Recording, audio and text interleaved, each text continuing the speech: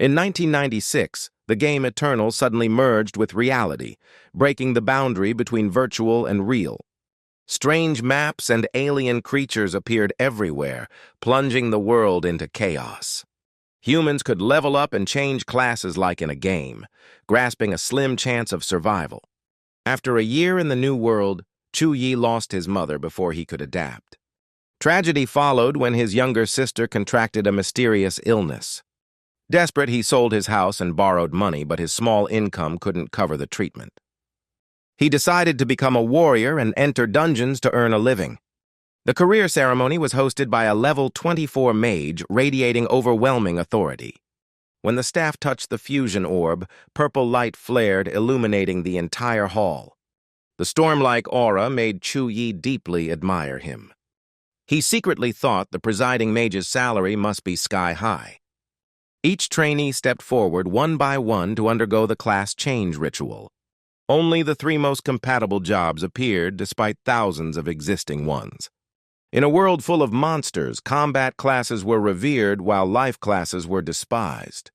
The first person awakened a life profession and immediately tried again. Soon after, Chu Yi, the 31st candidate, stepped forward. As an outstanding student with high stats, he was highly anticipated. However, academic talent did not determine the class change outcome. When he stepped onto the altar, everyone watched, but the device stayed silent. Suddenly, the necklace on his neck shone with brilliant golden light. The radiance spread like holy fire, engulfing Chu Yi's entire body. Multiple notifications appeared. System activated, loading complete, beginner gift pack, and divine protection unlocked. Without hesitation, Chu Yi immediately activated his rewards. Holy energy burst within him, resonating with the light element and doubling his skill power. In this world, talent ranks ranged from F to S, with higher ranks granting greater strength. Talent power greatly influenced the profession chosen during awakening. As people whispered, someone mocked him for being unqualified to change class. Suddenly, golden light pierced the clouds, descending upon Chu Yi. The space shimmered in divine brilliance. The sky dyed in radiant, holy light. The 2 hosts were stunned, realizing it was the sign of a talent awakening. From the pillar of light, a majestic 6-winged angel slowly descended. She stopped before him, radiating sacred beauty that mesmerized Chu Yi. The entire hall fell silent, everyone utterly astonished. A clear female voice echoed through the air like a hymn of light. That voice vowed to protect him with sacred faith. Her light would shield him from all sin. She promised to stay by his side with pure love. The angel embraced Chu Yi, then turned into light, merging into his forehead. A golden holy cross appeared, glowing on his skin. His body shone brightly, exuding the aura of burning divine flame. As the radiance faded, 3 golden symbols appeared in midair. The crowd gasped in shock, while Teacher Lee froze upon realizing they were 3 undocumented legendary classes. Before Chu Yi were 3 rare choices: Light Mage, Holy Priest, and Holy Knight. He pondered carefully. The Light Mage had immense attack power but poor survivability. The Holy Priest excelled in healing and protection but had weak offense and relied on teammates. In contrast, the Holy Knight balanced offense and defense, could block, counter, and self-heal.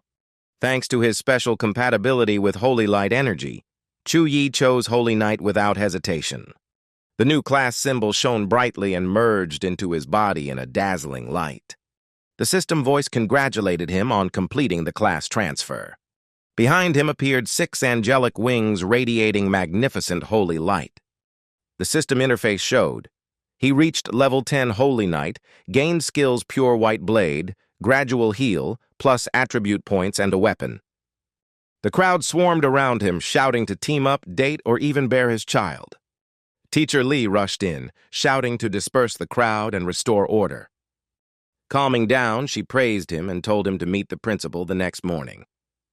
Back at the dorm, Chu Yi explored his new power, feeling a great boost in strength and energy.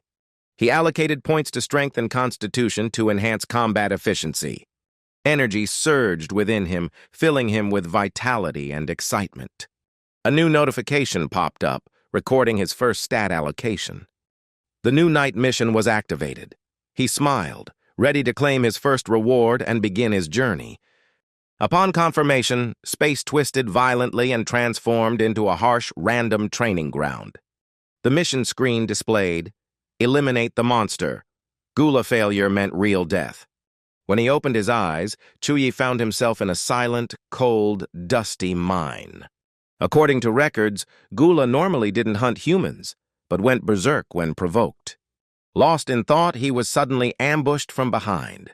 Chu Yi reacted instantly, leaping back so hard the stone floor cracked. He smirked confidently, wondering if he could defeat the monster without using skills. He darted forward like lightning, his body stronger and more flexible, likely due to enhanced stats.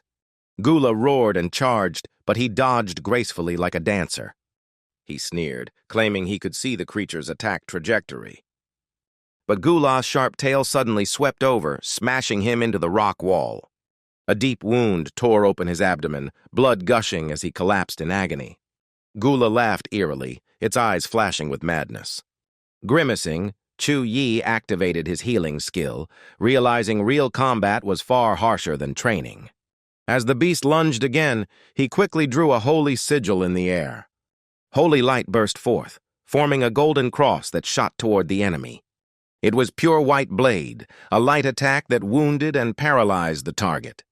Gula staggered, and Chu Yi seized the moment, launching the Hujinba strike that sent the monster flying. It crashed hard into the rock wall with a thunderous explosion. His eyes blazed with fighting spirit, fists glowing gold like sacred flames. He delivered the final blow, Aurora light crushing Gula into ashes. The system announced, "Mission complete, rank A." He could choose a reward 10 attribute points, a Holy Knight skill, or a random Holy Grade item. After some thought, Chu Yi chose 10 attribute points for instant power instead of a skill or gear. When the reward was confirmed, the space around him dissolved into bubbles of light, fading into nothingness. He felt weightless, then opened his eyes to find himself back in the dorm room. At the Fujian hospital, his sister Chu Yun watched the news about the class ceremony, smiling weakly with pride as his name was mentioned. Suddenly, the screen went dark. The head nurse entered coldly, holding a bill. She announced the hospital fee was due, her tone as hard as steel. Chu Yun trembled as she read the paper. The amount had multiplied, horrifying her as she thought of her overworked brother. The nurse frowned, scolding her for overusing medicine, hiring priests, and keeping staff awake all night. She sneered that poor people should accept their fate, leaving Chu Yun speechless in pain. At that moment, a man placed a hand on her shoulder, calmly yet sharply questioning the nurse's disrespect. The head nurse stammered in fear and was told to report to the director, meeting only an icy gaze. Feeling the oppressive pressure, she hurried away without resistance. Chu Yun looked at the strangers fearfully, thinking they were debt collectors. The middle-aged man smiled, handed her a business card, and politely said he was looking for Chu Yun's brother. He informed her that a large sum had just been deposited into her hospital account and asked if she knew why. At that moment, Chu Yi appeared, eyes alert, asking who the man was. The man introduced himself as Wenbin's secretary to the mayor and said he had an important matter to discuss. Chu Yi stayed silent, knowing well the authority of Mayor Li and his representative, Secretary Wenbin. He smiled slightly and suggested moving elsewhere for a more private talk. They went to a nearby restaurant. The atmosphere was serious, and Chu Yi sensed Wenbin's hidden intent. Wenbin placed a key on the table, conveying the mayor's offer of rare cultivation resources and the right to request further aid. Chu Yi understood such help came with future obligations. No benefit was without cost. Wenbin added that the mayor had arranged a medical team for Chu Yun and invited a high-ranking priest for her treatment. After consideration, Chu Yi accepted the key, showing calm yet firm agreement. He returned to the hospital room and told his sister everything. Chu Yun admired him, joking that she wished to fly alongside him someday. Chu Yi gently comforted her, stressing her health came first, then told her about his unique skills. He explained that the gradual heal skill could ease pain when combined with Holy Knight power. As he activated it, sacred golden light enveloped Chu Yun. She felt her body lighten, all pain slowly fading away. The soothing warmth spread like bathing in a hot spring while Chu Yi maintained the protective aura around her. After a while, he stopped and softly asked how she felt. Chu Yun beamed, saying the pain was gone, and praised him. Chu Yi smiled, satisfied that he had chosen the Holy Night class to ease his sister's illness. The next morning, Chu Yi met the principal, who informed him that many prestigious schools wanted to recruit him and encouraged him to do his best. The visiting lecturers were all second-tier class masters above level 35.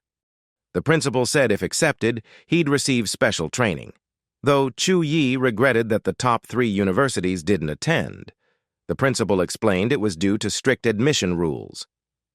He led Chu Yi to the guest room, where professors were having an animated discussion. The principal introduced each as representatives of 4 renowned schools: Tianfu, Shannan, Shoucheng, and Anjing. Chu Yi bowed politely, showing humility. All 4 professors nodded, impressed by his calm and modest attitude, despite his rare class. Professor Zhang Tianfu spoke first, offering a 2 million yuan monthly scholarship and 3 exclusive skill books. Chu Yi was astonished by the generous offer and the value of such rare skills. Li Bing from Shannan University smiled mockingly, saying the offer was too low. She confidently offered 3 million per year, 3 level 56 skills, and direct training from a senior knight. The principal was shocked by Li Bing's offer, since level 56 was near the human limit. Chu Yi remained thoughtful, undecided. Despite the tempting proposal, he still felt unconvinced. Professor Lian from Shoucheng University quickly spoke up, promising B-rank cultivation resources upon enrollment. Professor Zhang from Anjing University interjected, describing how B-rank resources could turn the weak into elites. Everyone watched Chu Yi, the air heavy with tension. He suddenly declared he would forego the special admission offer, stunning the entire room. The professors were taken aback, unable to hide their embarrassment. Professor Yu Liu from Anjing frowned in displeasure. Chu Yi firmly stated his desire to aim for the nation's 3 most prestigious universities. He declared that the Capital University, M-City University, and Central University were the top institutions, drawing powerful students from all races. The path to those schools was extremely harsh, as they gathered geniuses and extraordinary beings from across the continent. Zhang Tianfu laughed loudly, calling Chu Yi's dream naive and unrealistic. He coldly criticized him, reminding everyone of his poor background, weak foundation, and lack of power. He continued mocking, saying that even if Chu Yi entered a top school, he'd only be background, never reaching the summit. His voice sank, releasing immense spiritual pressure meant to crush Chu Yi. The principal instantly blocked him, shouting that no one could insult Chu Yi within the school. Chu Yi stood firm under the pressure, his gaze calm. The principal looked at him with admiration, acknowledging his extraordinary willpower. Zhang Tianfu snorted coldly, withdrawing most of his aura. He sneered that admissions valued both ability and character, then left with the other 3, leaving a gloomy atmosphere. The principal sighed, admitting that although brave, Chu Yi's chance to enter the top 3 schools was slim among countless geniuses. Chu Yi smiled confidently, vowing to prove himself in the coming exams. He was filled with determination, believing that with the system's support his strength would soar and the top universities were within reach. The principal was moved by his resolute eyes, reminiscing about his own youth and feeling the new generation was taking their place. He smiled as he left the room, placing his faith in Chu Yi's upcoming performance. A month later, the exams arrived, and rumors spread everywhere about Chu Yi refusing special admission, sparking widespread gossip. Many called him arrogant, reckless for applying to schools even geniuses hesitated to challenge. Amid the chatter, Chu Yi calmly entered the exam hall, his powerful aura silencing all ridicule. A nearby candidate was shocked, sensing that Chu Yi had changed and now carried the bearing of a true powerhouse. Another sighed in fatigue, carelessly ignoring the rising tension. Suddenly, the dungeon gate burst open as the clock hit 0030. A system notice rang out. Instance, Dark Forest, level 1013, limit 1-5 players, difficulty, pain, monsters, demon cat, and bloodthirsty fish head, extremely dangerous. The hall erupted in panic, students whispering in fear over the deadly trial far beyond expectation. The examiner half-joked, half-warned them to be cautious since death inside was real, then laughed and walked away, leaving tense silence. The teleportation circles glowed as the cold system voice ordered the dungeon to begin. The first two, a warrior and an assassin, entered the hard instance, followed by Longfei's team from Class 1, including Wang Fang and Sun Jian, choosing the 3-person challenge. When it was Chu Yi's turn, the crowd gasped. He chose nightmare difficulty and went alone. His eyes burned with steel will as he stepped in without hesitation. Next, Class 2's Jiangwu team, Wang Li, Zhao Tianhong, and others selected the hard mode with a 4-person lineup. Outside, spectators buzzed with excitement, praising the brave contestants, especially Chu Yi, the only one to face the highest-level challenge alone. As he passed through the teleport gate, every gaze followed him in awe and fear at his choice to walk into hell alone. The education director stood frozen, unable to believe Chu Yi dared to challenge nightmare level alone. He slammed the table in anger, shouting that even a holy knight couldn't act so recklessly, shocked by the student's extreme boldness. The school head beside him looked grim. He knew local authorities had poured resources into Chu Yi for a month to ensure results, so failure would harm their reputation. The division chief grew red-faced, scolding the boy for being careless with training efforts. The school leader, eyes shining with faith, replied calmly that they need not worry if he fell. That would be the end. But it wouldn't happen because he still had a secret move. Ha-ha.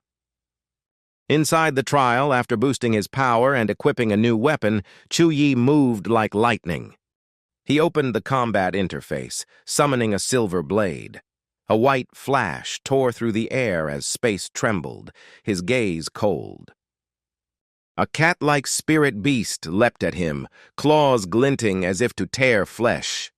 He swung the massive sword and roared, unleashing a shockwave that pinned the small creature to the ground. The interface showed his stats were average. He smiled slightly, thinking he could still rank among the top 5 after 4 weeks of training. From the trees behind, a hidden creature lunged, followed by 2 more blood-eyed cat beasts emerging. He turned, eyes resolute, coldly vowing to hunt down any who dared not face him. He roared, gripping the sword tightly, activating a C-rank effect that surrounded him in light, boosting power and speed, deceiving enemies about his true strength. Like a storm, he charged into the 2 foes. The damage numbers soared as his S-rank talent and angelic protection triggered a weapon burst, ending with a fierce spinning slash.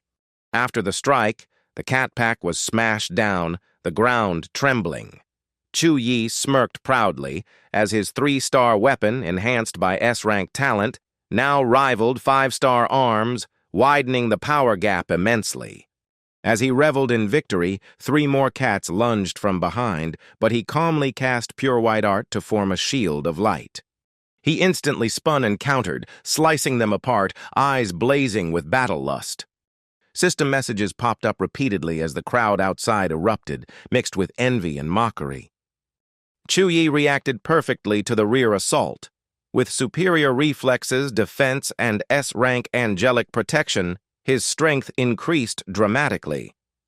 He hurled his sword through the air, the holy light piercing a cat beast and felling it instantly. The audience burst into amazement, praising how effortlessly he wielded such power, while many students were stunned by their class leader's overwhelming strength.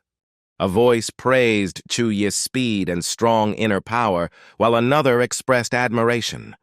The deputy director observed sternly, secretly acknowledging Chu Yi's fighting will and talent, despite finding his execution slightly rigid.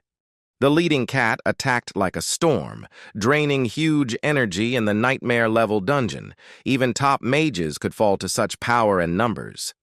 Enduring constant blows was a deadly burden for any warrior.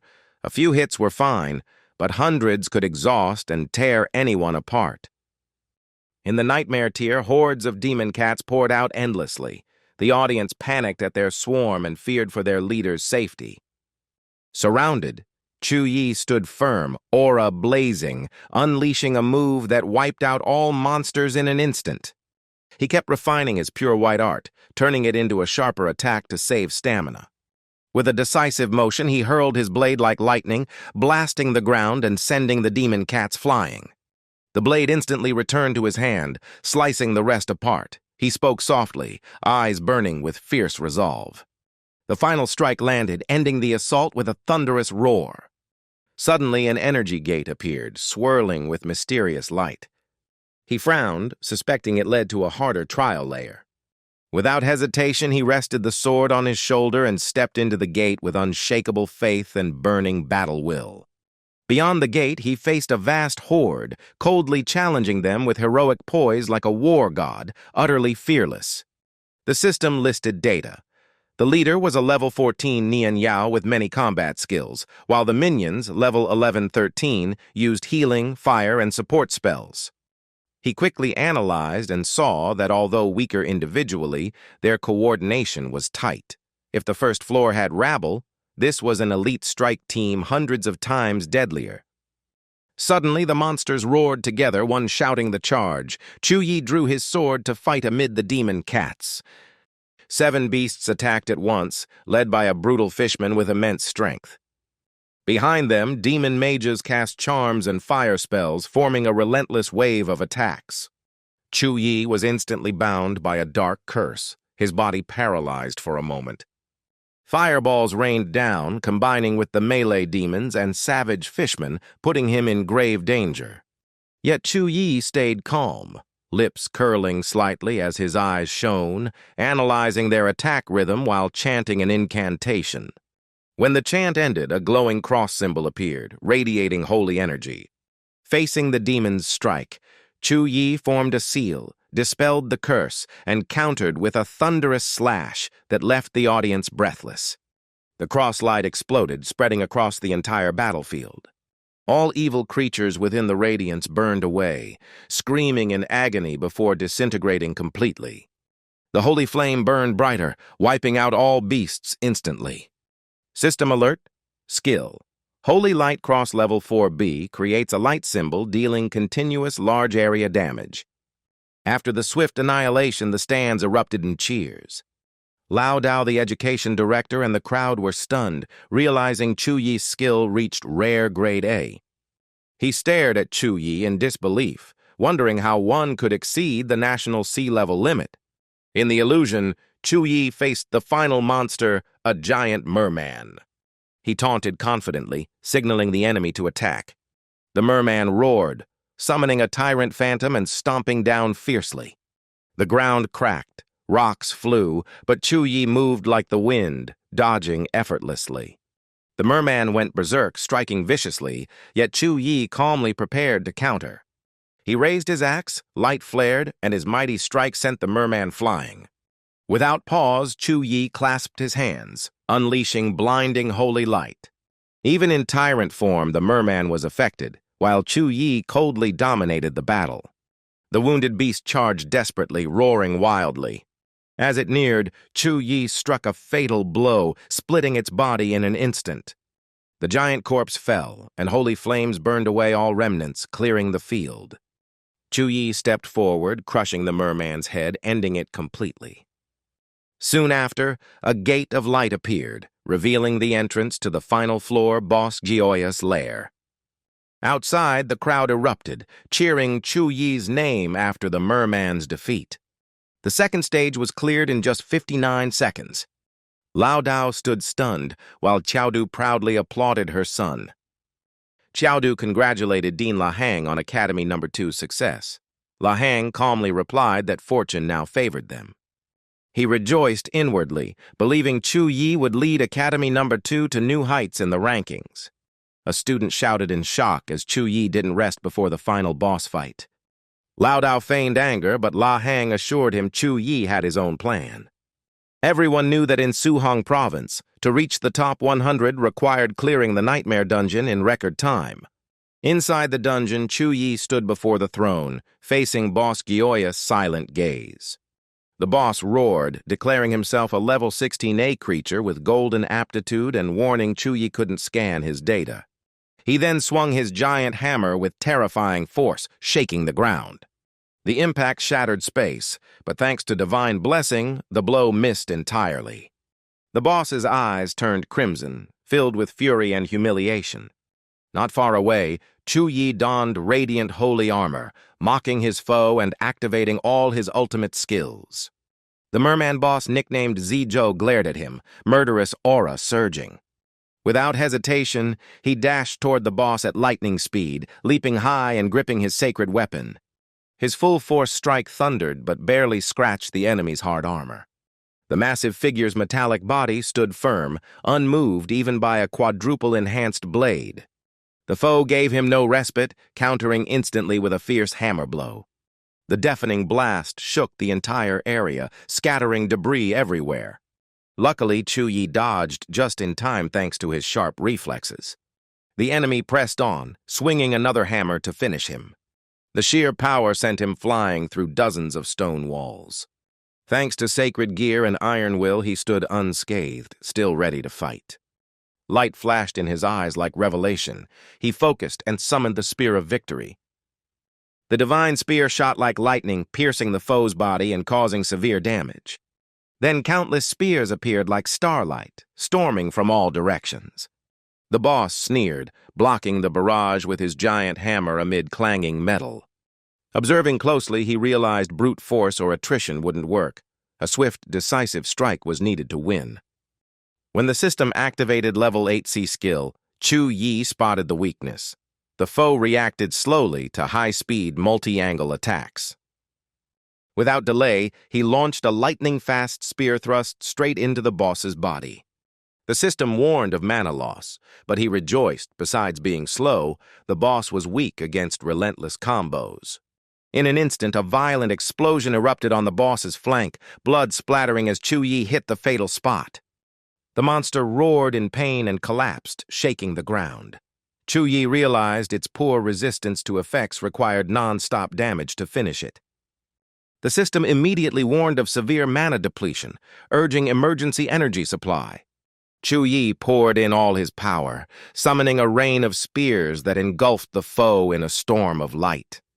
The boss struggled fiercely but couldn't withstand the onslaught. The moment to finish it had come. He steadied his breath, timing every move, knowing failure now would nullify all effort. Activating the system, Chu Yi summoned the shining holy sword, though without time to amplify energy. The interface flashed wildly, displaying massive damage numbers. At last, Boss Gioia roared one final time before fading. The system declared Chu Yi cleared the Nightmare Dungeon in 9 minutes 24 seconds with SSS rank, breaking all records. Exhausted but proud, he marveled at his feat, realizing he was almost certain to become Suhang's champion.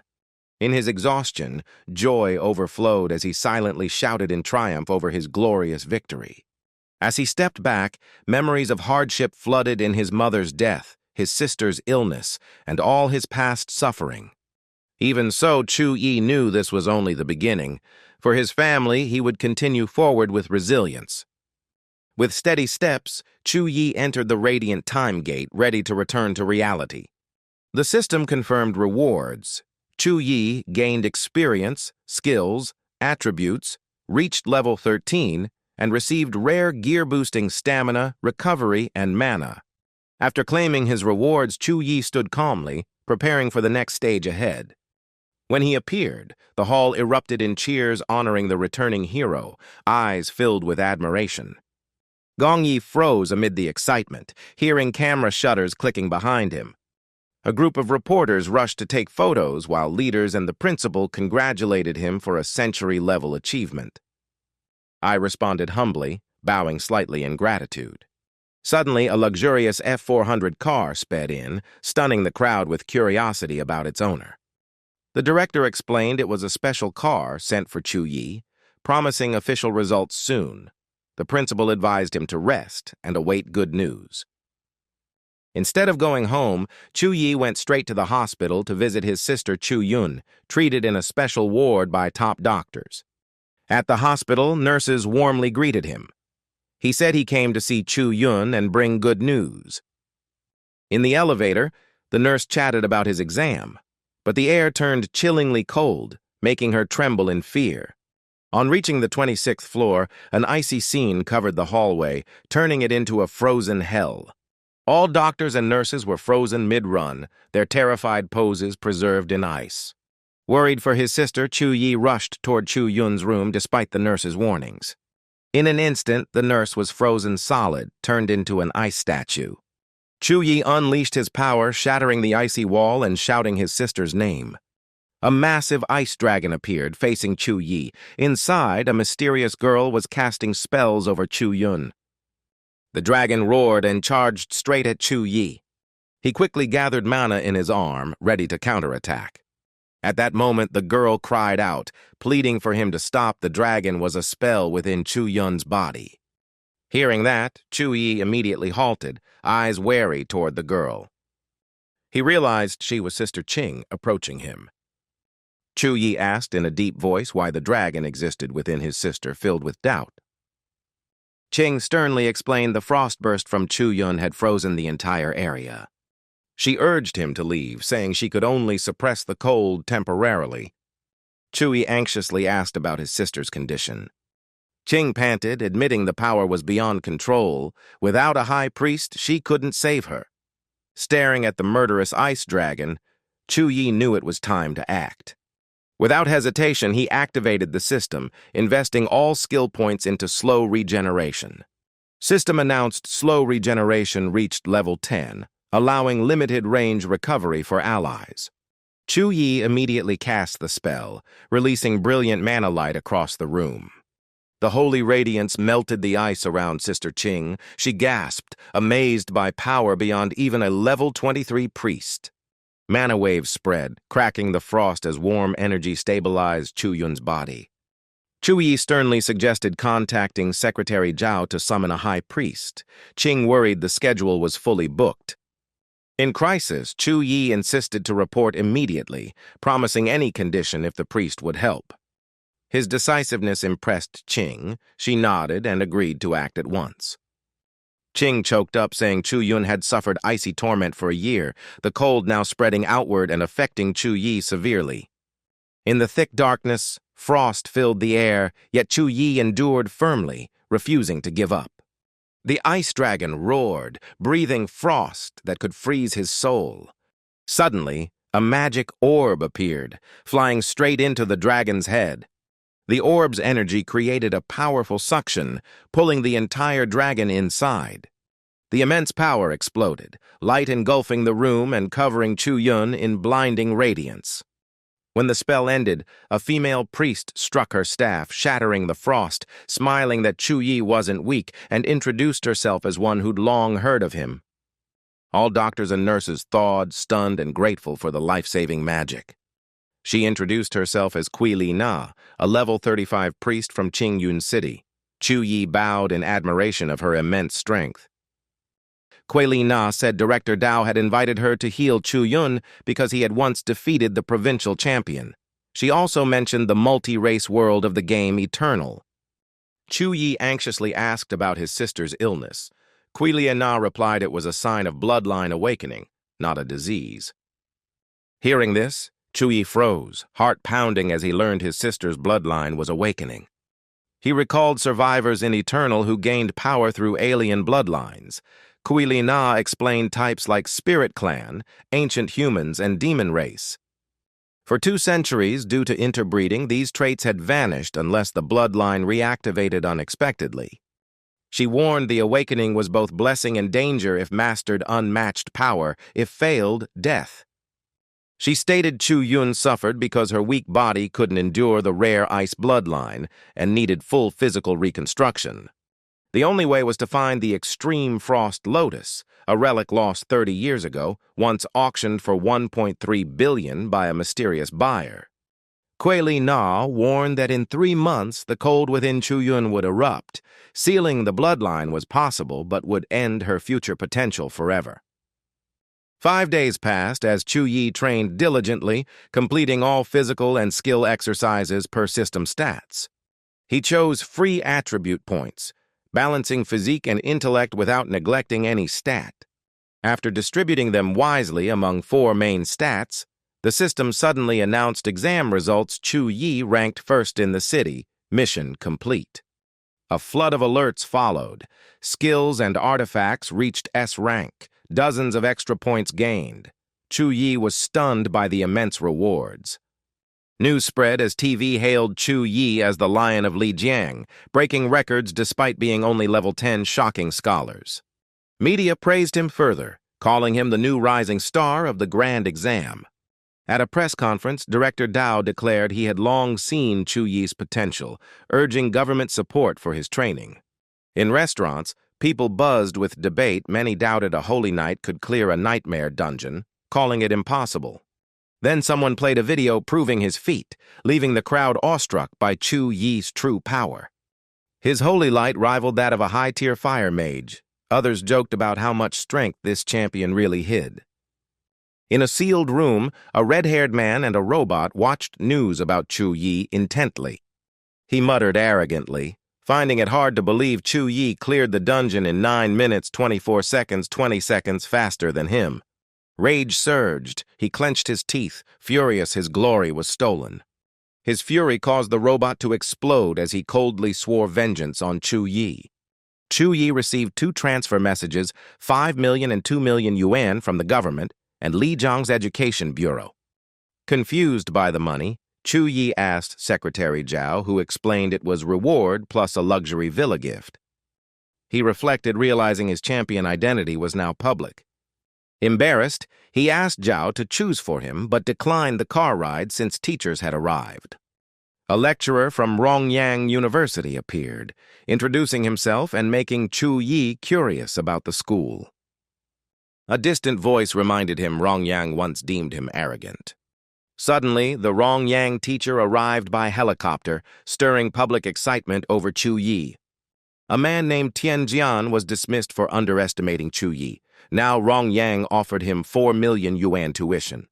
A muscular man landed by helicopter, declaring Mota University would double all offers, enraging the Rongyang teacher.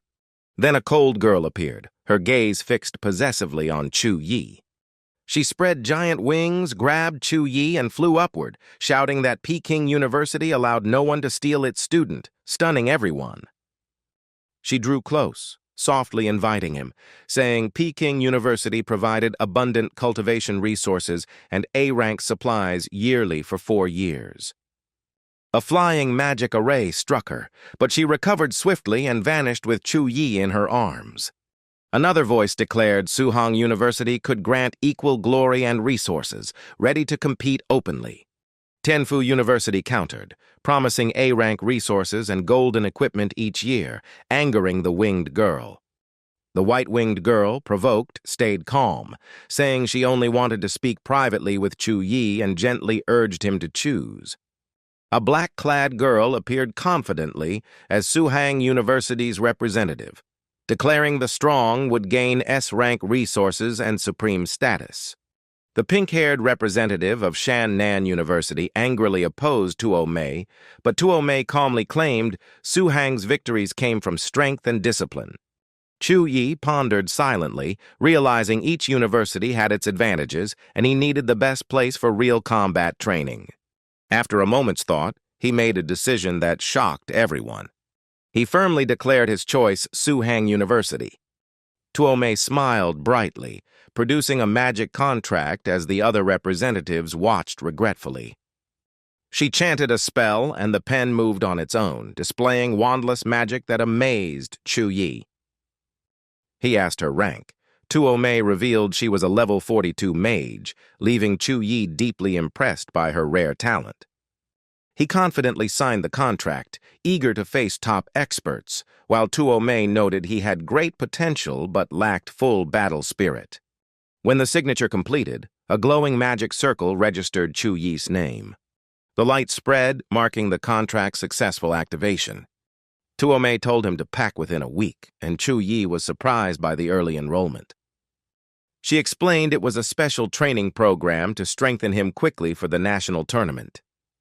The scene shifted to a luxurious villa where Secretary Zhao Wenbin brought Chu Yi's family for a visit.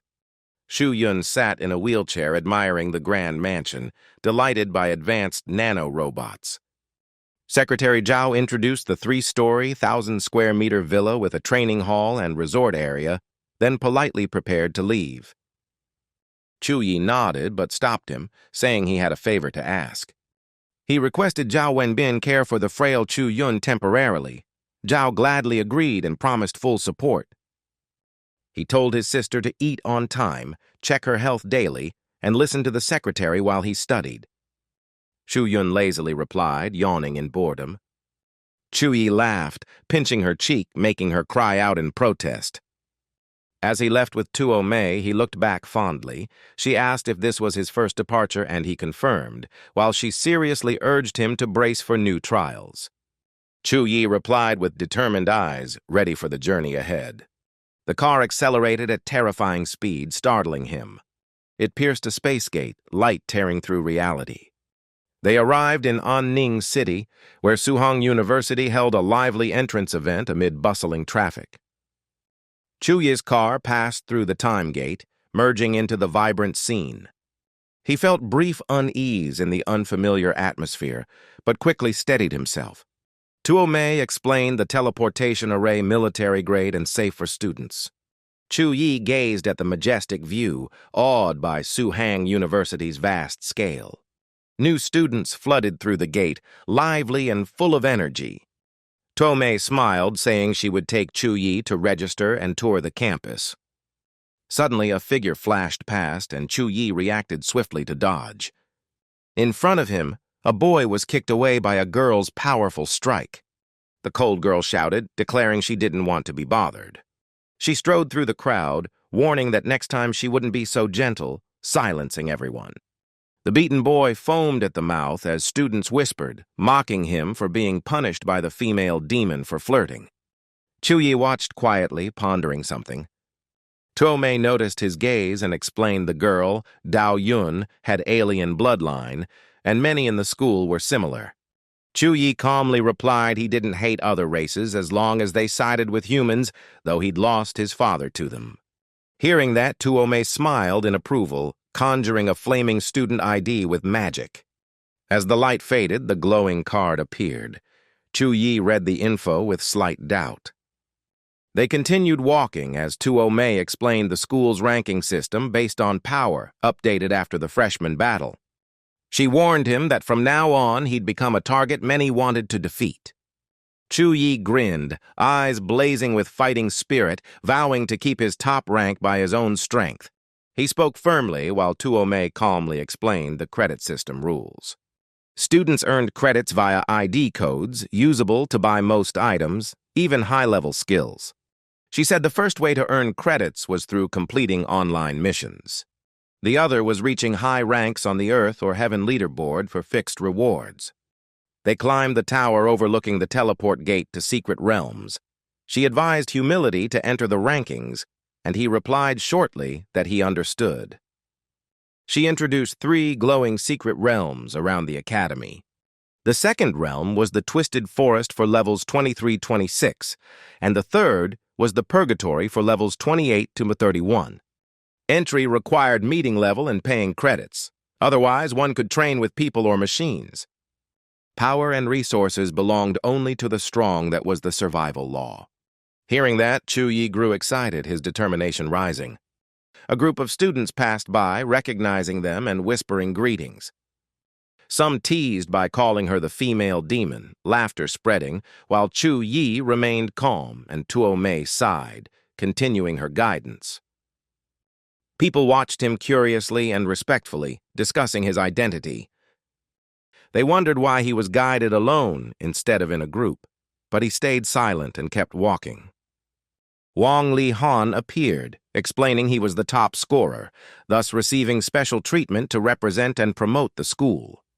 Dao Yun, the girl who caused the earlier commotion, appeared, realizing Chu Yi was the top scorer, while Bai Xiao curiously asked about his background.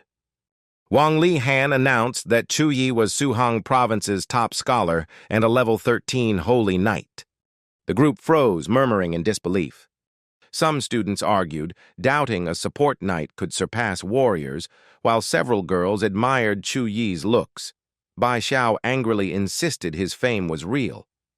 Dao Wen coldly looked at Chu Yi, his eyes filled with jealousy and disdain. A male student mocked the meaningless title of top scholar, making Dao Wen raise his voice and challenge how long Chu Yi could keep it. Chu Yi looked back, prompting the boy to introduce himself as Liu Jing, a level 13 knight ranked 38th. Liu Jing declared he wanted a duel to prove his strength. Another student tried to stop him, saying it wasn't the time, while Chu Yi just felt bored by his rashness. Despite the warning, Liu Jing stubbornly challenged him. The nearby teacher got angry, but let him face humiliation himself. The crowd watched excitedly, mocking that Liu Jing only wanted to use Chu Yi's fame since the Holy Knight class wasn't respected. Liu Jing stepped forward, betting 100 coins, while Chu Yi calmly asked why he should accept. Chu Yi looked around, realizing the students only wanted drama, and decided to teach them a lesson. He coldly raised the bet to 300 coins, saying he'd only fight then. Liu Jing's face paled, fear flickering under Chu Yi's aura. The crowd buzzed, some shocked at the huge wager, others admiring Chu Yi's boldness on his first day. Though anxious, Liu Jing tried to act tough, glancing at Dao Wen to impress her. He hesitated, but when Chu Yi pretended to leave, he panicked and shouted his acceptance, moving to the arena. Chu Yi smirked coldly, praising his courage but saying he didn't need an arena to teach him. He declared that if Liu Jing didn't kneel within 3 moves, he would admit defeat. They stepped onto the stage with Tu Ni as referee, sternly warning against lethal strikes. As the countdown ended, their gazes clashed cold and sharp as steel. Liu Jing lunged instantly, aiming to end it in one blow. But he soon realized the gap between a punishment knight and a holy support knight, confident he'd win if Chu Yi didn't counter fast. In that moment, he glanced at Dao Wen, eyes burning for recognition. He vowed to win, regain his pride, and earn her attention. Shouting, he activated his blood aura skill and slashed fiercely, certain Chu Yi couldn't dodge, but Chu Yi stayed calm as stone. As Liu Jing closed in, Chu Yi spun and struck like lightning. The Holy Knight's power burst out, hurling Liu Jing into a stone wall. A deafening blast shook the ground, dust filling the air. The result was clear. Liu Jing was gravely injured, lying motionless amid the crowd's shock. Chu Yi exhaled softly, surprised his foe couldn't endure even one strike. A student exclaimed in disbelief that Liu Jing was defeated so quickly. Through the smoke, Chu Yi checked him. The report showed multiple fractures and severe internal wounds, prompting Tu Ni to order immediate treatment. She then transferred 300 coins to Chu Yi's card, her tone holding faint praise. The students buzzed about his overwhelming strength. Dao Wen's eyes shone with awe and a desire to challenge him. She stepped forward, loudly demanding a duel with Chu Yi. Since enrollment, her gaze had always been drawn to him. Chu Yi noticed her demon bloodline and inherited weapon, eager to test its power. Her sword Guan Yue was a 3-star inheritance for Tehran swordsmen with special power. Chu Yi instantly accepted the challenge. They stepped onto the arena, and the atmosphere grew tense and heavy. Chu Yi summoned the Xuanguang War Mace, a 3-star gold weapon enhancing physique, intellect, and light skills. The crowd buzzed as the freshmen faced off. Meanwhile, Li Dongsheng Aurora department head, rank 29, appeared, greeting Tu Ni and asking why she was there. The countdown began, tension covering the arena. As the final number vanished, Dao Wen's Guan Yue glowed as she flashed forward, unleashing her skill Extreme Shadow at Chu Yi. The sharp blade thrust out. Chu Yi channeled power into his war mace for a fierce counter. The two forces clashed and exploded in blinding light, shaking the arena. Both were pushed back, their auras flaring even stronger.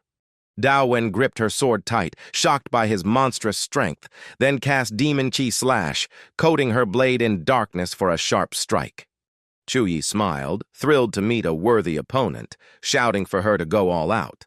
Dao Wen saw him as arrogant and swiftly dodged the counterattack.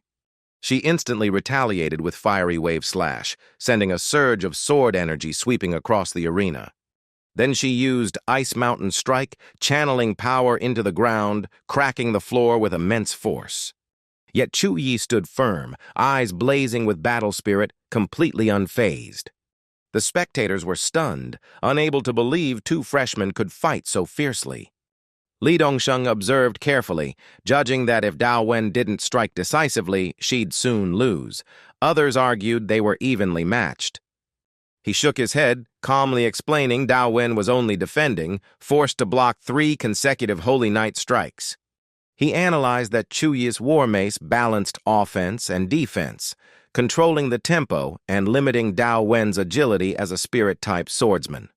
Pushed to the limit, she blocked the storm of blows, giving her all, yet Chu Yi's thunderous swing completely overwhelmed her.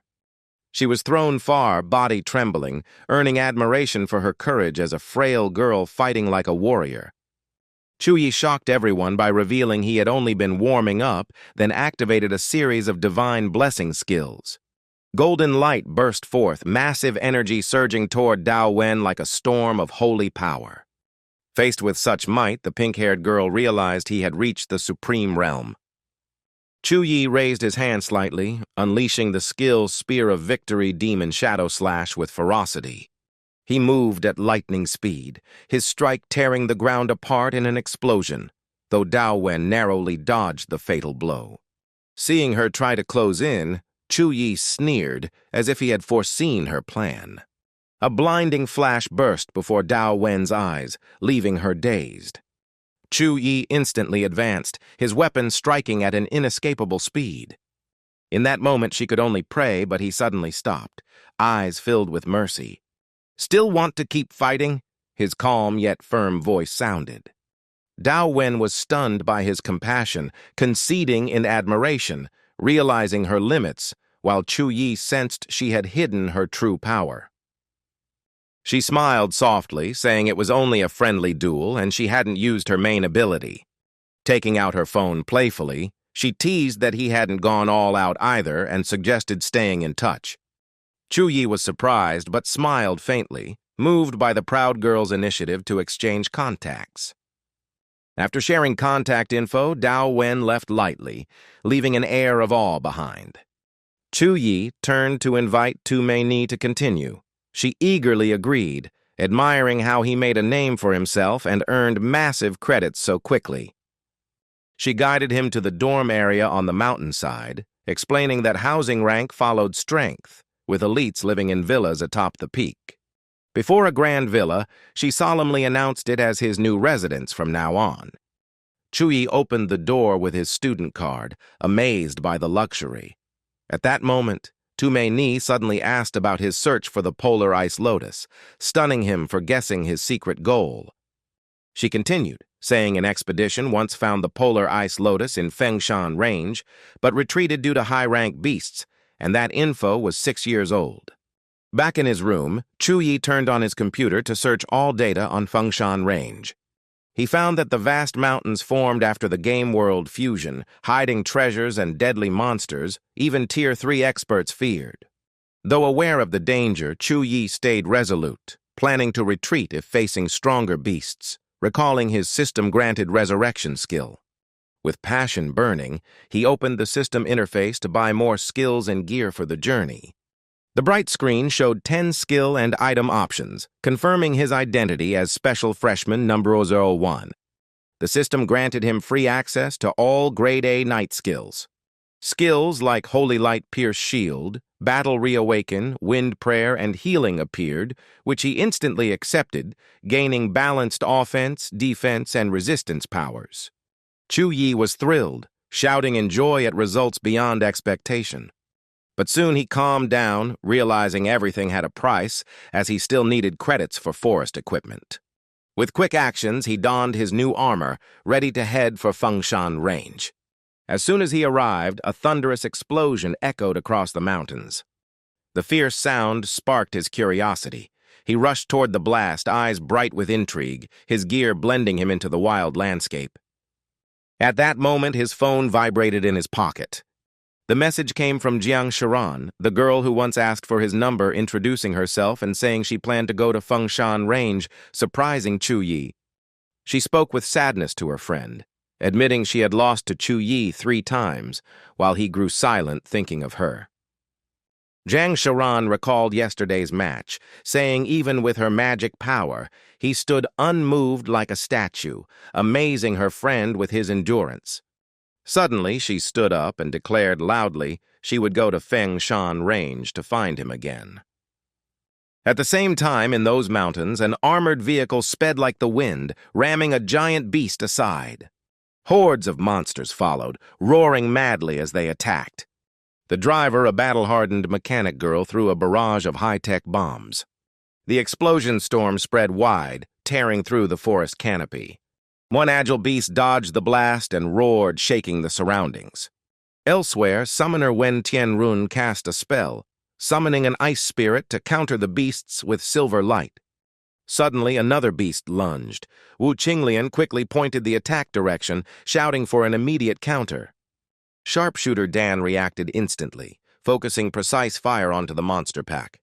One bullet pierced armor, killing the target on the spot. He spun his gun, unleashing a fiery barrage that burned several beasts, but a distant one calmly blocked the storm of bullets. Seizing the opening, Dan shouted for immediate support. A blue streak flashed as swordswoman Qinglian seized the chance, delivering a flurry of phantom slashes. Inside the vehicle, Chu Xiao cheered as his teammates arrived in time. Then Tianrun adjusted tactics, summoning Bing Nai to form a shield barrier protecting Qinglian. A massive flame pillar surged toward them, its power stunning the team. The fire shattered Tianrun's shield and struck the vehicle, gouging a deep crater in the ground. Many machines were disabled, and the girls were thrown back, badly injured. Only Chu Xiao struggled to his feet, exhausted as system error lights flashed.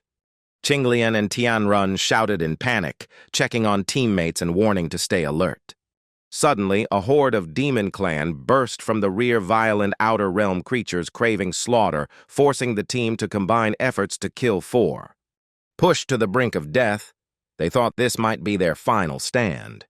One monster roared, gathering energy before spewing a sea of flames to wipe them out. At that deadly instant, Chu Yi rode a wind wolf through the firestorm, charging in without fear. In a flash, he activated Holy Tempest to save them. Sacred radiance bloomed, blocking the inferno and shielding his allies from doom. Behind him, spinning holy crosses appeared. A vortex of divine light formed, trapping the monsters. The demons screamed in agony as holy power burned them to ashes. Though dark miasma rose thickly, Chu Yi stood firm as stone. He pushed the Tempest spell beyond its limit, the pressure intensifying. An invisible wave of energy erupted violently, crushing the demon amid the quake. Chu Yi seized the moment, unleashing a crimson holy cross that exploded like a supernova. The deafening blast tore the sky apart, vaporizing the monsters and sending destructive shockwaves across the battlefield. Riding his wind wolf amid sacred light, Chu Yi's heroic aura under the sunset silenced the entire scene. Another holy cross shot forth, wiping out the last demon before it could react. When the smoke cleared, Chu Yi stepped before the 4 female warriors of Qing Luan, their eyes filled with admiration for their radiant savior.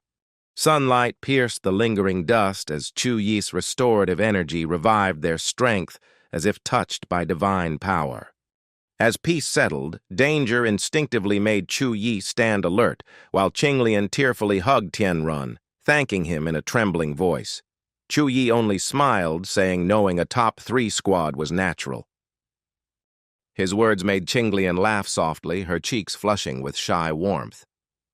She then warned seriously that though his light restrained demons, the enemy was still too strong and advised retreating to the supply base. Chu Yi agreed, noting that little time remained before the tournament, deciding to resume his search for the polar ice lotus afterward. After discussion, the group chose to return to the safe station. Chu Yi glanced at Chu Xiao, a look of silent understanding passing between them. Immediately, Chu Xiao summoned 2 mini-robots using divine mechanical energy. A metallic roar echoed as a matrix gate opened, signaling the launch of a high-speed war machine. 2 massive spider mechs stepped out, their steel gleam leaving Chu Yi and his Windwolf stunned. Even with no enemies left, Chu Xiao kept acting tense, making Qinglian secretly laugh, thinking he was performing like a stage star. The huge machine powered up, leading the group away from danger. Chu Yi asked about the chance of demons in Fengshan range. Qinglian said it was their first encounter in 2 months, while Chu Yi suspected they came from a newly opened rift. Qinglian agreed and suggested reporting to the military base. Chu Yi wondered why the mage tower hadn't detected it earlier. Wen Lian explained that Fengshan range was full of beasts, with army bases monitoring them and the mage tower only tracking energy movement. She added that the demons this time were unusually low level. Chu Yi was surprised, saying level 20 silver demons shouldn't be considered weak. The young man clarified that the mage tower only tracked high-tier creatures like legendary beasts. Since their energy radiation was below detection threshold, the tower didn't notice them. Silver and gold were merely the lowest 2 ranks among their enemies, helping Chu Yi understand the situation. However, he still questioned why the rift produced only weak demons.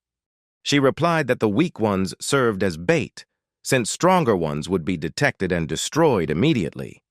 She concluded that this incident would cause needless losses, so timely reporting to the base was what mattered. At that moment, a horde of starving demons spotted the humans and charged in a frenzy.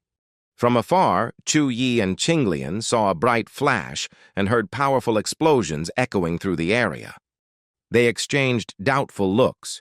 Chu Yi sensed a familiar aura, while a teammate shouted that someone was surrounded by demons.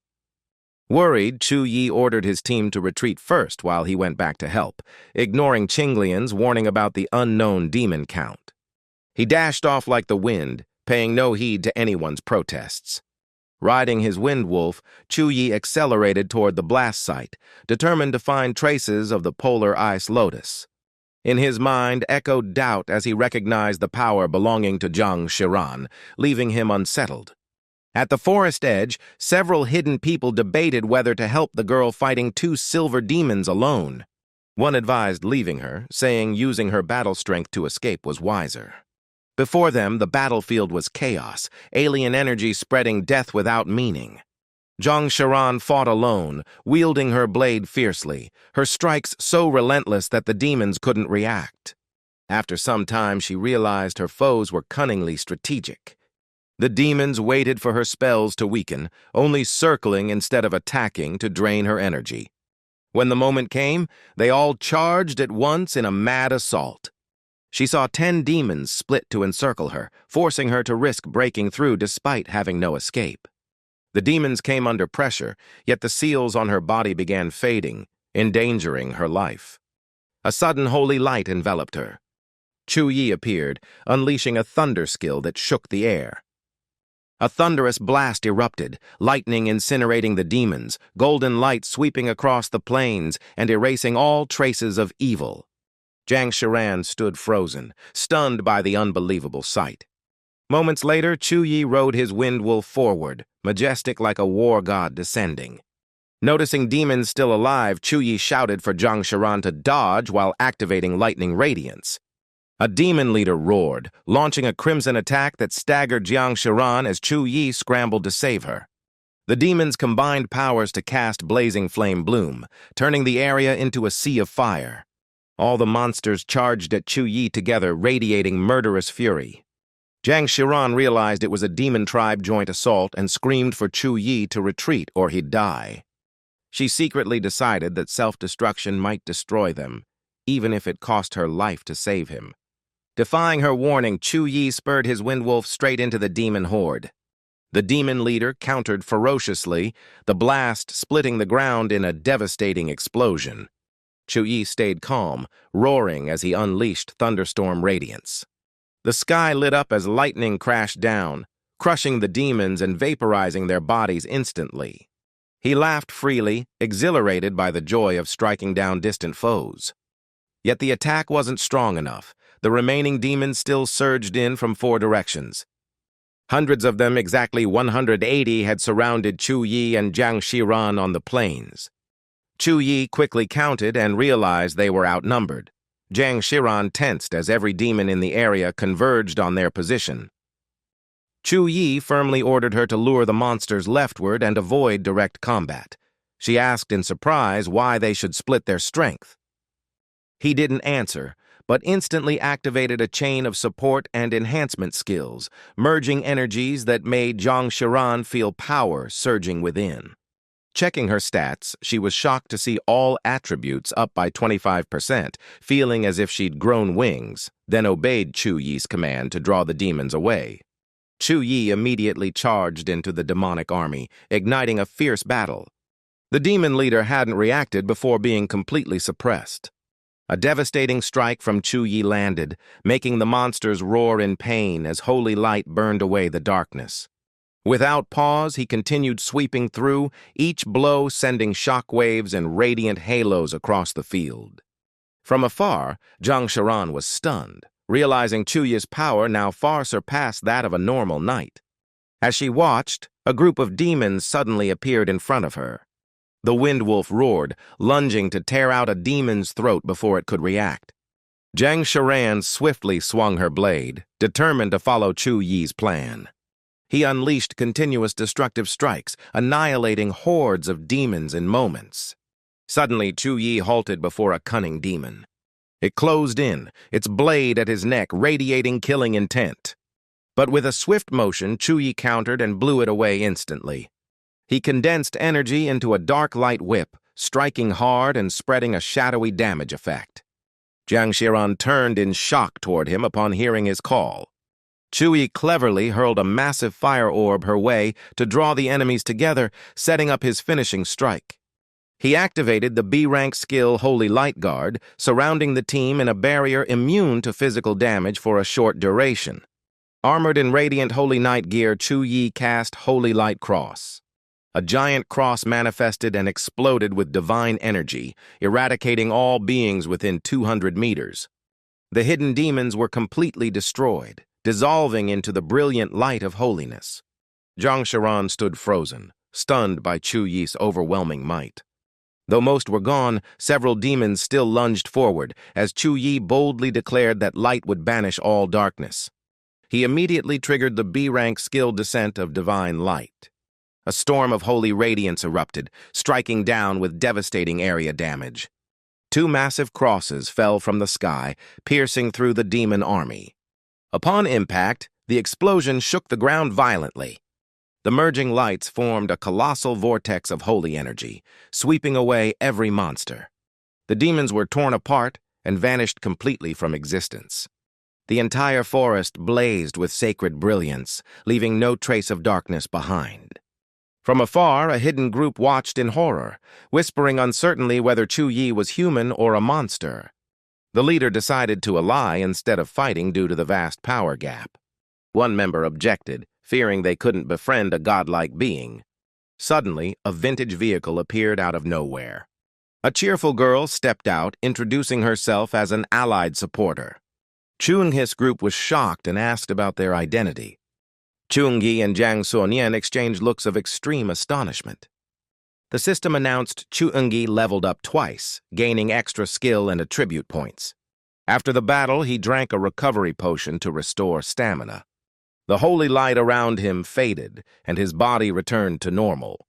The system displayed new stats: level 18, strength 160, physique 171, agility 162, intelligence 172, and 60,000 XP from 180 demons.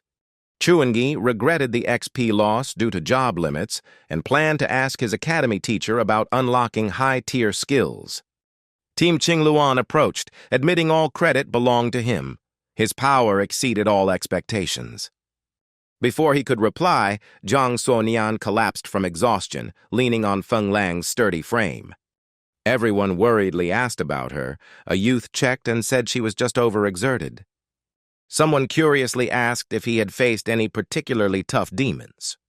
Chu Yi nodded calmly, saying the strongest demon he killed was level 23 with golden aptitude. Then the system detected rising alien energy. King Lian, worried, told Chungi both sides had leaders, and without one here, most demons shouldn't appear, meaning the area was unsafe and they must retreat. They withdrew immediately without hesitation. A hidden group whispered in the bushes. When asked if they should move since the others were leaving, the boss nodded and prepared to show up. As they stepped out, a terrifying power crashed from the sky, panicking them as the boss warned the demonic energy was thickening. The sky darkened, and a ferocious demon hovered in the air. In the dense black smoke, a shadowy figure riding a dragon appeared. The system identified a level 34 legendary demon with unknown skills. Its mount was a level 24 golden fire dragon with great destructive power. The system issued an emergency alert. Alien energy exceeded limits, confirming an interworld invasion level B at East Feng Mountain Range, long 111 454E, lat 15 to 35N. The notice was broadcast. Dimension Invasion Level 4, all Legion members assemble for combat. Orders echoed as the Snow-Long Night Squad finished prep and moved to the square, priests readying anti-magic protection. Logistics reallocated resources, supplying magic cores and crystals to all units. The Magic Master pinpointed the exact coordinates and hastily created a massive teleportation array. In an instant, the forces fully assembled at the departure gate, ready to follow the commander's orders. The communication officer reported to the general that all soldiers had gathered and awaited commands. Commander Wu Chu appeared holding a cold longsword, his dominating gaze silencing all as he thundered an order to defend the advance.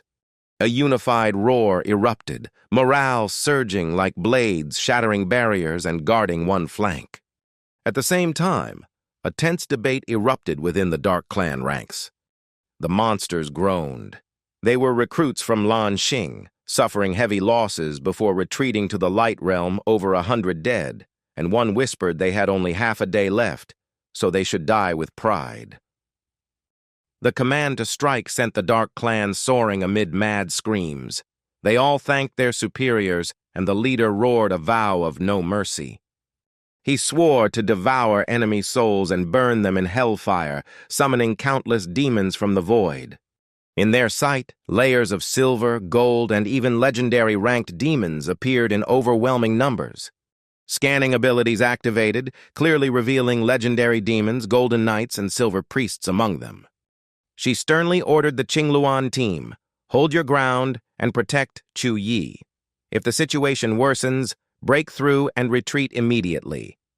A teammate added firmly that Chu Yi must survive for the sake of the entire group.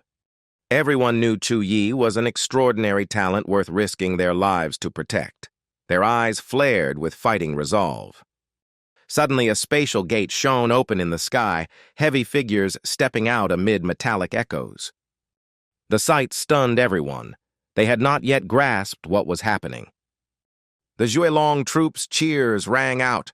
All level 30-plus members charged at once, breaking the encirclement and shouting, "Chu Yi, live on, for all of us!"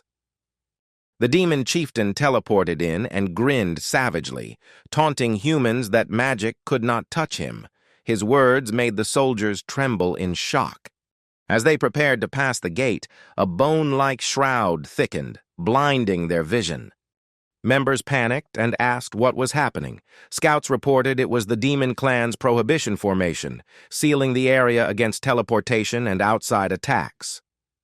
688 breaking the formation required coordination of at least 2 legions. Otherwise, they would have to wait for it to dissipate. Wushu touched the edge of the space and asked how long until it lifted. The scout replied about 5 minutes. He prayed silently, looked at comrades in need, and resolved to record and preserve information about them.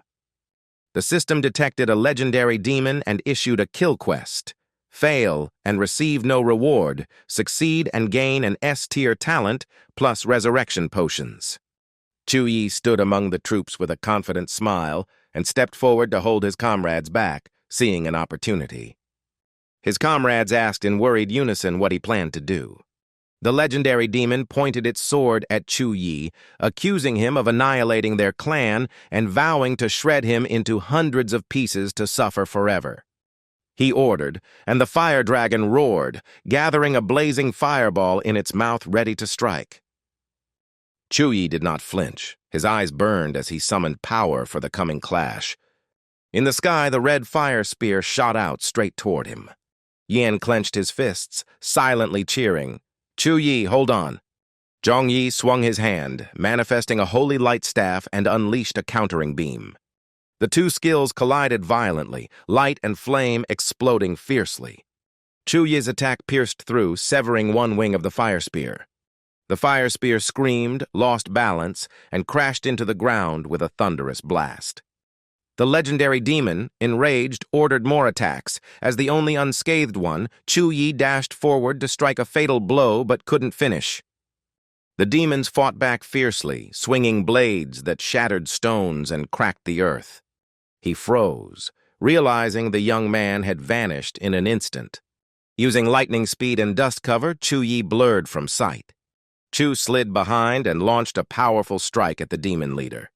The enemy managed to draw his sword to block and retreated to avoid injury. Seeing such strength, the demon muttered in shock that a low-level human could not be this powerful. Chu lowered his weapon, eyes cold, preparing his next move and noting the foe was an exceedingly rare monster. Insulted, the demon chief roared and unleashed a brutal attack straight at him. Chu dove aside agilely and countered with a cross strike that staggered the foe. He activated pure light energy to boost his state, ensuring the next blow would hit true. At that moment, Chu gathered inner force and summoned a radiant field for attack. A golden beam descended from the sky, targeting the enemy. The foe hastily activated a defensive barrier, resisting amid violent tremors. His defenses held firm, blocking the radiant field without taking damage. Chu was stunned his move failed, so he decided to use the system-awarded skill from the Grand Trial, charging it in his palm for the final blow.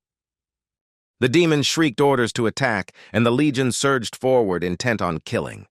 Weapons clashed thunderously, the forces swarming like enraged bees without fear of death. Above, Chu gathered all his energy to unleash his ultimate technique. Layers of light enveloped his body, shining brilliantly. The sight made everyone stare in astonishment. Even Wu Chu could not hide his admiration for the display. Chu spread his arms, merging light into a colossal hand that struck down upon the demons. The monsters screamed in panic, sensing the impending catastrophe. The light grew denser as the radiant hand pressed down heavily. The surrounding enemies turned to ash instantly under the impact. Chu's comrades gasped in disbelief, wondering if this was truly his ultimate art. A wave of fear rose. The demonic energy within them trembled violently under the overwhelming light. Wu Chu stared upward, thinking this power was no different from a magic crystal cannon. He ordered the identification of the detained person and was told it was student Suhang, this year's top scholar, self-proclaimed holy knight. Wu Chu sighed regretfully. The power gap was too vast. If trained longer, he could have slain the demon. The legendary demon lay sprawled on the ground, blood gushing, teeth shattered. It roared in fury at the insult to the great Alama. The demon went mad and ordered a full-scale assault. He chanted the flame curse, empowering his monsters with dark mana drawn from the shadows. Countless beasts and demonic soldiers rose simultaneously from underground. Facing the sea of enemies, Chu Yi remained calm and unyielding. The demon sneered, mocking that an 18th-level knight could never win since his mana was drained and numbers would crush him. Though outwardly confident, he secretly feared the Hand of God spell had nearly drained his energy. Chu Yi activated his ultimate S-tier skill, blessed by divine light massively boosting stats and regeneration, but causing exhaustion afterward. Holy radiance burst around Chu Yi, making him appear as a descended deity against the dark army. A beam of sacred flame fell from the heavens, piercing every barrier and burning the very air. Engulfed in holy light, Chu Yi's body became divine, hovering mid-air as demons trembled in terror. The observers whispered in confusion, unsure what he was about to unleash. An angel descended, radiant wings spreading over Chu Yi, granting him boundless holy power. The monsters froze, awestruck by the sacred vision. A white feather drifted down, and when a demon touched it, it ignited in divine flame, turning to ash amid screams. The feather landed on Wu Chu's hand. He was stunned, realizing it signified the divine descent art, the highest clergy spell. He asked softly with reverence what exactly the divine descent art was. A companion explained it was a secret technique, allowing holy users to summon their patron deity's power, once used by a priest, to heal an entire army encircled by demons. Without divine aid, that knight would hardly have stood a chance. The demons panicked at the sight. Some trembled, shouting it was the highest spell of the divine realm. Another doubted how an 18th-level knight could touch divine might, then urgently warned that without equal power, their army would be annihilated. They forced calm, watching the sacred ritual, one assuring their master a safe escape still remained. Chu Yi stood firm amid the mist, asking the time needed to complete the teleportation array. The demon confidently replied 1 minute, underestimating him. He nodded, eyes blazing with resolve, declaring it was time for them to prove their loyalty. The demon's aura erupted wildly. He shouted a command to offer all to Lord Olema, shaking the battlefield. Instantly, each demon soul flared and shot skyward like ghostly embers. The leading demon knelt, hoarsely pledging absolute loyalty to the great Olema. 100 demon souls fused into one, forming a raging energy surge that the demon absorbed to undergo extreme evolution.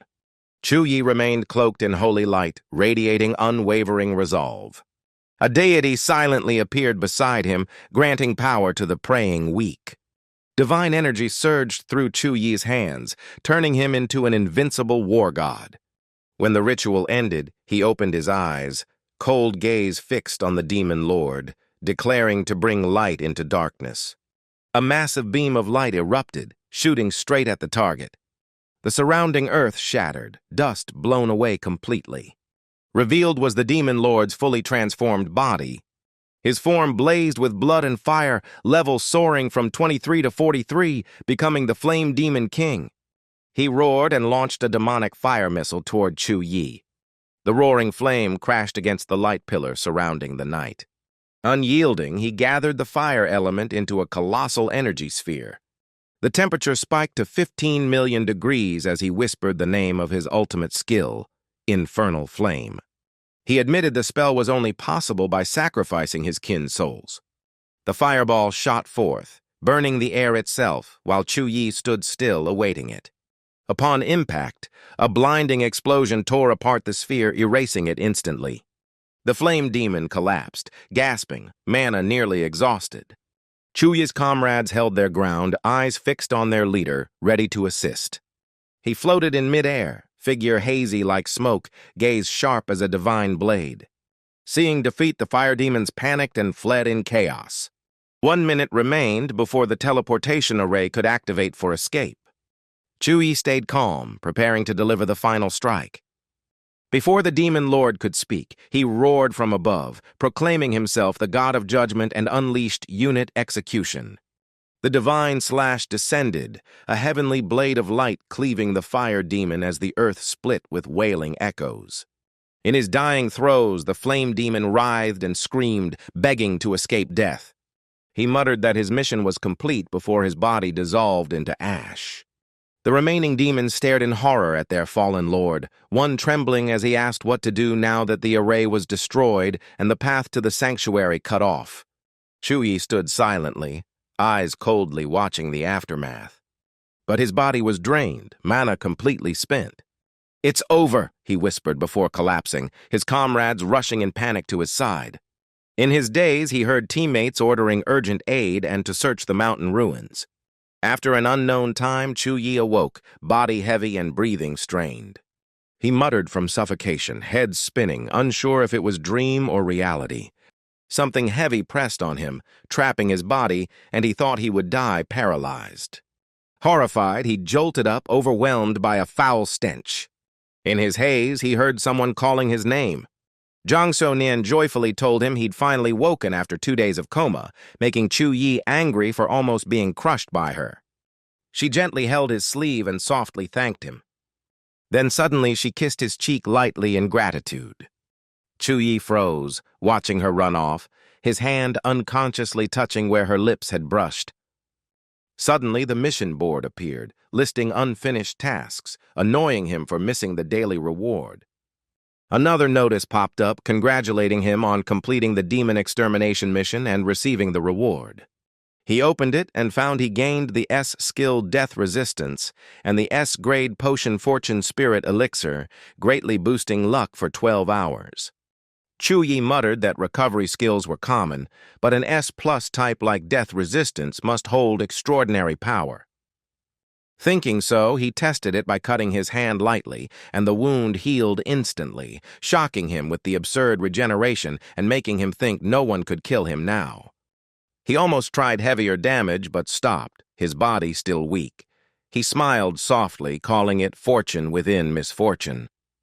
Opening the system board, he examined the S-grade Fortune Spirit Elixir, imagining endless luck after drinking it from finding legendary weapons to meeting sages in small markets. He stored the potion carefully, believing its time would come. Then he studied the A-rank skill Pure Flame Light, a spell creating orbiting light swords that boosted fire and light damage for the team. He pondered that if activated properly, the dual element's power could double, resembling an angel's blessing. He wondered if combining it with Light's judgment could make him a dual firelight mage. That thought made his eyes gleam as he calculated potential skill chains.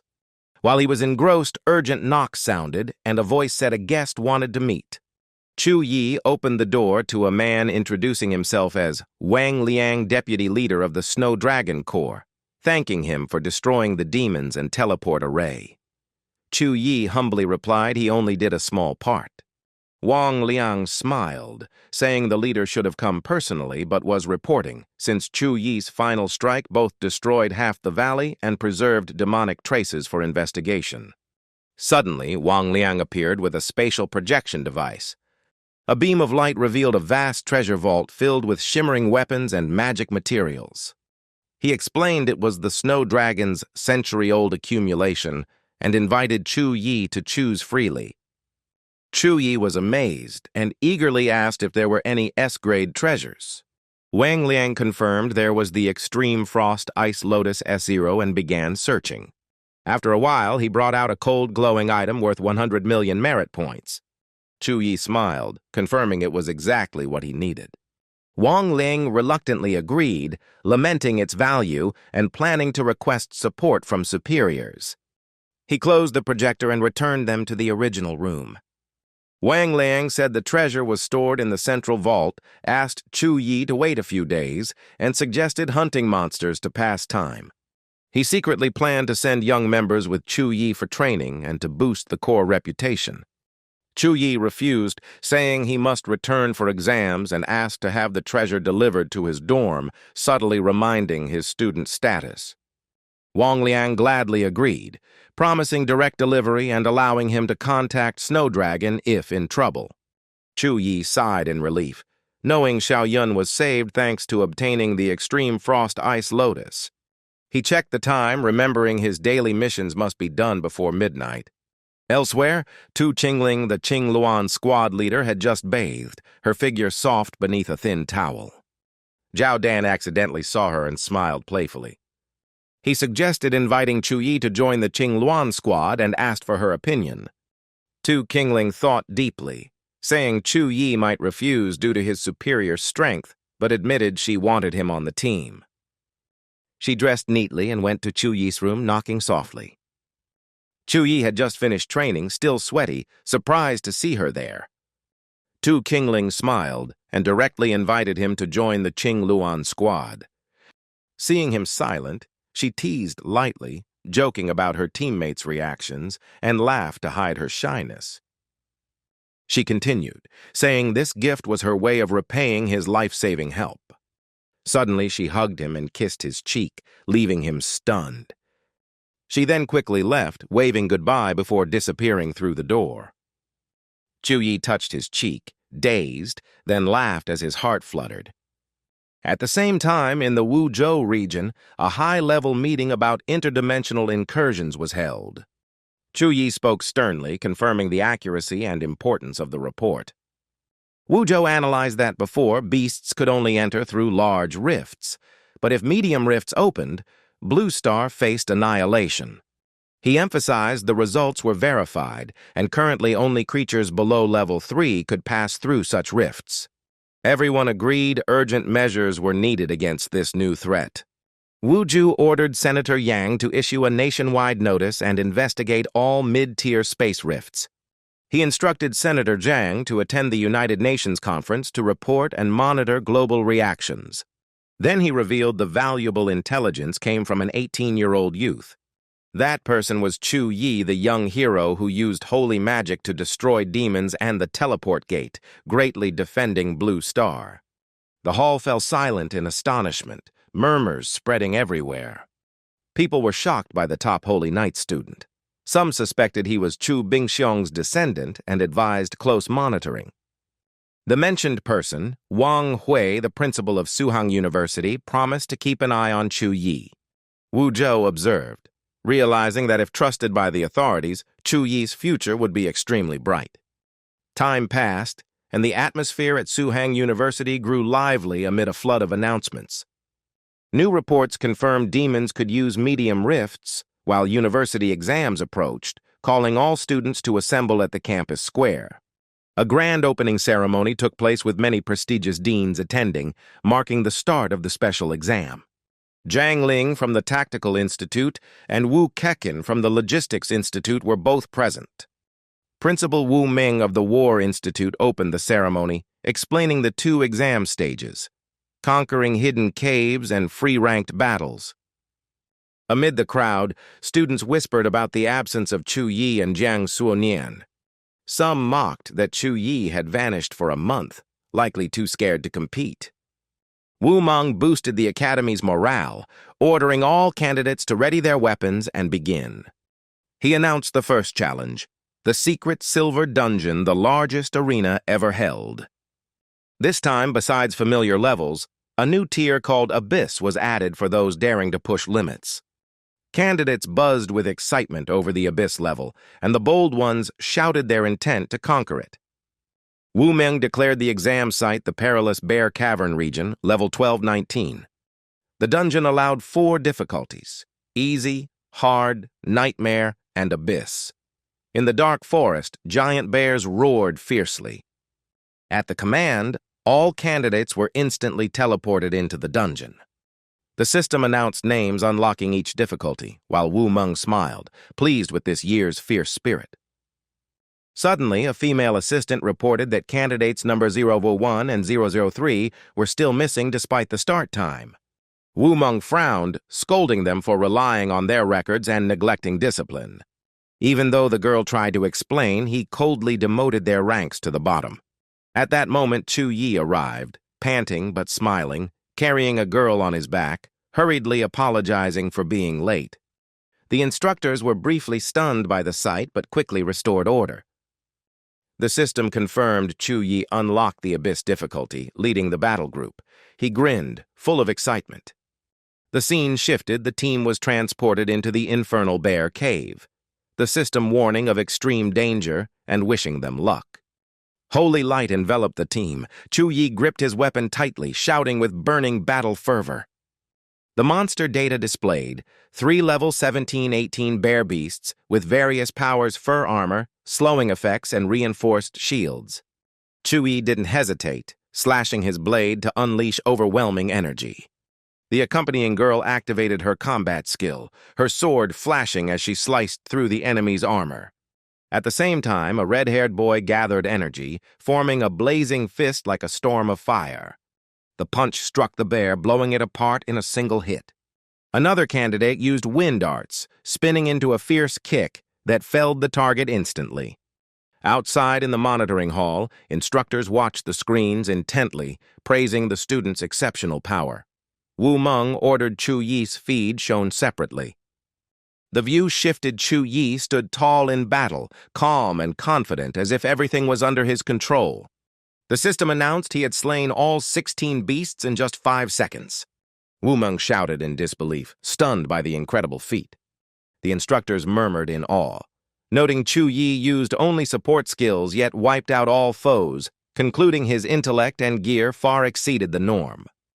Wumeng was still stunned, concluding that this student had trained relentlessly for a month and now shone brilliantly. Chu Yi activated the light of judgment. The radiance exploded, then faded as he stood tall amid the battlefield. The system announced rapid stage clears, ranking him first with abundant reward skills, experience points, talismans, and new achievement options offering 3 distinct power boosts. Chu Yi smiled confidently, explaining the power unlock mechanism after special missions while recalling his rise through exceptional talent and Holy Knight heritage. Even after breaking records on many maps, he felt the rewards insufficient, analyzing each option and realizing only focus aura suited his strategy. He carefully reasoned that reaction speed was the key to combat, so he chose focus aura to maximize counterattack potential and reverse the tide. The system coldly declared the Abyss difficulty completed. When asked to open the side quest, Chu Yi nodded immediately as dark energy and pressure surged from the portal. He smiled softly, hoping the new challenge would be thrilling enough. Outside, the bearded elder laughed approvingly, praising Chu Yi's exceptional control and tactics. Teacher Wu Meng excitedly praised his quick thinking and reflexes, emphasizing the Abyss's difficulty and his astounding all-round combat prowess. Principal Zhang Ling noted Chu Yi's vast spell range but warned that unbalanced stat allocation might weaken efficiency. Wu Meng agreed and planned a private talk after the exam. Another instructor commented that choosing the right academy would determine Chu Yi's future, as many schools were preparing to compete for talents like him. At that moment, a long-haired man appeared, smiling in satisfaction, regretting he hadn't witnessed Chu Yi's full power. The scene shifted into a dark, deep space within the dungeon. Chu Yi observed coldly, suspecting the place once hosted evil god rituals, muttering about the balance between light and darkness. He reflected that the evil gods symbolized not only darkness but chaos, demanding followers sacrifice life and soul for power.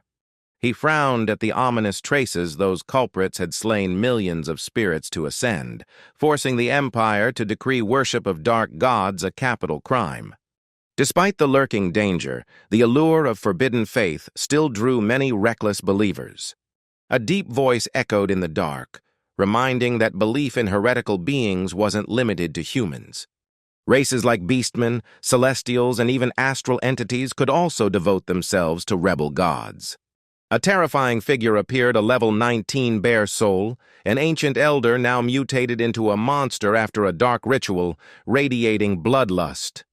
He smiled challengingly, recognizing the boss as immune to normal damage and viewing it as an exciting test rather than an obstacle. Without hesitation, he summoned holy light energy. A golden pillar of light erupted, swirling around him like a storm and shooting toward the bear soul. The monster roared disdainfully, mocking his act as meaningless. He stood firm, a radiant halo shining behind him, exuding immense power. His cold eyes locked onto the target with unwavering resolve. The bear soul arrogantly declared that his holy light was strong but useless against its granted immortality. It mocked his efforts as futile and threatened revenge upon its next resurrection. He smirked provocatively and raised his hand, ready for the test. A thunderous explosion shook the ground, splitting it into deep chasms. The bear soul howled in fury, taunting that humans could never destroy it. Chu Yi sneered with contempt, his eyes filled with disdain as he replied to the provocation. Before the beast could finish speaking, he unleashed his ultimate skill, creating countless attacking phantoms. The rapid, storm-like strikes crushed the battlefield, making the bear soul scream in agony before vanishing in despair. The system announced he cleared the dungeon in record time, earning experience and a new rank. He also obtained a rare item, the golden horn of the beast's soul. Standing before the dungeon gate, he reflected that infinite resurrection was an illusion, breakable once energy ran out. As he entered the area, he sensed a sinister aura unlike any normal element. He concluded it was the remnant power of an evil god, his gaze lighting with determination. With each monster resurrection, the demonic energy weakened, proving its revival count was limited. The only way was to slay it repeatedly until its dark power was completely drained. The side dungeon continued with increased difficulty. The ultimate challenge began. To complete the mission, he had to defeat the bear soul 10 consecutive times. Chu Yi laughed confidently, believing that with his new level he could finish in 8 minutes. He gripped his weapon tightly, ready to teach the monster its final lesson. Outside, Shen Ling raised an intrigued brow, amazed at Chu Yi's display of 5-star skill mastery. Instructors murmured that he might possess a rare secret art, questioning the true origin and power of the young holy knight. One instructor coughed twice, eyes filled with disbelief at such an extraordinary feat. The girl beside him laughed in surprise, pointing at the data board showing Chu Yi had reached level 19. The crowd erupted in shock at his 6-level rise in such a short time, something impossible even in high-tier dungeons. Teacher Z calmly explained that Chu Yi had trained in the Feng Mountain Range, entering this dungeon already at level 18. He added that with level 19 and the Holy Knight class, the freshman tournament was now merely a warm-up for Chu Yi. Suddenly, a staggering figure stepped out from the dungeon gate. It was the red-haired man, covered in fire dust, stunned to see Chu Yi had finished before him, utterly incredulous. He muttered to himself, assuming the opponent had quit early in the side quest. As he passed by, he grumbled bitterly about family honor, while Chu Yi merely smiled faintly, teasing that he seemed upset about missing the reward. Suddenly, a cry for help echoed from above. Chu Yi reacted instantly, leaping up to catch a falling girl. The girl smiled brightly, calling him affectionately and cheerfully, boasting she arrived right after him. He joked back, saying since he was only a few months older, calling him Gege was fitting. Then many other students fell from dungeon portals, their screams echoing through the air. The emergency healing team rushed in, quickly aiding and restoring order amid the chaos. A moment later, Teacher Wu Meng raised his hand, announcing the end of the first exam stage and the upcoming results. The blond man laughed smugly as the system revealed Stage 1 results.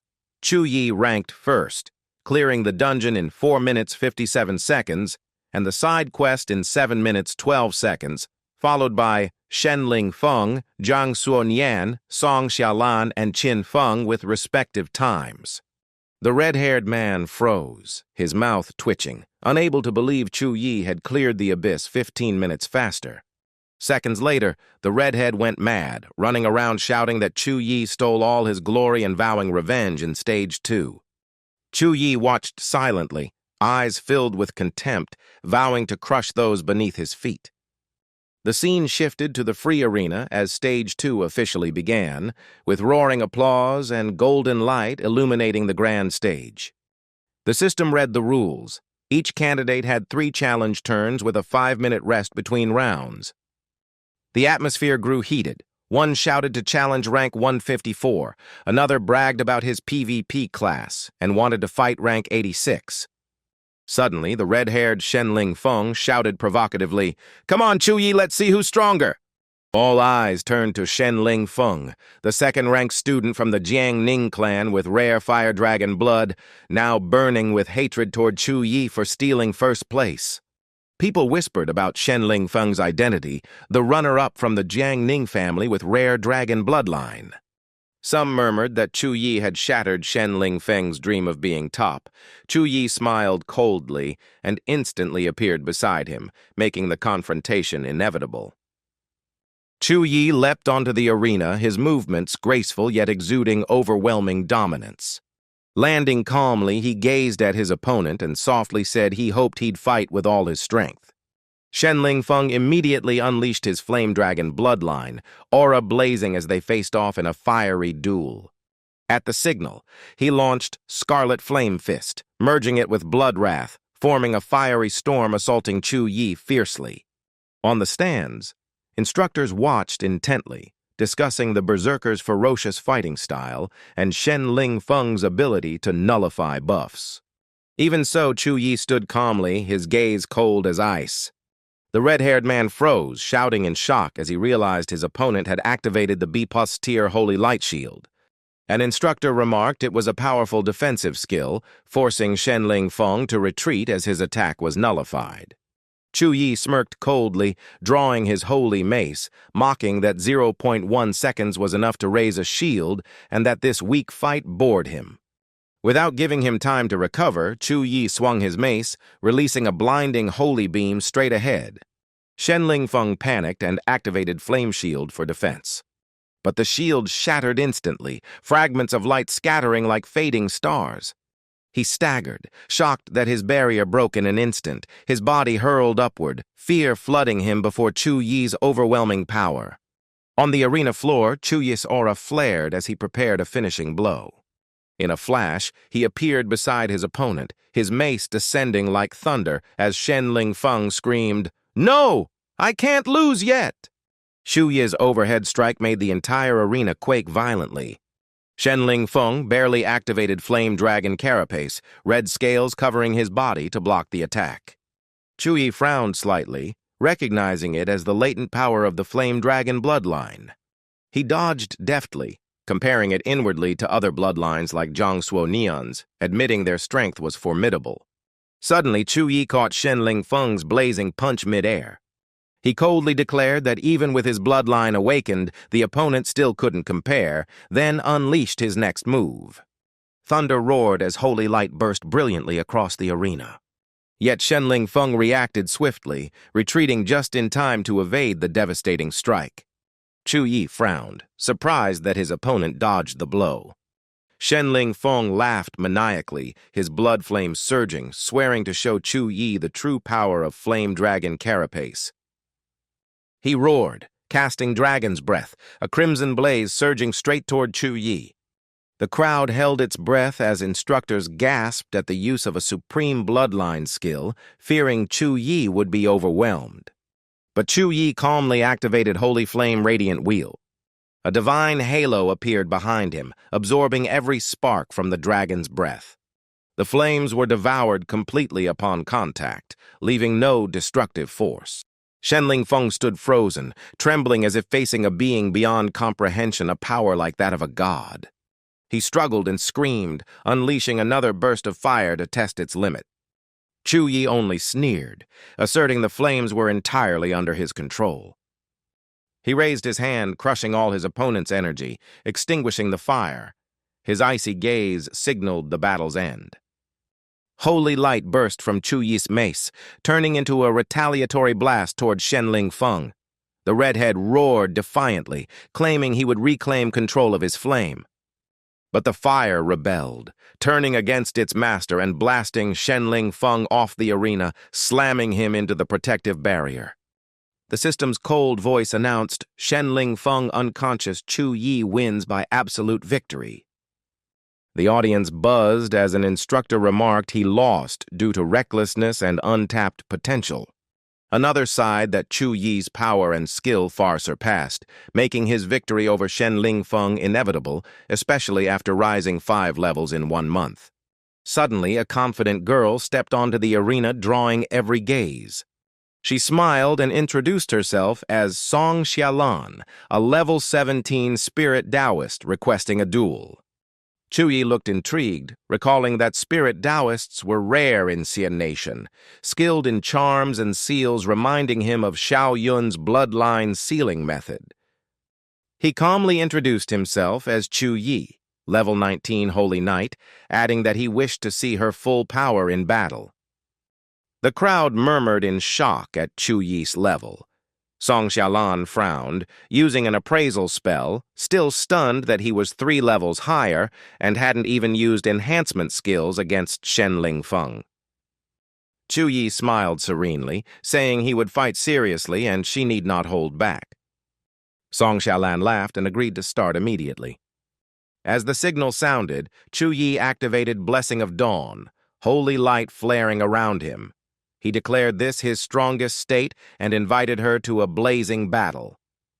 Shaolan focused intently, her eyes shining with unwavering resolve.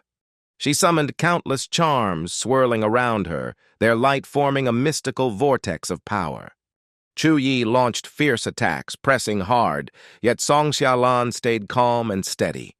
She chanted spells, merging charms into ancient runes and invoking divine guidance. Explosions roared, smoke rose, and the arena trembled violently.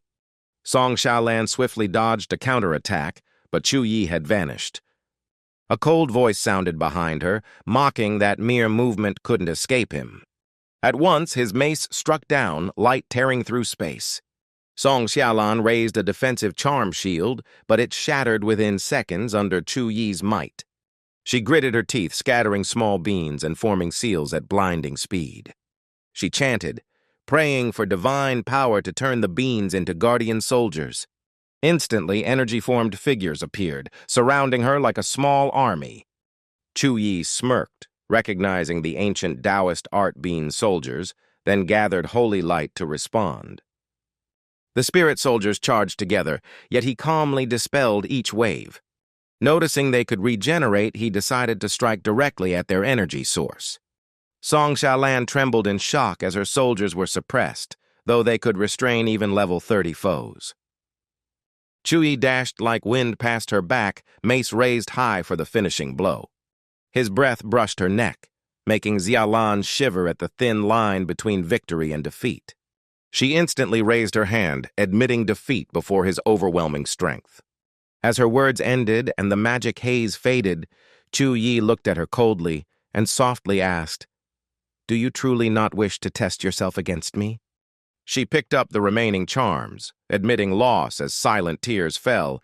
Thinking this match was more than a contest, stubbornness only led to Shen Ling Feng's fate. Before leaving, she smiled back, softly saying she hoped for his guidance next time. On stage, Chu Yi stood tall, wooden staff raised, his aura blazing like fire. He looked down and boldly declared that anyone unconvinced could challenge him. The crowd murmured, none daring to move, while Jiang Shou ran teasingly mentioned their past and challenged Chu Yi herself, eyes gleaming with excitement. Someone nearby quietly assessed him, realizing Chu Yi's power and potential far exceeded imagination, doubting he came from an ordinary background. From afar, teacher Wu Meng observed, knowing round 2 was ending and Chu Yi would soon be the prime target of the academies. Tu Mei asked the headmaster, who calmly replied with firm belief that Chu Yi must join their side. Time passed as battles on the stage continued under suffocating tension. Yunli attacked like lightning, kicking hard and striking repeatedly, leaving Shen Lingfeng unable to react. The final blow made Lingfeng collapse, body trembling, completely losing combat ability. Yunli won and rose to 10th place, while Shen Lingfeng fell to 16th, furious at being taken advantage of while weak, vowing revenge upon return. A loudspeaker announced the rankings, Chu Yi first, Jiang Shou ran, and Shaolan following, marking the end of the free round. The host stated all contestants had finished, would soon receive housing and progress points, and reminded that low rank didn't mean lost opportunity. Then the academy introduction ceremony began, solemn as 5 principals took turns presenting their philosophies. Each academy bore a unique emblem, like an undying flame that once lit the dark era when otherworldly realms invaded. The principal of the War Academy declared their mission was to forge fighters who survive the hell of battlefields. Next, the principal of the Elemental Academy inspired passion for mastering earth, water, fire, and wind, guiding students to awaken elemental essence. The principal of the Weapon Academy raised his sword, asserting that mastering weaponry to perfection leads to unrivaled strength. The principal of the Strategy Academy calmly spoke of intellect's role in war, where strategy can save thousands of lives. Finally, the principal of the Logistics Academy introduced their foundational role, training battlefield support experts, proudly saying every victory depends on them. After the introductions, Wu Meng coughed lightly and announced that all data was complete, asking students to log into the system to choose their academy. Zhang Shouran stepped closer, asking which academy Chu Yi intended to join. Before he could answer, Wu Meng cut in, promising to personally tutor him if he chose the War Academy. Chu Yi paused, repeating the words personal tutor in surprise. Wu explained the mentor system top students receive guidance and priority resources, plus gifts of 3 A-rank skill books and 1 A-grade resource token. The elemental principal interrupted, urging careful thought and promising a full legendary equipment set soon after joining their academy. At that moment, a figure flashed beside Chu Yi. The Weapon Academy leader firmly stated that upon joining, all external materials aiding power growth would be freely accessible. Wu Meng stood up in protest, and the 3 principals fiercely argued, each determined to recruit Chu Yi. Chu Yi was stunned, feeling as though he had experienced such a scene somewhere before. Around them, new students watched with envy as the top scorer was openly fought over, offered rare A-rank skills and full legendary gear. Wu Meng gritted his teeth in anger, cursing inwardly as the other 2 academies interfered, especially the Elemental Academy, targeting a holy knight. Suddenly, a commanding voice called out from afar, boldly inviting Chu Yi to become a personal disciple. Wu Meng turned and instantly recognized Principal Wang. The principal approached, eyes glowing, declaring he would personally perform the Bloodline fusion ritual for Chu Yi. Chu Yi frowned doubtfully, asking what kind of spell that was. Principal Wang calmly explained it was a forbidden art-fusing blood from another race to awaken hidden potential with rewards of 3 A-rank skill books and 1 A-grade resource token. He emphasized that this magic greatly enhanced physique and stats, granting a rare bloodline to the user. The crowd gasped in awe, realizing how terrifying the offer was. Disciples of Principal Wang always held power and connections many envied. Some even cursed Chu Yi's luck. Beside him, Jiang Shouran blushed, secretly admiring that Chu Yi would soon gain strength beyond reach. From afar, Teacher Hua Yang smiled mysteriously, sensing Chu Yi still hid many secrets. Principal Wang added that the gift came from the commander of the Snow Dragon Legion.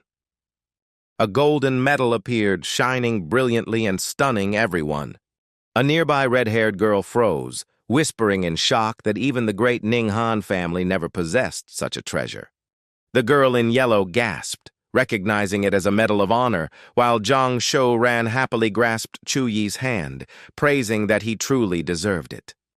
Chu Yi stood silent, gazing at the gleaming medal, wondering what great merit he had to deserve such a reward.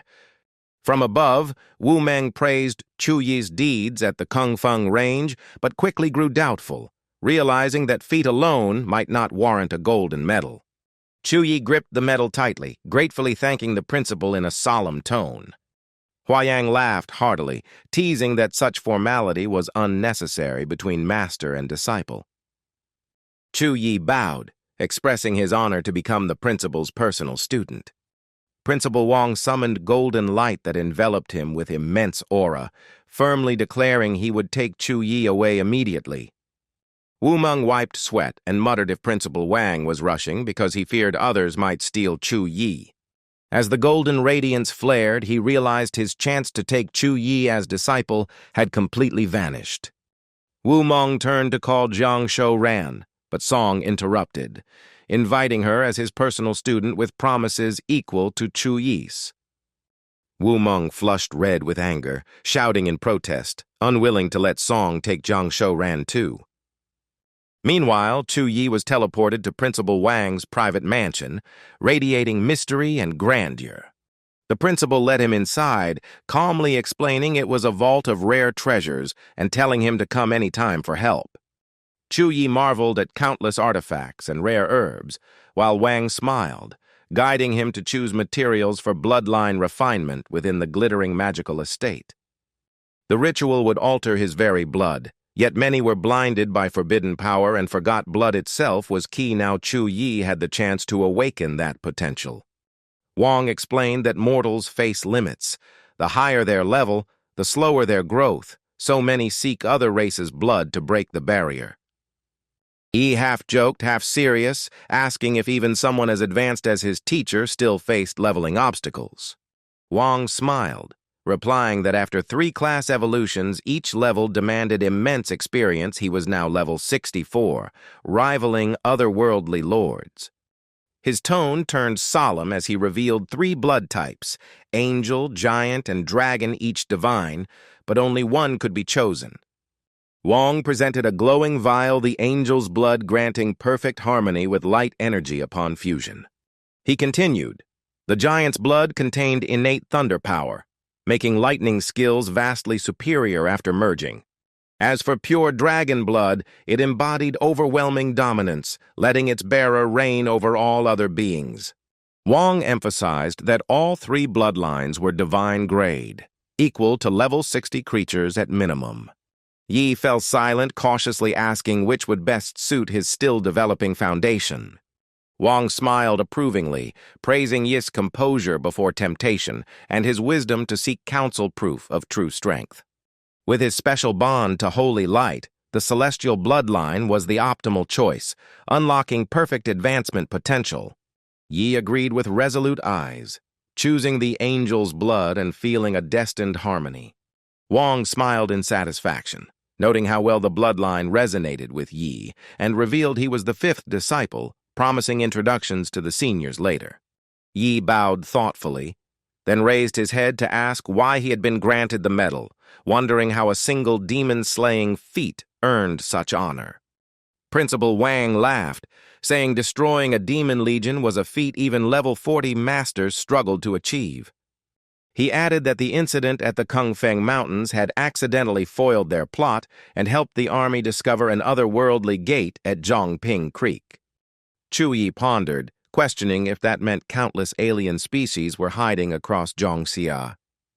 Wang confirmed in a grave tone that surveys revealed hundreds of traces of otherworldly beings seeping through space rifts across Zhongxia. The man paused, looked at Chu Yi with trust, and said the bloodline ritual required preparation, advising him to rest. Wang handed him a small metal box, instructing him to use it at 9 a.m. tomorrow to meet again. He explained it was a battlefield maintenance box containing rare training and mission aids. Inside was a radiant fortune blessing potion that boosts luck for 12 hours, vital for major trials. Faced with the potion, Shang Yi immediately decided to drink it all, reflecting that 2 paths now lay ahead and he must weigh which aligned with his goals and interests. Suddenly, a voice in his mind congratulated him for obtaining a heaven-grade spirit fruit, a natural treasure that greatly enhanced stamina and mana. He froze for a moment, then rejoiced, realizing he had gained a celestial artifact. His eyes gleamed as fortune shifted after drinking the potion. Laughing excitedly, he decided to visit the principal. He thought Principal Wang was truly a generous man and laughed heartily. The scene shifted to a quiet room where Wang and Hua Yang discussed the rarity of angelic blood, precious enough to spark wars among major factions for just 1 drop. Chu Yi entered and bowed politely, earning praise from Wang for being perfectly prepared. Wang gestured firmly, instructing him to move to the rituals center, remove his shirt, and sit to begin the bloodline forging. Yuanyi obeyed, sitting in the circle, immediately feeling searing heat surge through him like invisible fire. Wang turned to Hua Yang, urging him to activate the array. Hua Yang raised his staff, pointed at Chu Yi, and chanted the blood-forging incantation. The room instantly filled with freezing mist emanating from Chu Yi's body. With a stern gaze, Wang remarked that if Chu Yi became a mage, this icy power would make him a top ice element master. Hua Yang stroked his beard, agreeing that Chu Yi's younger sister was also awakening an ice bloodline. Perhaps both siblings shared the same source of power.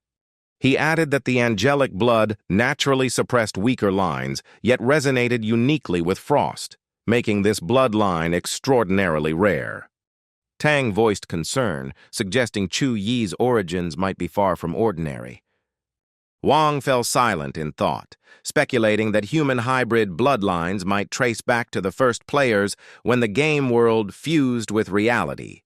He concludes that the frigid energy in Chu Yi can directly counter the angelic bloodline.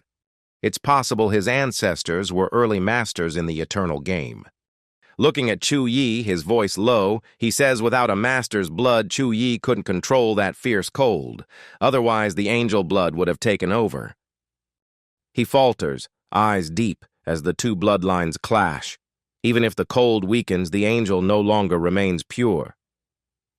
Chuangchu warns gravely that losing the primordial angel blood could cause disaster far beyond a grade A treasure. Now they can only pray if the ritual stops. Chu Yi will die painfully. The energy around Chu Yi calms, his gaze vacant, as if his soul is being pulled into another realm. Suddenly, a cold mechanical voice rings in his mind. The consciousness gate is open. Do you want to enter the mental zone? A dim scene appears, a black door radiating ominous air. From the darkness, a gentle but seductive female voice says, "Son, you have finally arrived. Come in." Entering his spirit realm, a blessing deity appears to offer him a pure source of power, unbound by rules and following only personal will. A figure emerges with sly eyes, asking if he's willing to accept that power. Instead of attraction, he feels a chill and revulsion. Tempted to smash her with the holy light hammer, the thought nearly makes him act. The voice remains sweet yet scheming, promising unprecedented power if he accepts. Nauseated by the temptation, he nonetheless decides without hesitation. A brilliant holy light erupts from his hand. The sharp hammerhead lunges straight at the opponent's face, accompanied by a scornful remark. He mutters that it feels better now, feeling relieved and thinking he should trust his instincts, but after the strike, he clutches his cheek, confused about what he just did. In a hidden place, an angel watches everything, lips curving into a mysterious smile. She lets out a soft laugh, eyes glimmering with fascination. Beside her, a little girl waits for orders, puzzled by the angel's strange expression. The goddess turns, gently stroking the child's hair, smiling as she says she has just seen someone interesting. She waves her hand slightly, sending Chu Yi a blessing, her voice warm. "Don't disappoint me, kid." Suddenly, the struck figure's eyes turn icy, voice thundering as he curses Chu Yi for insulting the divine and threatens punishment if he doesn't kneel and beg. Chu Yi shows no fear, raising his mace as holy light bursts forth, replying calmly, "No need." Instantly, the opponent reveals a dark true form, laughing wickedly and calling him a foolish, ignorant mortal. From the void, invisible chains emerge, binding Chu Yi tightly and rendering him immobile. Thousands of soulless eyes appear at once, staring as murmurs echo like an ancient curse. Mocking laughter resounds, claiming this is the price for defying the master's will. Chu Yi growls sarcastically, asking if the other is just a servant of a god, emphasizing he's merely boasting to draw attention. Holy light bursts forth, piercing the dense night and resisting the surrounding darkness. The one claiming to be the messenger of the Great One smiles wickedly, saying he was sent to cleanse and guide him. As his words end, thick black energy surges into Chu Yi, slicing through his veins like blades.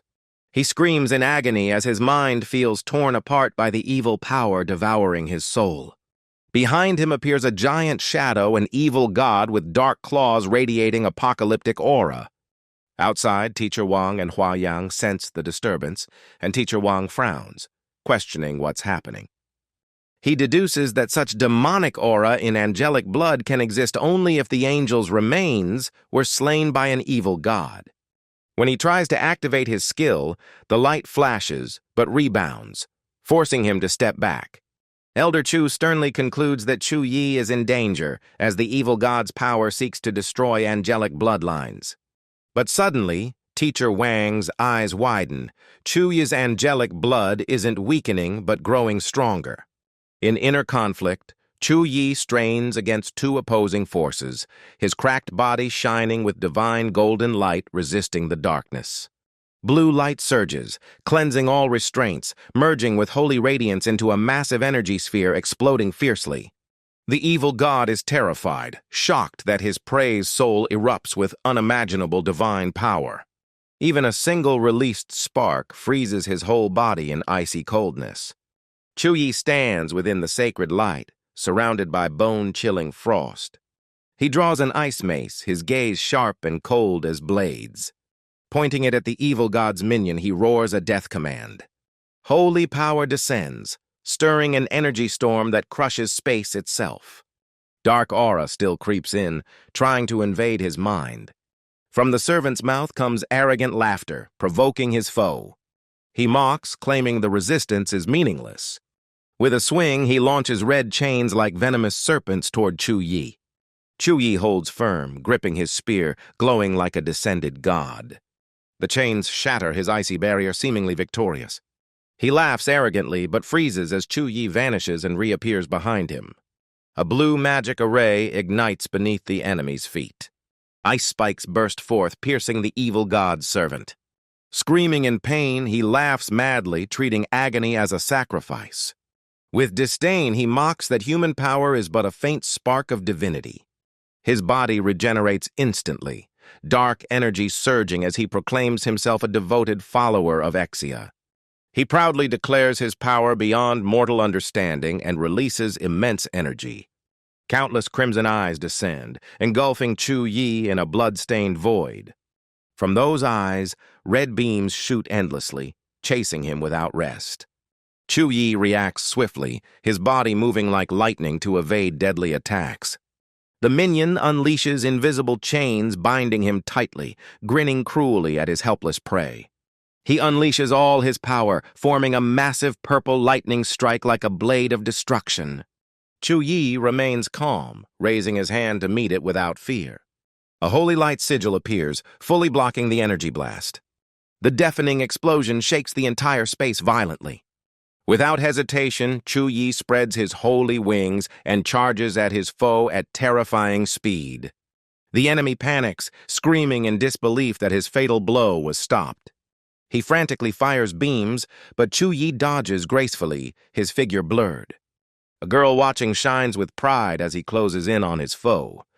Chu Yi raises his hand, his fingertip blazing like an erupting sun. A divine spear of light shoots forth, burning the servant in a radiant fire. He clutches his head and screams, unable to believe such extraordinary power. The light engulfs him completely, leaving no chance to resist. The ground shatters as his body dissolves into nothingness. Chu Yi lands, glowing with holy radiance, his eyes heavy with vague worry. A glowing gem falls, he catches it in confusion, his gaze thoughtful. A brilliant pillar of light suddenly rises, enveloping him completely. Hua Yang exclaims in awe as angelic power wipes out all dark aura. Master Wang smiles brightly, praising the perfect fusion of ice and divine bloodlines. The light gathers, revealing a faint figure of a girl in midair. A sacred seal on her chest emits dazzling brilliance. She gently smiles before fading, merging into Chu Yi's body. He opens his eyes, consciousness fully awakened, marking the completion of his class change. The golden mist disperses, revealing Chu Yi radiating immense power, his appearance completely transformed. Teacher Wang watches joyfully, glad that Chu Yi received the light god's blessing at the decisive moment, turning peril into safety. He turns and hopefully asks Chu Yi how he feels after ascending. Chu Yi responds confidently, eyes shining, saying his strength has greatly increased. Suddenly, he startles as a notification screen appears before him. His body trembles with excitement upon seeing that the six-winged Celestial Master Bloodline and Light Divine Script grant deep connection to light and further evolution. He is even more astonished to find the Magic Immunity B+ blessing, allowing resistance to many non-lethal spells. Chu Yi laughs joyfully, declaring himself bearer of the six-winged angel bloodline and dual blessings, shocking Hua Yang. Both teachers confirm it as the noblest angelic lineage, which could reach S+ grade upon advancement. Before the joy fades, Chu Yi suddenly freezes, expression stunned. Before him, a new notice appears, revealing the existence of an S+ secret bloodline divine domain angel. The description states this ability releases the bloodline's stored power, transforming the user into a divine winged angel, but causes temporary weakness. The two teachers exchange proud yet astonished looks, affirming Chu Yi's future exceeds all expectations and urging him to test the secret art. Chu Yi takes a deep breath and shouts, activating the secret art divine domain angel, unleashing all hidden energy. Radiant light erupts around Chu Yi, then gathers at his chest into a massive glowing sphere. The orb shines like the sun, making the surrounding space tremble violently. Headmaster Chu exclaims in awe at the immense energy surge, while Wang Hui watches calmly. The light rises, swirling above Chu Yi's head, forming a vast vortex, spreading energy everywhere. Behind him, golden wings unfurl, making him look like a god descending from heaven. Shang Hui laughs excitedly, praising Chu Yi's power for increasing fivefold after using the secret art, yet hinting caution. Chu Yi cuts in, voice thrilled, saying his body is overflowing with unimaginable strength. In his hands appear opposing energies, gold of light and blue of water, blending and obeying his will. Suddenly, alarms blare. The defense system activates upon detecting high-tier energy. Red lights flash across the room, while Wang Hui smiles contentedly beneath his shining divine wings. He sternly orders Chu Yi to retract the secret art to avoid triggering automatic retaliation. Chu Yi hurriedly concentrates, forcing the energy back. Gradually, the light fades like morning mist. Once the energy subsides, the room returns to calm and normalcy. He looks down at his hands, astonished by the power he felt, sensing the lingering energy in his muscles. Director Zhang Chu notices his pale face and asks worriedly if he feels any pain or discomfort. Chu Yi shakes his head, still staring at his hands. Tired but steady, he admits his body aches as if after a violent storm. Wang Hui steps forward, calmly yet firmly reminding him that though the six-winged bloodline is mighty, it drains greatly and should be used only when necessary. Director Chu reflects that the fusion of angelic blood, dual blessings, and an S-rank secret art is rare, advising Chu Yi to use extreme frost ice refinement to awaken his sister's bloodline, which can be done via the academy system. Chu Yi nods firmly, and Wang Hui smiles approvingly, telling him to rest. Afterward, Chu Yi quietly leaves, letting the two headmasters continue. Wang Hui worriedly asks why the dark aura once targeted him. Director Chu frowns, saying it was only thanks to the light god's protection that Chu Yi survived, and promises to investigate thoroughly. Back in his room, Chu Yi thinks about crafting the extreme frost pill, needing extreme frost ice and the rare A-grade herb Ice Ling grass, planning to get them from the Snow Dragon Core. He opens the point system, checking medal rewards. Bronze 500 points, silver 1,000, gold 2,000. With his current points, buying herbs from the academy shop is easy. Suddenly, urgent knocking breaks his thoughts, making Chu Yi frown, wondering who visits at this hour. He opens the door and freezes briefly upon seeing a familiar face, asking in surprise why she came. Ni steps in, her bright eyes studying him. She immediately senses the noble, angelic aura radiating from Chu Yi's bloodline. Director Wu approaches kindly, informing Chu Yi that she brought the academy resources promised to him. Chu Yi asks, in surprise, why Director Wu personally delivered them instead of Wang Hui. Manny calmly sits, explaining that the resources come from the Unified War Academy for all freshmen, belonging to no one specifically. Chu Yi nods but remains curious. He asks if their academy is a combat institute and if Teacher Su is actually a mage. Manny laughs teasingly, saying mages can also teach at combat academies, making Chu Yi scratch his head awkwardly. She waves her hand, light flashes, and the room fills with resource treasures. She signals Chu Yi to check his share. A detailed list appears before him, showing countless rare items from materials to weapons, equipment, and skills, making his heart race. Chu Yi touches the Iceling grass and its description instantly appears in mid-air. He reads that it's used to craft the extreme frost pill that awakens the frozen bloodline, feeling excited to refine it once materials are ready. Without hesitation, he signs the confirmation, smiling brightly and thanking her sincerely. She nods gently, her gaze both stern and soft, promising to personally guide him once her duties are done. Suddenly, she frowns, scolding Chu Yi for recklessly entering dangerous areas and urging him to protect himself. He stays silent, hiding his true power. Sumei's tone softens, her eyes distant, reminding him that though many graduates excel, few truly shine, most fall before trials. She warns him to stay cautious. Chu Yi nods seriously, saying he understands and will remember her advice. He smiles and asks her to suggest safe places suitable for his current combat training. Sumei looks surprised, then laughs warmly, calling him a monster for his terrifying progress speed. The scenery around them suddenly shifts into a vast metallic arena gleaming with cold steel. She calmly explains that here Chu Yi can summon training robots and choose difficulty levels. She adds that the robots range from combat level 1 to 10, each level drastically increasing strength. At level 10, a robot can defeat even a level 20 warrior.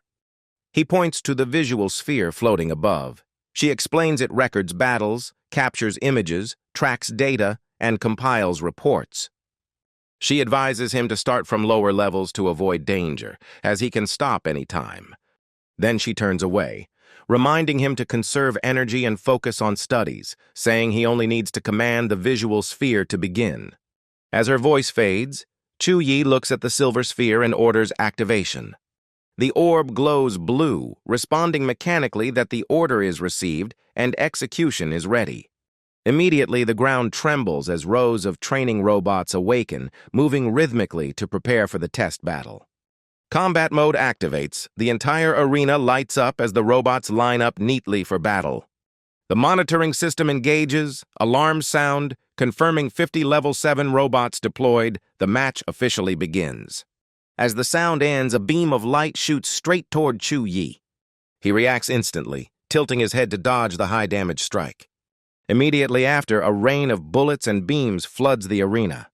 Chu Yi stays calm, moving like an illusion to evade every wave of attack. Wanting to test his new power, he channels his frozen bloodline, gathering icy energy in his hand. His punch strikes hard, tearing through a robot's armor like paper. Another robot instantly fires, launching an energy beam toward him. He raises his arm, forming an ice shield that completely nullifies the shot. Excitement surges through him as he laughs, realizing his ice power works perfectly. Cold air swirls around him, forming a blue ice storm spreading across the floor. He tells himself to switch things up, his eyes gleaming mischievously. He immediately casts Frost Tempest, summoning giant ice pillars that freeze everything nearby. The entire battlefield turns into an icy sea, robots frozen like statues.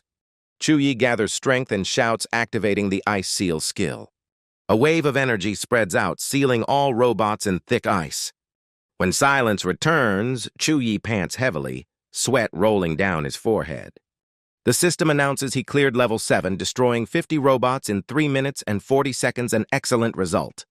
Gazing at the glowing stats board, Chu Yi feels thrilled yet curious whether level 10 will force him to go all out. He firmly orders the visual orb beside him to initiate level 10 battle mode. The orb vibrates, scanning the area with blue light, reporting heavy robot damage and preparing level 10 activation. The arena shakes as robots self-upgrade with harsh metallic sounds. The loud noise makes Chu Yi turn around. Before him stand massive robots, silver armor gleaming. The visual orb confirms level 10 units now control the battle. The system verifies that level 10 robots possess strength equal to level 25 warriors. It adds a warning that users may issue an emergency stop if danger arises. Chu Yi stares at the giant foes, eyes blazing with excitement, ready to fight with full force. The visual orb begins a countdown, its mechanical voice echoing through the arena. As the countdown ends, a level 10 robot fires a blinding blue beam straight at Chu Yi. He spins and dodges swiftly, evading the attack in an instant. The robot relentlessly pursues, unleashing a rapid combo of chained skills. A light beam hits his leg, making Chu Yi stagger. The robot gathers power and slams a freezing punch that shatters the floor, sending dust flying. Using the smoke as cover, Chu Yi leaps up, activates Frost Illusion form, creating shimmering ice clones and striking down with a hammer blow from above. Metal cracks echo as the robot's weapon crashes to the floor, but it quickly retreats, red eyes glowing with predatory instinct. Energy gathers in the robot's arm, preparing to counterattack Chu Yi. The beam hits him, knocking the hammer from his hand. A cold mechanical voice taunts, "Your weapon has been destroyed." Chu Yi freezes, suspecting the robot copied his skill, and questions the visual orb. The visual orb confirms combat data synchronization. The robot instantly forms an identical ice hammer and hurls it at Chu Yi. Chu Yi reacts swiftly, transforming his arm into radiant golden light to block the strike. Golden light clashes with the robot's metal, sparks scattering across the arena. The visual orb reports weapon module optimization complete. The damaged cannon morphs into a red-eyed mechanical wolf. Chu Yi stares in disbelief that such a weapon can transform. The metal wolf roars and charges at him with terrifying speed. He raises a golden light barrier to block, shocked that the foe copies his skills, forcing him to fight head-on. A violent surge of light bursts from him, sweeping away all obstacles nearby. Chu Yi enters full power state, activates Angel Dominion, and smiles proudly to challenge the mimic. In an external lab, a hand presses a fingerprint scanner to access the system. A female student, recently accepted as Dean Seuss' disciple and given rare resources, prepares to retry level 7 after many failures. However, the system warns that robots are heavily damaged and tells her to return tomorrow. She's surprised someone surpassed level 6. She wonders who could be challenging level 10 in the freshman training zone. In the arena, holy chains appear densely, covering the entire battlefield. Chu Yi commands Holy Light Chain Bind, trapping the enemy and coldly vowing to return the pain he suffered. The chains of light shoot straight toward the robot. Instead of restraining, he detonates the energy, blasting the robot into fragments of metal. Without pause, Chu Yi rushes toward the final boss. The chains thicken, wrapping around the level 10 robot. It tries to copy the skill but fails as the data exceeds limits. Chu Yi activates True Sight, his eyes glowing with cross-shaped light, seeing through the robot's structure and spotting its critical energy core in the chest. After a brief hesitation, he shouts, identifying the weak point as the chest core, gathering holy light into a radiant spear. He strikes with full force, punching directly into the energy core, causing a massive impact. Blinding light explodes, the violent force shaking the entire space. The robot's body shatters as alarms blare, triggering self-destruction mode. The level 10 machine detonates violently, shockwaves spreading with thunderous roars. Powerful aftershocks sweep out, dust engulfing the entire training area. The system declares level 10 combat cleared, restoring access and requiring retest in 1 week. Shang Sonan is stunned, unable to believe anyone could defeat level 10, and curiously steps in. She takes a deep breath, entering the ruins, seeing the devastated battlefield and a massive crater at the center. Chu Yi stands amid the wreckage, breathing heavily yet resolute, as the results board appears congratulating his outstanding achievement. He wipes his sweat, regretting the surprise attack that cost him advantage, thinking he doesn't need to form a pet contract yet. Shang Sonan jumps down, eyes bright, excitedly calling out Chu Yi's name. She asks about his bloodline in awe, and Chu Yi smiles, revealing he has completed the 6-winged angel bloodline refinement. Shang Sonan is stunned but happy, admitting his divine bloodline is far rarer than hers. Chu Yi jokes, asking Shang Sonan to take him to the pet market to find a companion. She gladly agrees and leads him there. The scene shifts and they appear in Illusory Spirit Alley, a bustling, colorful pet market. Vendor calls echo everywhere as various magical beasts are introduced. Xiang Suonian playfully asks if any catch Chu Yi's eye. Chu Yi says he once tamed a gale wolf but never sealed it, so he now wants a young wind-type beast to fill that regret. A passerby overhears and eagerly introduces himself as a student, claiming to own a special young bird. He says he's a third-year logistics student majoring in medicine and a level 22 animal caretaker, raising a baby Gale wolf himself, and invites them to see it. He smiles at Chu Yi, adding that the trainer belongs to the life skills department of Suhang University, whose pets often outperform market stalls, sparking Chu Yi's interest to check it out. The third-year student swiftly lifts a cage, presenting a 10-day-old Gale wolf pup with a verified silver-tier mother, offering it for 60 points. Some viewers frown, asking if there's a gold-tier kind. The seller laughs, saying it's extremely rare and expensive, urging them to view this one first. He brings the Gale wolf pup over. Chu Yi gently lifts it, feeling its tiny warmth, faint growl, and curious eyes. Suhang whispers worriedly that the beast seems underdeveloped, too small for its age. The student quickly explains that Gale wolves are naturally small and that the pup's size is normal. Chu Yi observes quietly, then decisively nods to buy it, planning to raise it in his contract space. Suhang smiles in support. The third year seizes the chance, emphasizing the contract is free, needing only 60 points to bond with the pup. Inwardly, he gloats, thinking he's finally dumped the weakest of the litter, glad the buyer prepaid, or the contract process would have failed later. Chu Yi doesn't hesitate, using the contract seal, eyes glowing as he signs, smiling and encouraging the little beast, believing it will grow strong. At that moment, violet light bursts out, shocking the third-year Liu Zhishui, who cannot believe his eyes. A majestic black wolf appears, forehead embedded with a red eye and a glowing crescent, roaring like the Lord of Darkness.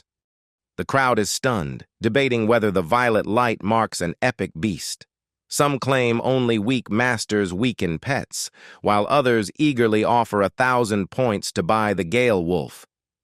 Suhang joyfully hugged Chu Yi's arm, praising his wisdom for accidentally contracting an epic demon pet, while Chu Yi shyly realized the fortune spirit elixir had brought him rare luck.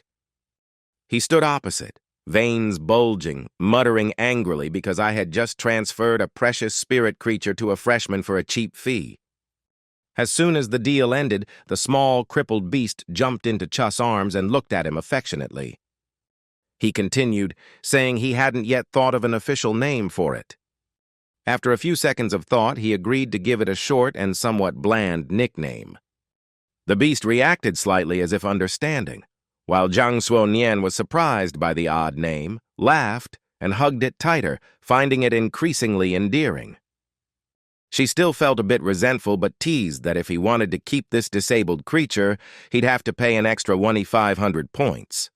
The seller added that he could cancel the contract and return the creature for a 300-point refund, urging him to decide quickly.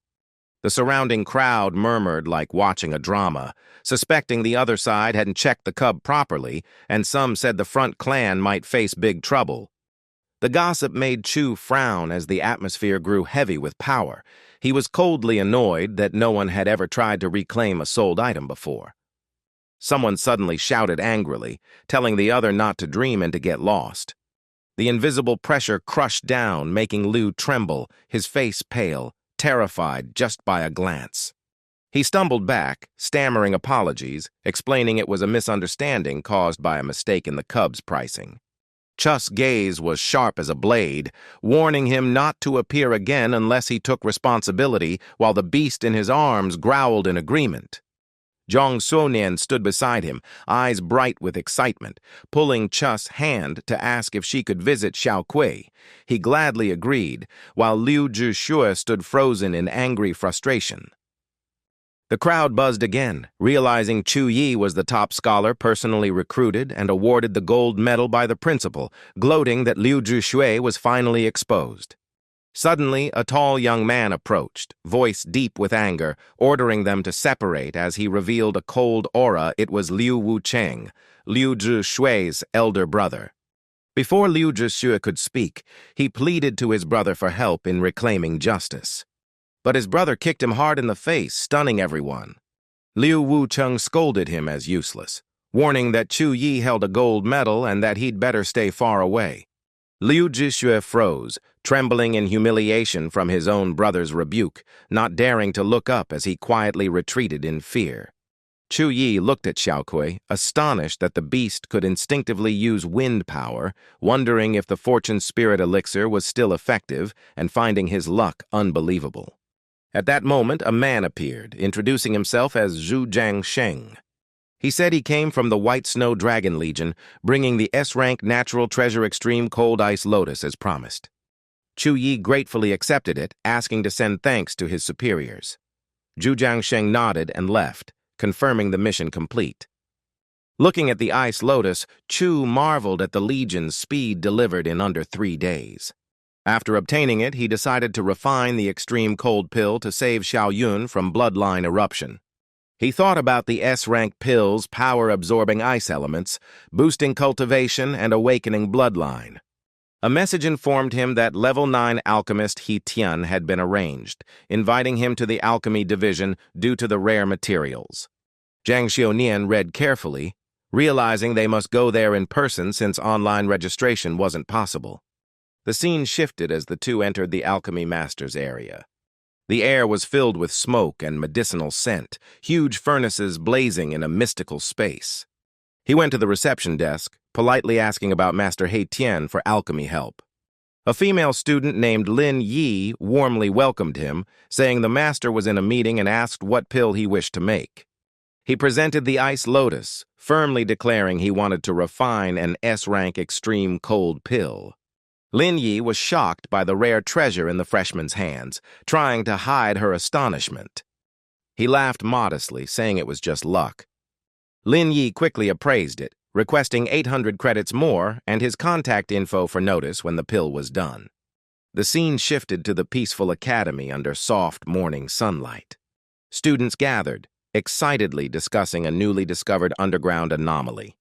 News spread that many legions withdrew from the front lines and strange creature traces appeared across Zhongxia Nation. Chu Yi heard rumors about alien beasts, his face darkening as he muttered that the situation had spread everywhere. A sudden pat on his shoulder and loud greeting startled him. Turning around, he saw Song Xiaolan smiling playfully, asking if he was in this class too. He replied calmly that they were classmates now. She smiled brightly, saying she hoped to learn from Chu Yi during their studies. He chuckled, humbly replying that she was too skilled and he should be the one learning. Footsteps echoed as a graceful female teacher entered, introducing herself as Su Mei, lecturer of magical beasts.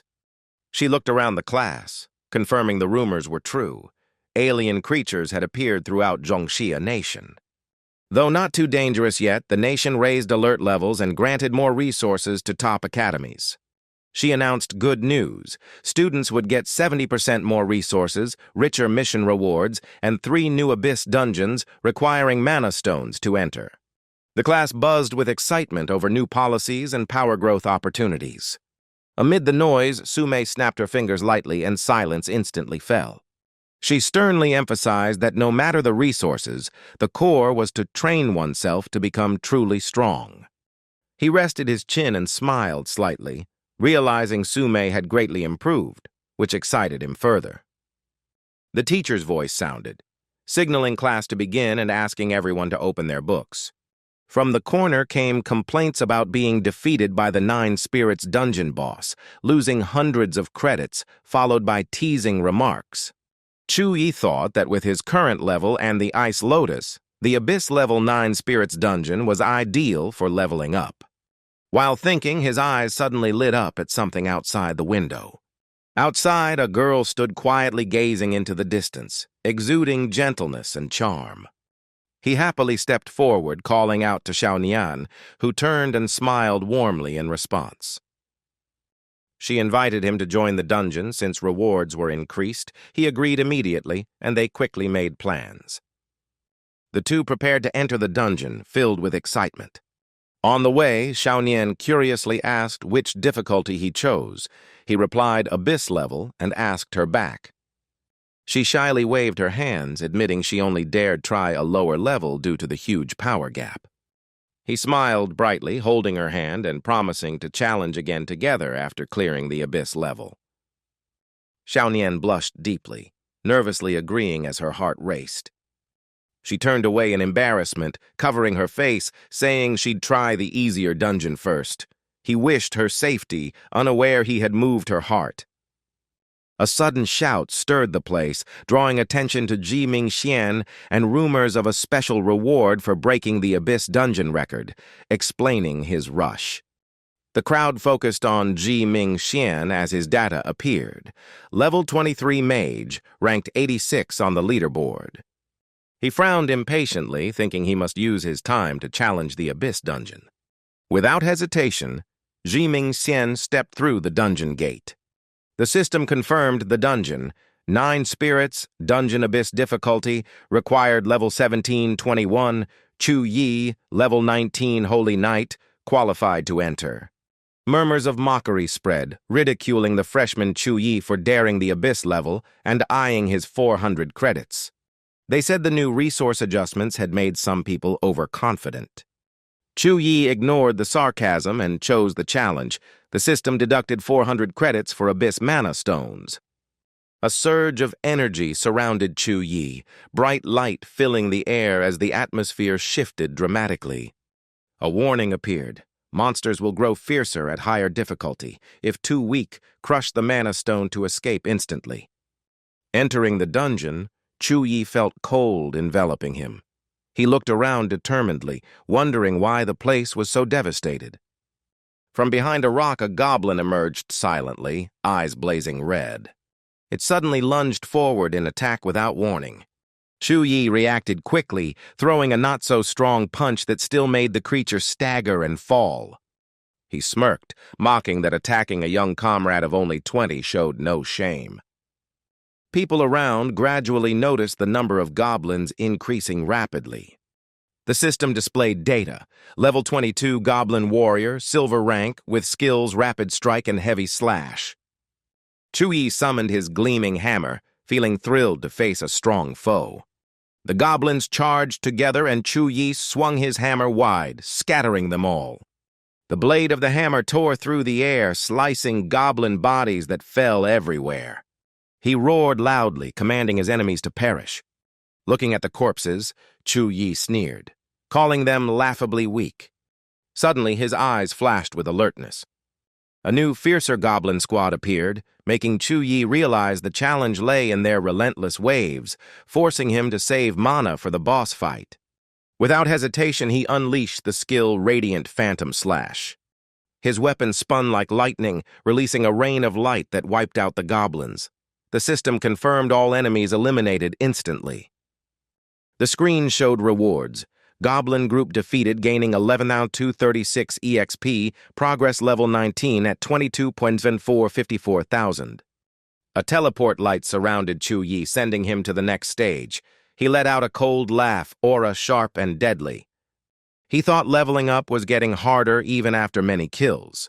He was barely near level 20. Walking forward, he sighed softly, hoping the boss would give enough points to level up. A massive stone door appeared ahead. He squinted, guessing the final boss awaited inside. A giant goblin appeared, level 24, mystic rank, calling itself the Tribe's King and challenging Chu Yi, who only frowned at its chatter. The Goblin King spoke no more, swung its axe, roaring vengeance for its kin and declaring Chu Yi's death. Chu Yi gripped his hammer tightly, eyes fierce, dodged the lightning-fast strike, and counterattacked immediately. He struck hard, realizing the giant monster was both fast and flexible beyond expectation. The boss then activated Dominant Body, nullifying all physical attacks and reflecting damage, forcing Chu Yi back. Mocking laughter echoed as the Goblin King taunted, while Chu Yi calculated how to break the defense, knowing he must switch to magic.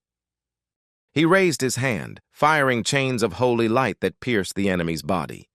The monster screamed in pain, bound mid-air by glowing chains, paralyzed and unable to move. Chu Yi smirked coldly, focusing energy into his palm and mocking the foe's weak magic resistance. He declared icily, preparing the final punitive strike. A brilliant thunderbolt exploded, piercing the Goblin King's body and ending it in a despairing roar. The system congratulated Chu Yi for clearing the Abyss dungeon in 10 minutes 56 seconds, breaking the record and earning major rewards, nearly reaching level 20. He sighed at how easy the battle ended with power still unused. The system announced Chu Yi's record unlock. Talent casting speed, enhancing spell speed greatly. He laughed in satisfaction, feeling new strength surge. He activated the Abyss Mana Stone, light engulfing him and teleporting him out. Though still below level 20, Chu Yi promised himself to return with Xiaonian for another challenge. The dungeon leaderboard lit up with Chu Yi's name at the top. He smiled confidently, vowing to reach level 20 soon. Outside, the crowd buzzed, lamenting the dungeon's brutal difficulty and saying only masters like Jiming Xian could clear it. A girl in the crowd watched worriedly, glad she'd chosen a lower difficulty and praying her brother Chu Yi finished safely. Two young men discussed the Abyss dungeon in the freshman exam, mentioning a level 19 holy knight named Chu Yi, who set a shocking record. A sudden shout broke out as someone pointed at the board, asking if it was true that the record had just been broken by Chu Yi. All eyes turned to the glowing line Chu Yi Abyss 100%, 1056, confirming the fastest clear record. The crowd erupted in cheers and disbelief. Xenion beamed with joy for Chu Yi, while others murmured about his background and doubted he'd truly slain a level 24 boss. One man sneered, believing Jiming Xian would soon reclaim the record, thinking Chu Yi just entered earlier to lead temporarily. But from the dungeon gate, Jiming Xian staggered out, collapsing with his broken staff, leaving everyone speechless. His followers rushed to support him. Pale-faced, Ming Xian cursed, lamenting that even with golden gear he still failed, stunning the crowd. The growing chatter darkened Ming Xian's face. He turned away angrily. He drank a recovery potion and scowled deeper upon hearing that level 19 freshman Chu Yi had cleared the dungeon in just 10 minutes 56 seconds. Fury flashed through Ming Xian's mind. "Has number one?" The noise swelled as Chu Yi stepped from the gate, calm and composed, a cold, confident smile on his lips. The space seemed to freeze. Everyone stared as Ming Xian shattered his flask in rage, gritting his teeth, questioning how he lost to a freshman and suspecting Chu Yi of cheating. Ming Xian approached arrogantly, introducing himself as rank 86 on the Earth board, about to speak but was cut off. Chu Yi coldly interrupted, saying he had urgent matters and turned away just as someone appeared. A girl ran from the crowd, her bright face calling Chu Yi's name affectionately. She shyly congratulated him for clearing the dungeon, saying she barely passed a lower level and felt left far behind. Chu Yi gently comforted her, patting her head and promising to teach her skills to advance, then took her hand as they entered the dungeon together. The crowd whispered in astonishment at Chu Yi's gesture, while Ming Xian burned with jealousy, collapsing from exhaustion as mocking voices wounded his pride. Taunts rang out, people ridiculing Ming Xian's inferiority to Chu Yi, driving him to abandon his challenge in despair. Chu Yi and Xiaonian ventured deeper into the dungeon, his eyes filled with confidence. He smiled at her, reminding her of their past teamwork at Mount Gongfeng, making Xiaonian blush at the memory. Memories flooded back as she recalled when Chu Yi bravely protected her from danger. That unexpected kiss from that year still made her heart tremble whenever she remembered it. She softly said that thanks to Chu Yi's help, she escaped her past despair. Chu Yi laughed heartily, saying saving people was his joy, and promised many adventures ahead. Suddenly, a horde of fierce monsters surged from afar like a raging wave. Xiaonian panicked at their power, but Chu Yi calmly prepared to fight, judging they were many but weak, needing only proper control. He told Xiaonian to guard a side each, and she instantly agreed, ready to cooperate. She summoned her weapon, a giant hammer appearing in her hands. They formed a defensive stance. Xiaonian activated an enhancement skill, her body glowing with holy energy. She shouted boldly, her aura blazing as she charged forward. Her hammer swing created a shock wave that sent dozens of goblins flying before they could react. She felt her strength surge with Chu Yi's support. her combat power bursting beyond usual limits. Her eyes turned resolute, ready for the next strike. She swung her sword using Dark Strike, a black light tearing space apart and dealing devastating damage. Purple light covered the battlefield, each slash cutting down goblins like grass. After the fierce fight, all monsters were slain. The system announced Xiaonian leveled up, gaining over 5,000 EXP. Chu Yi also leveled up, reaching level 19 with more than 5,000 new experience points. Xiaonian ran over joyfully, eyes bright, suggesting they keep advancing. Chu Yi nodded, but something unexpected happened. A chilling aura spread from afar, enveloping the entire space. From the darkness emerged a gigantic monster, its presence overwhelmingly oppressive. System identified: Gao Bo Lin King, level 24 monster, mystic tier, ruler of a tribe that once seized many human cities, roaring threats of death. The crushing power trapped Chu Yi and Xiaonian under immense pressure. Xiaonian worriedly asked how to fight it.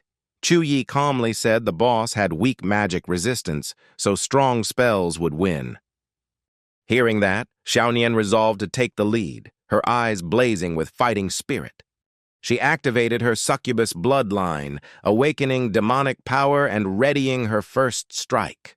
She leapt high, slashing with Demon's Blade, unleashing intense dark energy toward the foe. The system confirmed dark-type damage.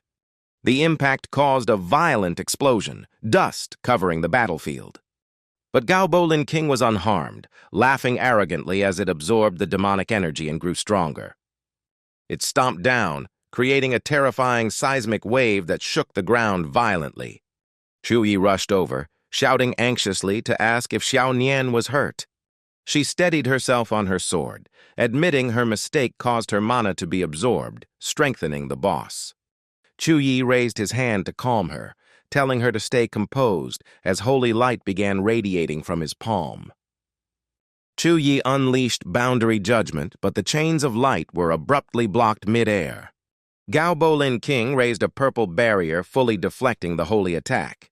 Chu Yi gritted his teeth, realizing the foe's magic resistance had grown, weakening his spells.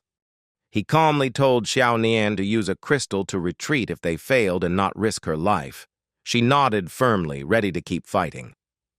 The Monster King counterattacked fiercely, one slash shattering all of Chu Yi's chains. Xiaonian panicked, clutching her head and blaming herself for endangering them both. A cold inner voice urged her to unleash all demonic power in her bloodline to grow stronger and protect Chu Yi. She raised her head, eyes blazing as her battle will surged. Meanwhile, Gao Bolin King broke every seal and raised its sword for a brutal assault. Chu Yi frowned, preparing to activate his angelic divine form to protect her. But suddenly, a wave of purple energy burst violently from Xiaonian, shooting straight at the boss. The monster roared in fury, swinging its sword to block the attack. Chu Yi froze in shock, calling Xiaonian's name as he witnessed the scene. Another form of her appeared, face cold, fangs gleaming, radiating intense demonic pressure. She looked at Chu Yi with a chilling voice. "Let me finish it." The monster screamed in pain as half its face melted under her power. It howled in despair, confused why the same demonic force was devouring it instead of being absorbed. Xiaonian smiled coldly, saying this was only the beginning of hell. Despite its struggle, the creature was slowly consumed by the purple storm. Chu Yi watched her in awe and pride at her unbelievable power. Xiaonian looked at Gao Bolin King's corpse with contempt, silently mocking its weakness. She raised her hand. A blinding purple flash burst forth, striking and finishing the monster. The immense power forced Chu Yi to shield himself, astonished by its terrifying force. He thought to himself that Xiaonian's strength now far exceeded imagination. The boss screamed one last time before vanishing. The system announced Xiaonian gained dozens of attribute points and over 20,000 EXP. In her demonized form, she stroked her blade, eyes seductive with satisfaction at the kill. Suddenly, she rushed to Chu Yi, pressing her hot body against him, her husky voice full of allure. She whispered sweetly in his ear, teasing why he stayed silent. She playfully asked if he disliked this form, her demon tail brushing his clothes suggestively. Shaolan boldly pulled Chu Yi's hand onto her body, making him panic. He quickly jerked his hand away, his face flushing red in embarrassment. Chu Yi stepped back, struggling to calm himself, stammering uncertainly. He stared at her seriously, asking if the person before him was truly the Shaolan he knew. His words stunned her. Her red eyes gradually returned to normal as shame and regret filled her heart. Shaolan looked at herself in horror, fell to her knees, clutching her chest and trembling as she apologized. She explained that the demonic power in her bloodline was still not fully controlled. Chu Yi approached with a gentle smile, saying he was glad she could still remain herself. She blushed, pulled his hand away, and shyly replied that she was fine. Chu Yi softly advised her to team up and train further to master her demonic energy. He believed that once she controlled her power, conquering high-level dungeons would be easy. He pointed at the boss's corpse, joking that even the Goblin King might see them as old friends, shocking Shaolan. Chu Yi reasoned that to earn more rewards, they needed careful planning instead of just beating the boss. Outside the dungeon, people praised Chu Yi, some called it luck, others said he was truly strong. The leaderboard appeared, showing Chu Yi breaking the record with 9 minutes 46 seconds, amazing the crowd. Suddenly, the board changed. Zhang Xiaonian surpassed Chu Yi with 9 minutes 23 seconds, stunning everyone. Viewers buzzed, shocked that a freshman like Zhang Xiaonian cleared the abyss level, surpassing limits thanks to Chu Yi's guidance. A bald young man sighed, feeling the gap between himself and geniuses, as disappointment overwhelmed him. Chu Yi challenged the abyss dungeon again, unleashing holy light and swiftly defeating the boss. Under his lead, teammates shone brightly, killing the boss alone at incredible speed. The two teamed up again, easily conquering every stage with perfect coordination. The teleport gate opened, bringing them back outside amid the crowd's astonished cheers. Suhang happily invited Chu Yi to watch the academy fireworks. He gladly accepted as a rare chance to relax. They hurried toward the Elemental Academy, where a grand statue engraved with its name radiated solemnity. Chu Yi was amazed by the glowing magic lights, marveling at the wonders of technology there. While chatting, Suhang thanked Chu Yi for his help in the dungeon, but he waved it off, saying the credit was hers. They walked deeper into the garden, where another statue came into view. The statue depicted Mage Wei Yang, a hero who once single-handedly stopped the alien army and died gloriously. Chu Yi stepped closer, eyes calm and respectful toward the fallen hero. He curiously asked about history, and Suhang gladly agreed to share about the Dark Era. She began, saying to understand the Dark Era, one must return to the Golden Age 80 years ago, the era of great heroes. Legends like Sword Saint Jian Sheng Tat Feng and Dao Saint Li Shaoyang were still fighting on the front lines. Her voice softened, saying that just as humanity prepared to strike back, their hope was crushed. The Dark Era descended as alien realms invaded wildly, forcing heroes into desperate battles. After 3 decades of bloody war and countless sacrifices, humanity finally gained a fragile peace. However, the alien realm has invaded again, making the peaceful future uncertain. Suhang worried, but Chu Yi reassured her that humanity was now stronger and it was the aliens who should fear. Suhang smiled in agreement, believing mankind had gathered enough strength to face the aliens once more. Fireworks exploded, their radiant light illuminating the night sky. Suhang excitedly grabbed Chu Yi's hand, pointing upward as fireworks bloomed. She led him to a better viewing spot under the colorful sky. After the fireworks night, Chu Yi boarded the express train back to his hometown. Sitting on the train, he recalled Suhang's smile and the fireworks' glow, lamenting he could no longer use teleportation arrays. He sighed in relief, glad to have obtained the extreme frost ice lotus and saved Xiao Yun. At the small house, Xiao Yun anxiously asked Sister Jing about her brother's return. Sister Jing gently comforted her, saying he would be home soon. The door burst open and Xiao Yun rushed out, eyes bright upon seeing her brother. She joyfully called to Sister Jing, announcing that Chu Yi had returned. Xiao Yun threw herself into his arms, delighted to welcome him back. Chu Yi lifted his sister, smiling in relief to see her healthy and full of life. He turned to greet Sister Jing after a long absence. Sister Jing asked about his stay. He said he'd rest a few days to finish treating Xiao Yun, making the girl pout. Xiao Yun curiously asked for a gift from her beloved brother. He laughed and gave her a golden tear spirit-summoning lamp for self-protection. The girl cheered in delight, eyes sparkling with admiration. Chu Yi patted her head, confident she'd be as strong as him once healed. Xiao Yun nodded firmly. Outside, 2 figures appeared, standing before his door and ringing the bell. Hearing the bell, Chu Yi hurried to open the door, happily greeting Secretary Zhao and Miss Kui. Secretary Zhao said he had contacted them yesterday, and Miss Kui remarked that Chu Yi's invitation couldn't be ignored. Chu Yi warmly thanked Miss Kui for traveling so far and was congratulated for refining the extreme cold pill superior to its base material. Miss Kui was astonished upon hearing of the extreme cold pill, calling it a rare S-grade treasure. He bashfully admitted his success came from the guidance of a third-rank alchemist, then suggested starting Xiao Yun's treatment. Xiao Yun looked at him nervously, her voice trembling as she asked if it was dangerous. Chu Yi gently handed her the pill, reassuring her to stay calm. He explained that taking it would awaken her ice bloodline and cure her illness. Xiao Yun, though nervous, bravely accepted it, saying she was ready. Chu Yi asked Miss Kui to prepare while he added support talismans for his sister. Golden light burst forth as waves of blessing skills spread, stunning Miss Kui with the holy light's power. Xiao Yun felt powerful energy surge within, overjoyed by the newfound strength in her body. Chu Yi smiled confidently, teasing that her holy light purity still couldn't match his. He signaled Miss Kui to activate the next formation, and she immediately complied. A fierce chill burst from beneath Xiao Yun's feet, enveloping the room.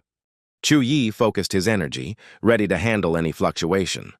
Cold air flooded the area as Xiao Yun's eyes glowed, her ice power erupting and rapidly dropping the temperature. Chu Yi noticed the frost energy going out of control and watched anxiously.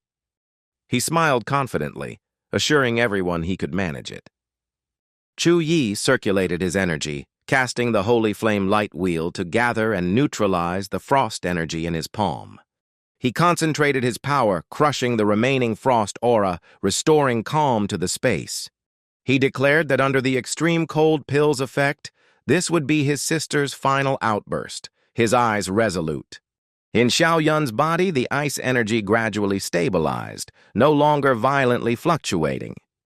The critical phase passed, and Chu Yi exhaled in relief as Miss Kui confirmed the ritual was nearly done. The ice crystal within Xiao Yun was completing, signaling an impending breakthrough. The frigid energy within her flowed smoothly like running water. When the ice mask was lifted, a dazzling blue light burst forth, illuminating the whole room. Outside, a massive ice dragon appeared, its pure aura shocking Miss Kui as she exclaimed about the full awakening of the bloodline. With the ritual complete, Xiao Yun stepped out beaming, excitedly asking her brother how she felt now. She joyfully realized her illness had completely vanished. Chu Yi laughed heartily, telling her to check her personal stats for exact results. After checking, Xiao Yun shouted that she had gained the talent of ice element control, able to command it freely.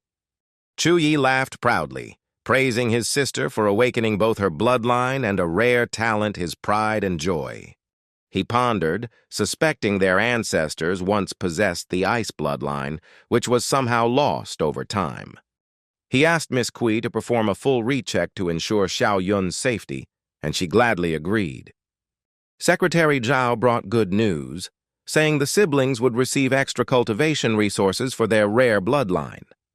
Chu Yi thanked them, shaking hands and asking them to care for Xiao Yun while he returned to the academy. The secretary responded warmly. Watching his sister play happily, Chu Yi gently asked about her future career path, making Xiao Yun eagerly reply. Of course, her chosen path was that of a mage.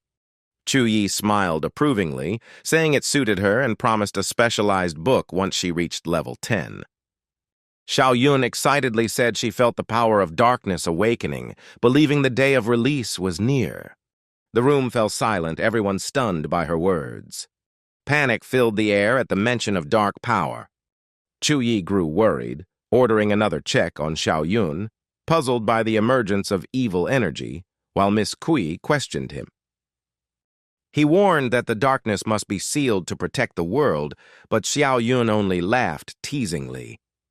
The girl playfully recalled childhood games, comparing herself to a dark character. Chu Yi hurriedly dragged her to training as Yun cried for help, afraid of his strict discipline.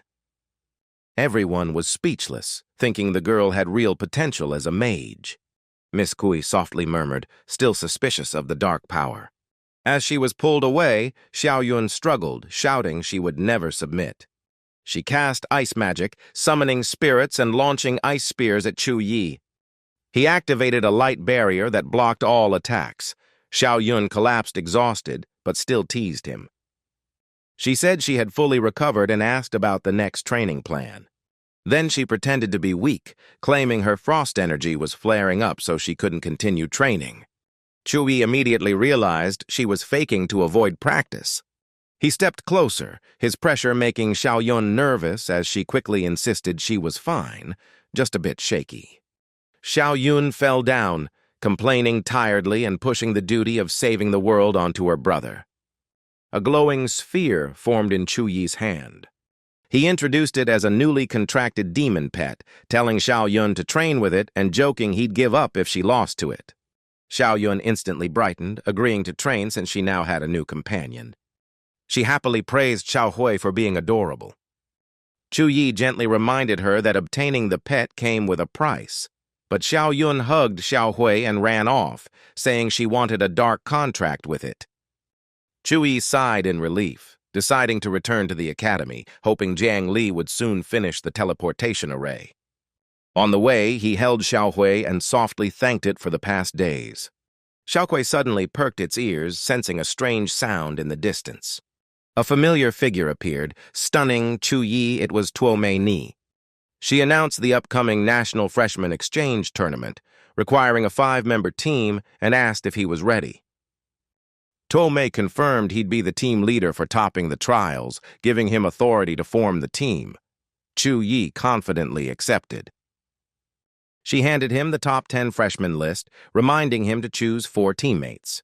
He decided to pick the 4 highest-ranked students to join him. Tuomei was surprised, thinking he was being too reckless. She emphasized that in prolonged battles, healers played a vital recovery role. Even though Chu Yi had strong enhancement powers, she insisted the team needed a healer, but he refused, saying they'd win fast enough not to need healing. He declared confidently that he could win individually and even rival entire teams when his angel bloodline was activated. Tuomei sighed, thinking Chu Yi's strength was overwhelming indeed. He didn't need a healer to dominate. She nodded, saying she'd send the list to the dean and trusted their team to take first place. She gently asked if his sister's bloodline had stabilized, and Chu Yi thanked her for informing him early. She smiled softly, saying that was reassuring. Chu Yi suddenly asked where to find the hidden job transfer letter, surprising Tuomei, who guessed he wanted to help his sister. He confirmed, explaining that since the alien realm might invade again, he wanted Yun to grow stronger quickly. She praised his thoughtfulness, but warned that the hidden job transfer letter was stored in the academy vault and very hard to obtain. She advised him to focus on the upcoming exchange tournament, then took her leave. Chu Yi watched her go, slightly suspicious that she was hiding something. He opened the system to check the conditions to buy the hidden transfer letter. Level 25, A-rank quest, local top 10, or heaven list top 100. Seeing the 20,000 credit cost, he sighed at the difficulty, but still aimed to earn it within 6 months to help Yun. Suddenly, the system issued a new quest: join the National Exchange Tournament and achieve high ranks for rewards. Chu Yi grew excited, clenching his fist, determined to give his all for the prize that could help him break through. In the meeting room, the 5 team members sat around the table, tension filling the air. Chu Yi introduced the lineup, himself as Holy Knight, with Jiang Suonian, Song Shaolan, Tang Ling Shi, and Wei Tietan. One member was shocked, asking why there was no healer. They worried the lack of recovery support would lead to mistakes in battle. The academy believed Chu Yi would surprise everyone. The meeting ended on a motivated note, and Chu Yi vowed to take first place. Jiang Ling reminded them to hold training sessions to improve team coordination. The dean agreed and asked Tuomei to arrange practice at the War Academy in 3 days. At that time, Chu Yi was training diligently, completing his daily physical tasks. His phone rang. He checked the message, his eyes lighting up. It was from teacher Wang Hui, inviting him to a private lesson to learn a new skill, which thrilled him. He told himself that with perseverance and point accumulation, he would always stay ahead of rivals. Chu Yi arrived at the training area as instructed, where a teleport gate appeared. He asked in surprise to confirm the location. The system displayed Demon Wolf Forest, Level 23, Silver Tier Beasts specializing in ambush attacks. Teacher Wang smiled, telling him to handle the wolves and explaining this was Tianwu Guild's forest, an ideal leveling ground. Suddenly, a massive dragon flew overhead, scattering the wolves in panic. Chu Yi was shocked, asking if it was a real dragon. The teacher cheerfully replied it was a level 62 demon dragon belonging to the senior disciple guarding the forest, leaving Chu Yi in awe. He added that the senior disciple had reached level 64, even stronger than the teacher, thus entrusted to manage the guild. Reaching level 64 at age 30 was indeed a rare genius feat. Wang Hui laughed heartily, praising Chu Yi's potential to surpass even his senior if he kept working hard. He then spoke seriously, telling Chu Yi to watch closely to see a special skill demonstration. The teacher cast the skill Holy Light-infused shield, merging 2 shining shields that shot forward like lightning. A loud explosion erupted, the blinding light forcing Chu Yi to shield his eyes. He was astonished, sensing the overwhelming power of a 3rd-tier profession. Teacher Wang handed him a glowing skill book, instructing him to link his consciousness to learn it. Chu Yi obeyed with determination. He merged his mind with the book as the system announced he had learned Holy Light-infused Shield A+, forming twin light shields that merge and explode, an inherited skill of the Holy Knight. Then the book vanished. Chu Yi was stunned, asking how the teacher also knew such a rare inheritance skill. Teacher Wang smiled, explaining it was a move created by his senior sister, which he inherited and now passed on to him.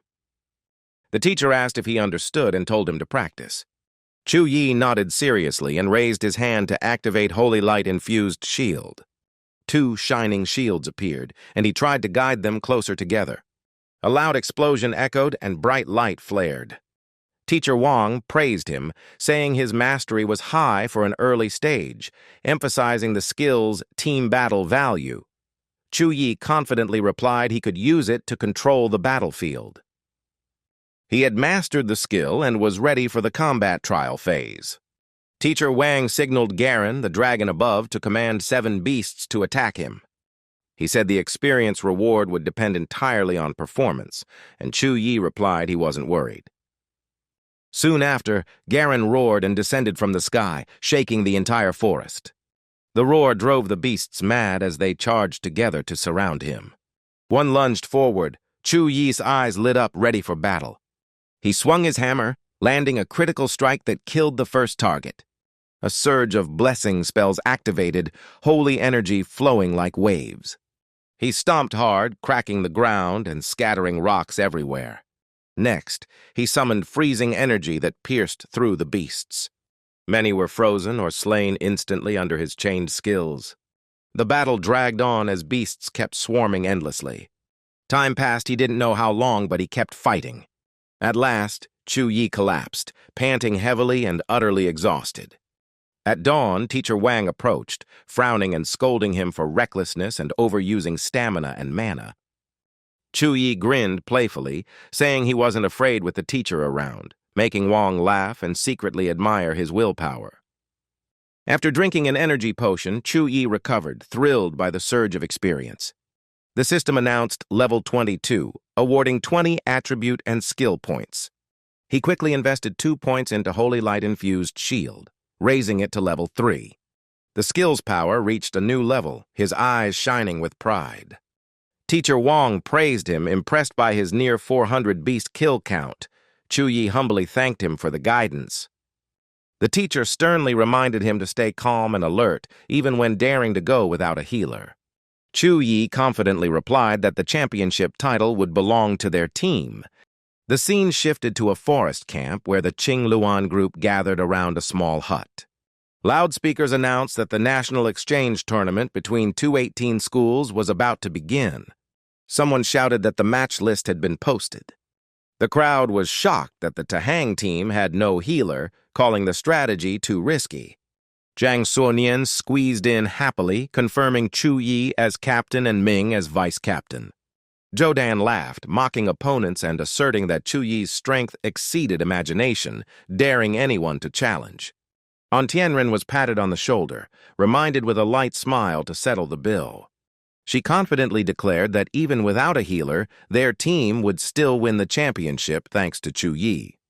Results were announced. Chu Yi ranked as super soldier, with outstanding overall combat stats.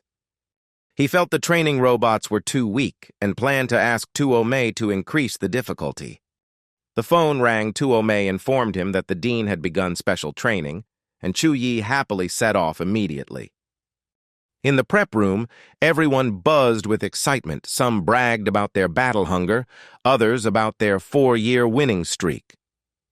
They said losing the top spot would be shameful, but with Chu Yi, victory was certain. When Chu Yi appeared, his teammates cheered in welcome. Jiang Suonian shyly stepped forward to greet him. Chu Yi smiled and apologized for being late. He turned to greet the dean and Tuomei, who kindly said it was fine and introduced the new teammates. Wei Tiatan, a level 18 warrior, greeted them cheerfully and thanked Chu Yi for inviting him to the team. Tomei continued, introducing Tang Lingxi, a level 18 mage, who smiled warmly at Chu Yi. She praised his rapid leveling under Headmaster Wang Hui's guidance. Jiang Suonian asked in surprise, while Chu Yi modestly replied. Wei Titan inwardly marveled at his absurd strength. Tomei firmly announced she would be the team's head coach for the upcoming tournament. She said she'd oversee group tactics while specialists handled individual and survival training.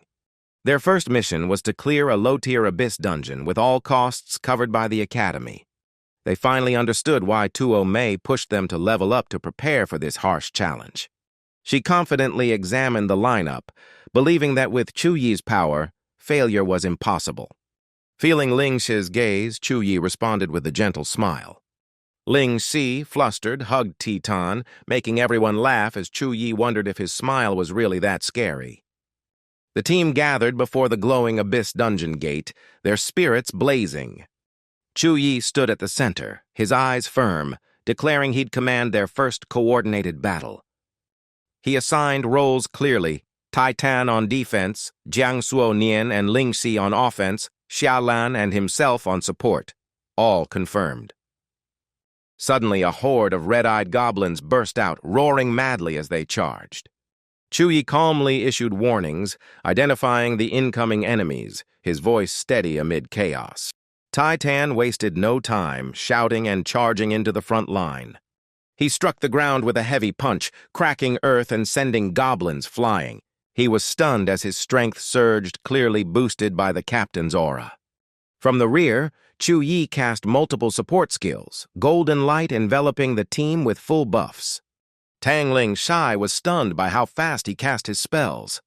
In a blink, he had buffed 3 skills, something even pro mages struggled to do. She instantly summoned her magic beast, Ghostbane, a glowing blue bird of power. The goblins trembled under the spell's might, dropping to their knees. Zhongshonen dashed in, slashing enemies cleanly with icy eyes. Chu Yi quickly shouted a warning for teammates to watch out for sneak attacks. Moments later, an arrow whistled through the air straight toward them. Jiang Shounian sensed killing intent and instantly turned to dodge. Taitan raised his shield in time to block, forming a barrier, while Ling Shi panicked as she spotted goblin archers appearing. System displays, level 23 elf archer, silver rank, skilled in stealth and sniping. Chu Yi smirks, realizing the enemy upgraded due to too many challengers. He casts Light Punishment, a radiant blast sweeping straight at the foe. He declares to handle the archer first, leaving the rest to the team, reminding himself to train coordination instead of solo fighting. The team responds in unison, showing firm determination. Song Shaolan grips her hands behind the line, vowing not to be a burden. She draws several talismans and flings them swiftly toward the elf. The talismans bind the creature, freezing it as she coldly orders surrender. Shaolan activates an explosive charm, flames instantly consuming the elf. Outside, spectators marvel at Chu Yi's incredible casting speed. Some claim his talent lies in spell velocity.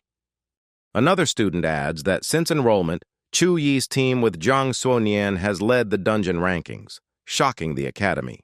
Dean Wu grins mysteriously, announcing Hellray's dungeon difficulty to test Chu Yi's team. Inside the dungeon, Jiang Shounian keeps slashing fiercely through the elves. She unleashes powerful moves, using Shadow Slash to shatter the encirclement. Song Shaolan casts a 5 thunder formation, lightning paralyzing the monsters. Tang Ling Shi chants Dragon Fist from afar, summoning a tornado to pull in the elves and shouting for Ti Xin to strike. Tai Xin stomps hard, creating a crater, then leaps high into the air. He channels energy into his legs, activating the devastating sky-cracking kick. The ground quakes from the impact, crushing the elves beneath. Shaolan feels her strength surge, thrilled by their easy dominance. Ling Xi raises her head cautiously, sensing something unfinished. She orders her scout bird Xiaobai to check. It reports no elves nearby. Chu Yi strides forward, laughing loudly, saying this was just the warm-up and the real boss is coming. Jiang Shounian, full of confidence, notes that with his buffs, their power doubled, clearing the dungeon with ease. Shaolan smiles in agreement while Ti Xin nods, praising their captain's prowess. Chu Yi scratches his head with an awkward grin, feeling pressured by high expectations, but his eyes still burn with fighting spirit. The team advances deeper, stopping before a massive gate. Chu Yi guesses the final boss waits within. A flicker of unease passes through him, yet he decides to move on. He pushes the door with force, leading the team into the final area. A giant creature awaits, roaring that it's the second-generation Elf King, level 25, epic rank, successor after the former king's fall. The team tenses instantly. Ling Shi gasps that a level 25 boss is truly dangerous. The Elf King laughs coldly, raising its staff and gathering immense power. A massive fireball forms, leaving the group stunned by its might. The blazing orb radiates unimaginable power, flames roaring fiercely. Zhao Shonen shouts for Ling Xi to dodge the magic projectile. Tai Xin charges forward, raising his shield and using wall phase to block the fire attack. However, the barrier quickly cracks under the immense pressure of the fireball. He curses inwardly, realizing even with buffs he can't withstand a normal attack. The Elf King laughs wickedly, declaring this their grave, then forms 2 merging fireballs. It roars with killing intent, vowing to burn everything to ashes. Chu Yi yells for retreat while rushing ahead to shield his teammates. He casts an ice spell, raising a massive wall of frost to block the inferno. The team stares in shock as Shaolan warns it's no ordinary fire spell. Chu Yi channels energy into his other hand, analyzing the flame's magic structure. He confirms the boss's power far exceeds expectations. Shaolan's eyes blaze as she merges formations and talismans to counterattack. She sends the charms circling the enemy, surrounding the Elf King in a spiral of light. At the right moment, she chants firmly, summoning holy energy to detonate. The chain of talismans explodes, scattering debris and smoke across the battlefield. But the Elf King only sneers, inhaling the charm's aura whole. It crushes them in its hand, roaring in contempt that the team is pathetically weak. Shaolan freezes in disbelief that her spell failed. Tang Lingxi quickly suggests trying her own magic instead. Jiang Shonian shouts and swings her sword to join the assault. The three combine their spells and archery in a joint strike. A massive explosion lights up the sky. Yet as the shockwave fades, the Elf King stands unharmed behind its shield, smirking. It counters with a powerful blow toward the group. Ling Si trembles, realizing the power gap is overwhelming. Chu Yi appears, forming a radiant shield around his teammates to calm them. He shatters the boss's attack in an instant. Tai Shin's eyes burn with fighting spirit, asking to engage in close combat. Chu Yi approves, telling the team to fall back. An epic boss is his to handle. He faces the monster, activating his ability to see its weak points. He suspects this challenge was arranged by Dean Wu on purpose. He decides to use the chance to display his true angelic power. Outside, Tu Mei anxiously questions the dungeon's extreme difficulty. Dean Wu calmly replies they must clash with stronger foes to improve. He wants them to taste defeat to grow. Wu laughs, hoping Chu Yi has the strength to overcome the ordeal. The Elf King transforms into a radiant bird, daring him to fight at full power. Chu Yi calmly accepts, leaving the outcome to fate. He bursts with lightning-like light, declaring activation of the Supreme Light Circuit. Holy light condenses into a fierce beam shooting straight at the boss. The Elf King arrogantly raises its staff, mocking the challenger. It gathers energy, forming a massive fireball as its ultimate annihilation skill. The two forces clash without a clear victor. The shockwave makes the entire battlefield tremble violently. Shaolan gasps, asking Jiang Shonian if she's ever seen anything like this. Jiang Shonian admits it's the first time seeing this, as Chu Yi is going all out. The Elf King roars angrily, shouting that transformation won't save him. Chu Yi smiles calmly, summoning massive chains of holy light. The radiant chains bind the monster tightly, stopping its movement. The array beneath him glows brightly, triggering a powerful strike. The energy pierces through defense and hits the boss directly. He shifts to offense, his arm igniting with brilliant flames. Chu Yi fuses fire and light into a blazing vortex, engulfing the enemy. The creature screams in panic from the overwhelming power. Chu Yi smirks coldly, declaring the battle isn't over yet. He charges forward, unleashing a thunderous punch of immense energy. The Elf King, dying, admits it still hasn't drawn out his full strength. It laments not witnessing his true angelic form. Chu Yi raises his hand, gathering energy to finish the foe. The final blast erupts, the boss vanishes, and the team stands stunned by his might. Sweat drips from everyone's foreheads as they stand in awe. The Dean is shocked that the boss had been boosted to level 26 and still fell. He asks Tu Mei if there's training data on Chu Yi. She confirms he once defeated a level 10 challenge in just over 6 minutes. The Dean smiles, admitting Chu Yi surpassed all expectations. After the Elf King's defeat, the system congratulates them for clearing the Abyss-level dungeon in 21 minutes 16 seconds. Tang Lingxi cheers excitedly upon receiving 8,000 experience points. The whole team rejoices, each gaining 8,000 points far beyond normal training. Chu Yi lands as the system reports 11,000 experience plus bonus points. He calculates he'll level up soon. Jiang Shonian rushes over worriedly, and he smiles, saying he's just a bit tired. Everyone eagerly wants to see the items dropped by the boss. They approach, as radiant light from the loot gleams on the ground. The system lists numerous high-tier gold items, staff, shield, and fire spirit ring. Chu Yi smiles in satisfaction while the team marvels at the luxurious rewards. He glances at the loot and lightly asks who needs them. Jiang Shonian declines since the gear requirements don't fit their classes. Shaolan suggests Chu Yi take them all since he contributed the most. He waves it off, saying he'll hold them temporarily and later exchange for credits to split evenly. Tang Lingxi quickly objects, insisting he deserves a larger share. She shyly admits she didn't help much during the fight. Chu Yi firmly states they'll still divide it equally so everyone benefits. Jiang Shonian agrees, joking that Chu Yi already has more points than anyone. He looks at his teammates, reminding them their main goal is upholding Suhang Academy's honor in the coming exchange. He pauses and calmly vows not to disappoint anyone, promising full effort in the next training. The team shouts in unison, morale surging. Wei Tai Xin roars he won't fall behind. Song Shaolan no D's. Chu Yi smiles confidently, believing teamwork will lead them to victory. Chu Yi accepts the reward with pride, his eyes shining with honor. The team leaves as Dean Wu's applause echoes in congratulations. He approaches, smiling and declaring they've conquered the dungeon he designed himself. Tian grips the loot tightly and bows respectfully to Dean Wu and Ms. Tu. Dean Wu keeps clapping, his bright gaze praising them for exceeding expectations. He steps closer, placing a hand on Chu Yi's shoulder, admiring his astonishing performance. Chu Yi smiles shyly, humbly saying he only did his duty. Dean Wu squints and asks about the championship. Zhong Yi confidently replies that victory is certain. The dean laughs, commending that such confidence is essential to claim the title.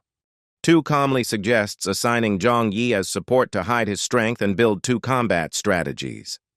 At the decisive moment, Hell unleash full power, leaving opponents unable to react. If successful, first place in the exchange is guaranteed.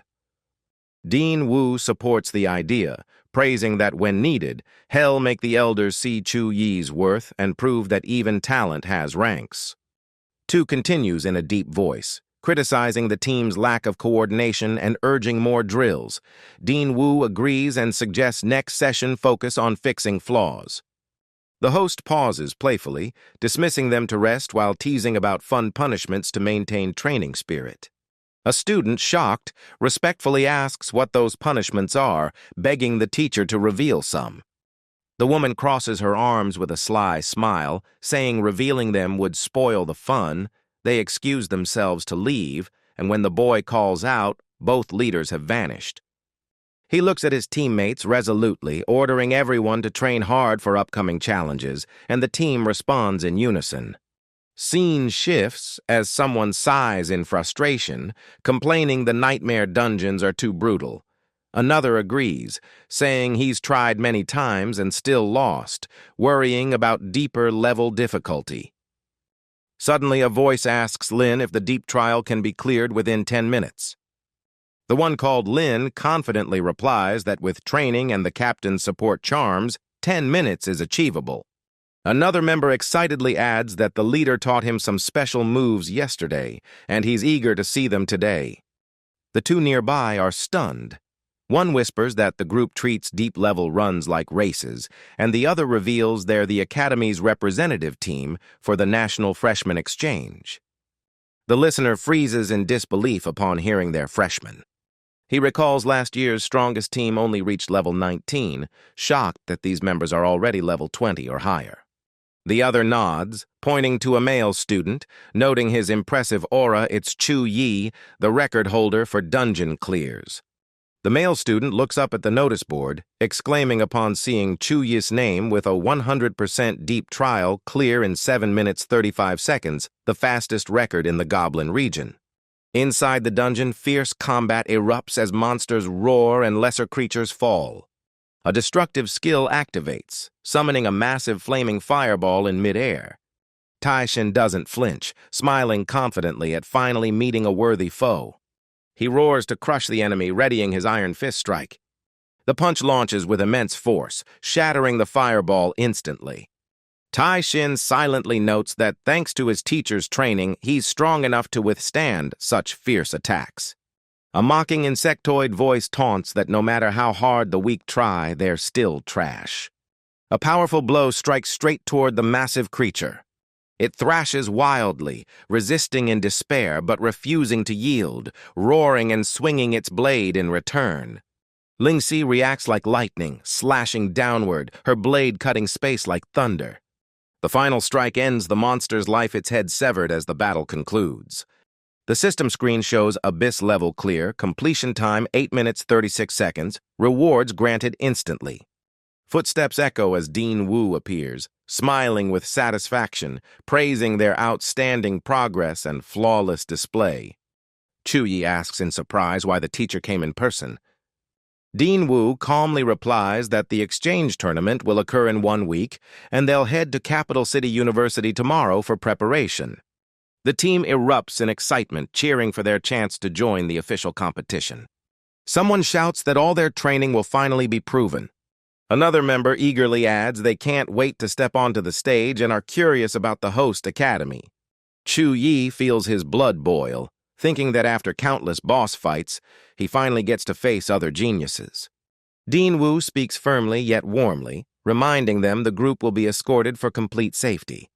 He leads the students through a special teleportation gate glowing with magic light, linking directly to Capital City University. There, Principal Wang Hui awaits with a gentle smile to welcome the guests. Dean Wu steps forward, greeting warmly. Wang Hui responds kindly with praise for his efforts. Wang turns to the freshmen, encouraging them as the school's pride, hoping they maintain the 4-time championship streak and aim for the 5th cup. The whole team places hands over their hearts, shouting with vigor as their fighting spirit ignites. Confidence spreads through everyone, ready for the upcoming competition. Principal Wang Hui nods in satisfaction, instructing Dean Huayang to activate the transfer formation. Yu Huayang grips his staff tightly, gently waving to channel magic power. A brilliant array lights up and the teleportation gate sparkles with dazzling radiance. A spiral of energy shoots skyward, instantly engulfing the group in light. Principal Wang Hui smiles softly, blessing them for a safe and smooth journey. In a flash, they arrive at Capital City University. Chu Yi exclaims in awe at the teleportation speed. Ms. Tu calmly explains it's thanks to the Dean's spell. Without it, the trip would take days by train. Only 3rd-tier mages can perform such teleportation. From afar, hurried footsteps and a welcoming voice introduce himself as Chung Yong Chun, a 3rd-tier mechanist of Capital City University. Dean Wu steps forward to shake his hand, warmly asking why he came in person. Chung Yong Chun laughs heartily, saying an old friend's visit deserves a personal welcome. He glances over the freshmen, praising their strength. Dean Wu proudly replies that his academy also has many outstanding youths. Wu pats his friend's shoulder, laughing boldly and promising to meet again in the arena. Chung Yong Chun smiles firmly in agreement. Dean Wu turns to his students, kindly but sternly reminding them that the opening ceremony and first match will be held on the 10th. After a month of hard training, he advises the team to rest to maintain peak condition. However, he warns that recently many strangers have appeared nearby, possibly alien spies targeting young talents. Finishing his reminder, he allows them to relax outside but remain cautious. Everyone responds with fiery determination. At night, Chu Yi stands on the rooftop enjoying the cool breeze. A smart drone greets him, offering assistance, but he smiles and declines, finding the local service system fascinating.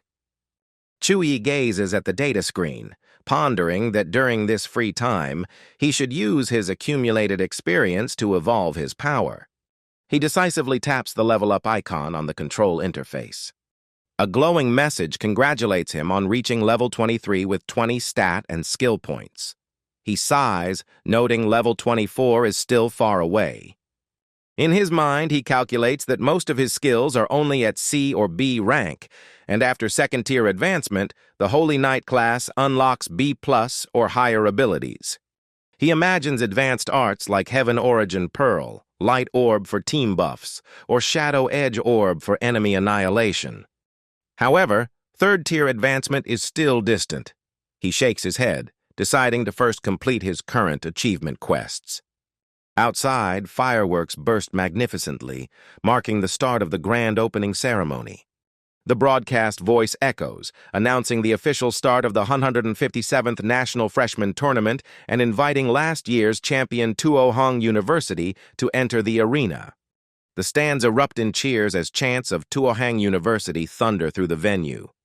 Chu Yi watches the lively scene, feeling emotional, understanding why everyone longs to compete. Jiang Suonian smiles, saying this is just the beginning. The finals draw twice the crowd.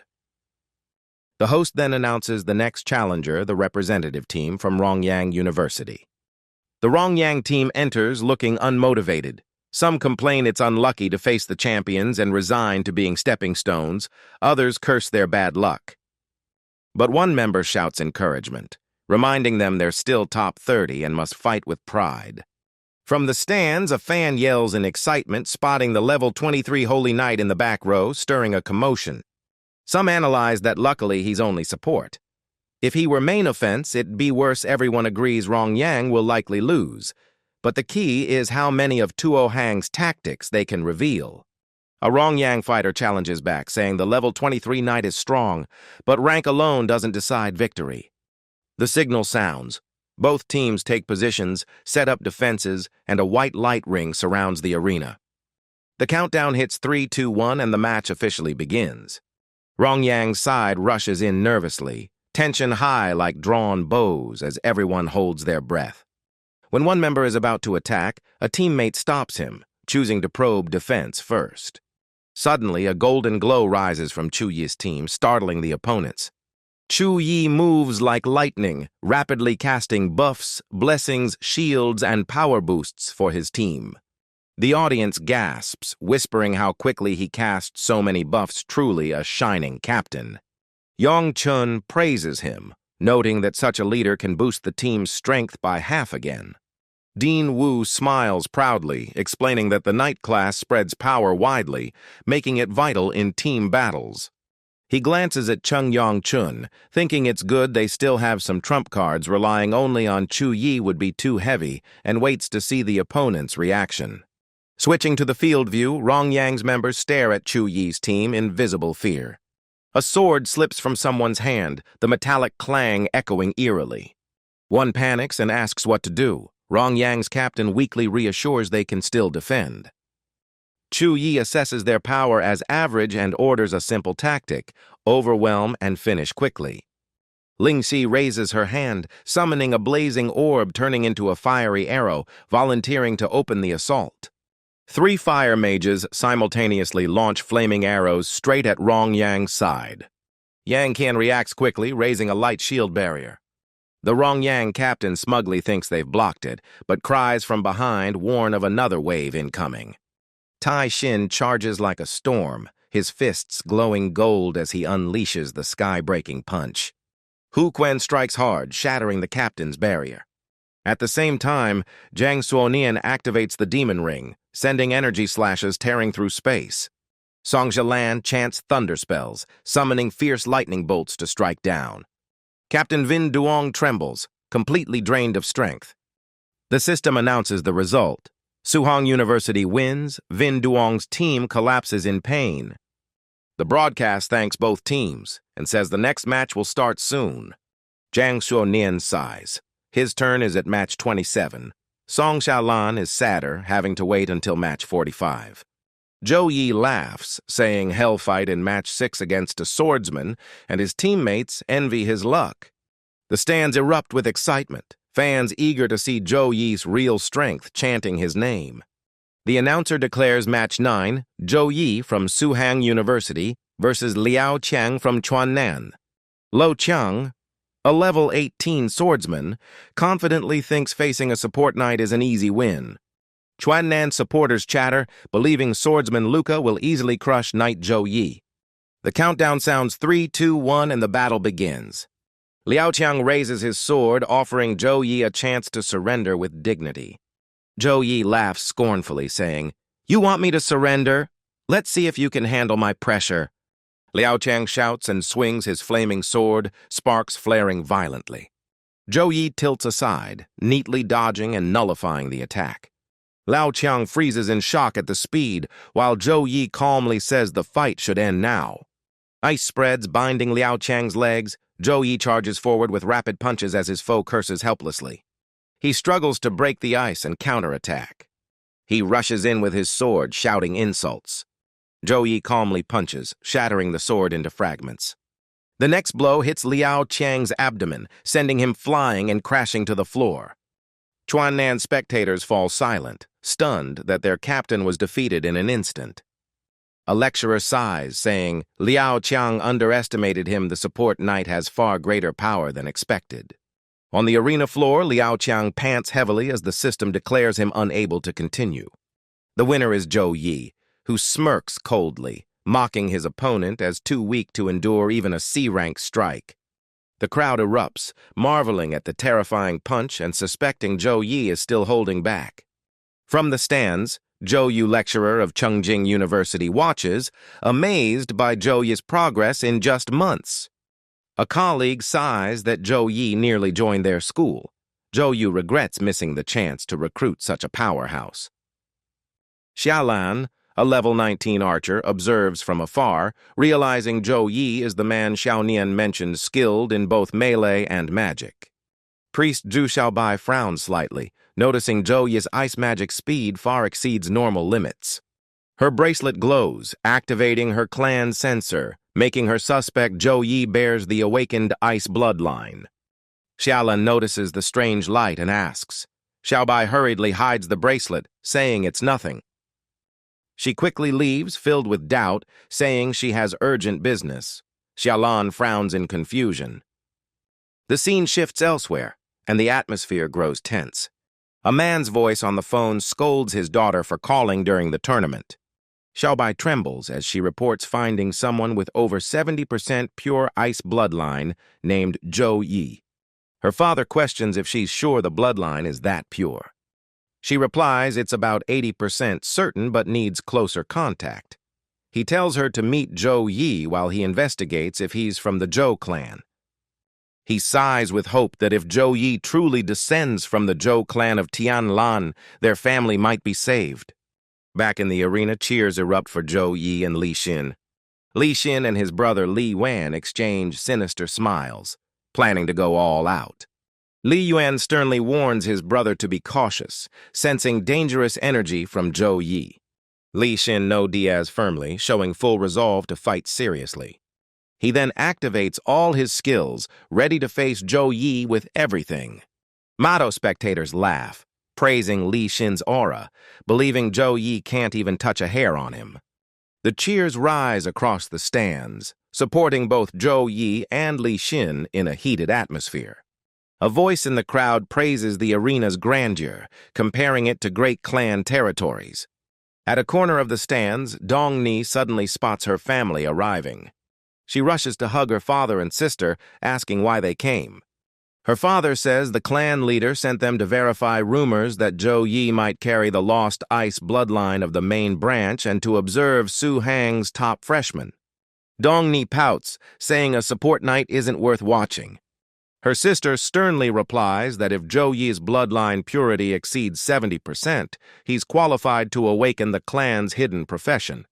Dongni clenches her fists, noting even the main bloodline reaches only 40%, so doubling that would be terrifying.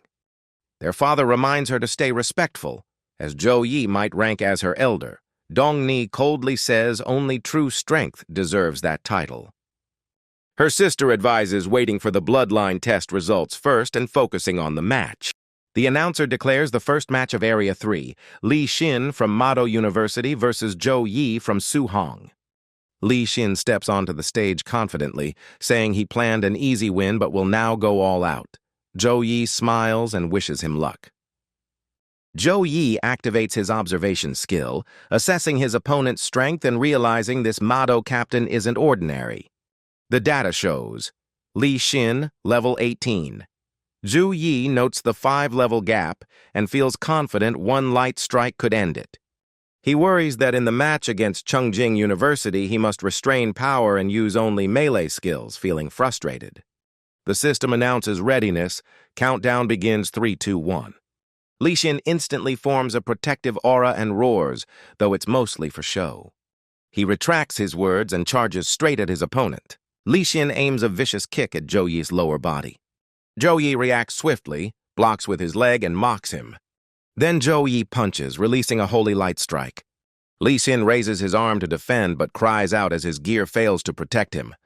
Chu Yi's punch forcefully drives Li Xin backward. Li Xin only stops after slamming into the barrier wall. His injury shocks everyone since his A-grade steel bone talent should have superior defense. Blood flows from his nose and mouth as Li Xin pants, stunned by Chu Yi's overpowering melee strength. Chu Yi smiles faintly, shaking his head, claiming it's just ordinary strength. He suddenly unleashes a storm of holy punches like rain. Li Xin's protective layer shatters instantly. His body takes severe continuous damage. He screams in despair, unable to resist the overwhelming power. The final punch makes Li Xin cry out, unable to block. Chu Yi pauses, hearing Li Xin admit defeat. But the punch is too fast. Chu Yi can't pull back in time. The blow lands squarely on Li Xin. Li Xin falls face first onto the floor. His body wrecked, the match ends, Chu Yi wins and secures a slot in the 4th region. Chu Yi stands, slightly uneasy, admitting he struggles to control his newly gained strength. The audience buzzes in shock, amazed at Chu Yi's terrifying close combat that even crushed a holy knight. Chu Yi softens his gaze and uses light magic to heal Li Xin, apologizing for not holding back in time. He applies a minor spell to stabilize Li Xin's injuries. Then he leaves the rest to the nurse, who nods in agreement. The nurse grimaces, noticing how severe the injuries are. Li Xin clutches his wounds, breathing heavily in pain. The injuries will take days to heal. Li Xin is shocked by Chu Yi's destructive power. From the stands, Zhou Xiaobai observes and remarks that Chu Yi's strength surpasses all peers. Suhang agrees, noting Chu Yi defeated a heavy armor opponent with one strike, proving abnormal power.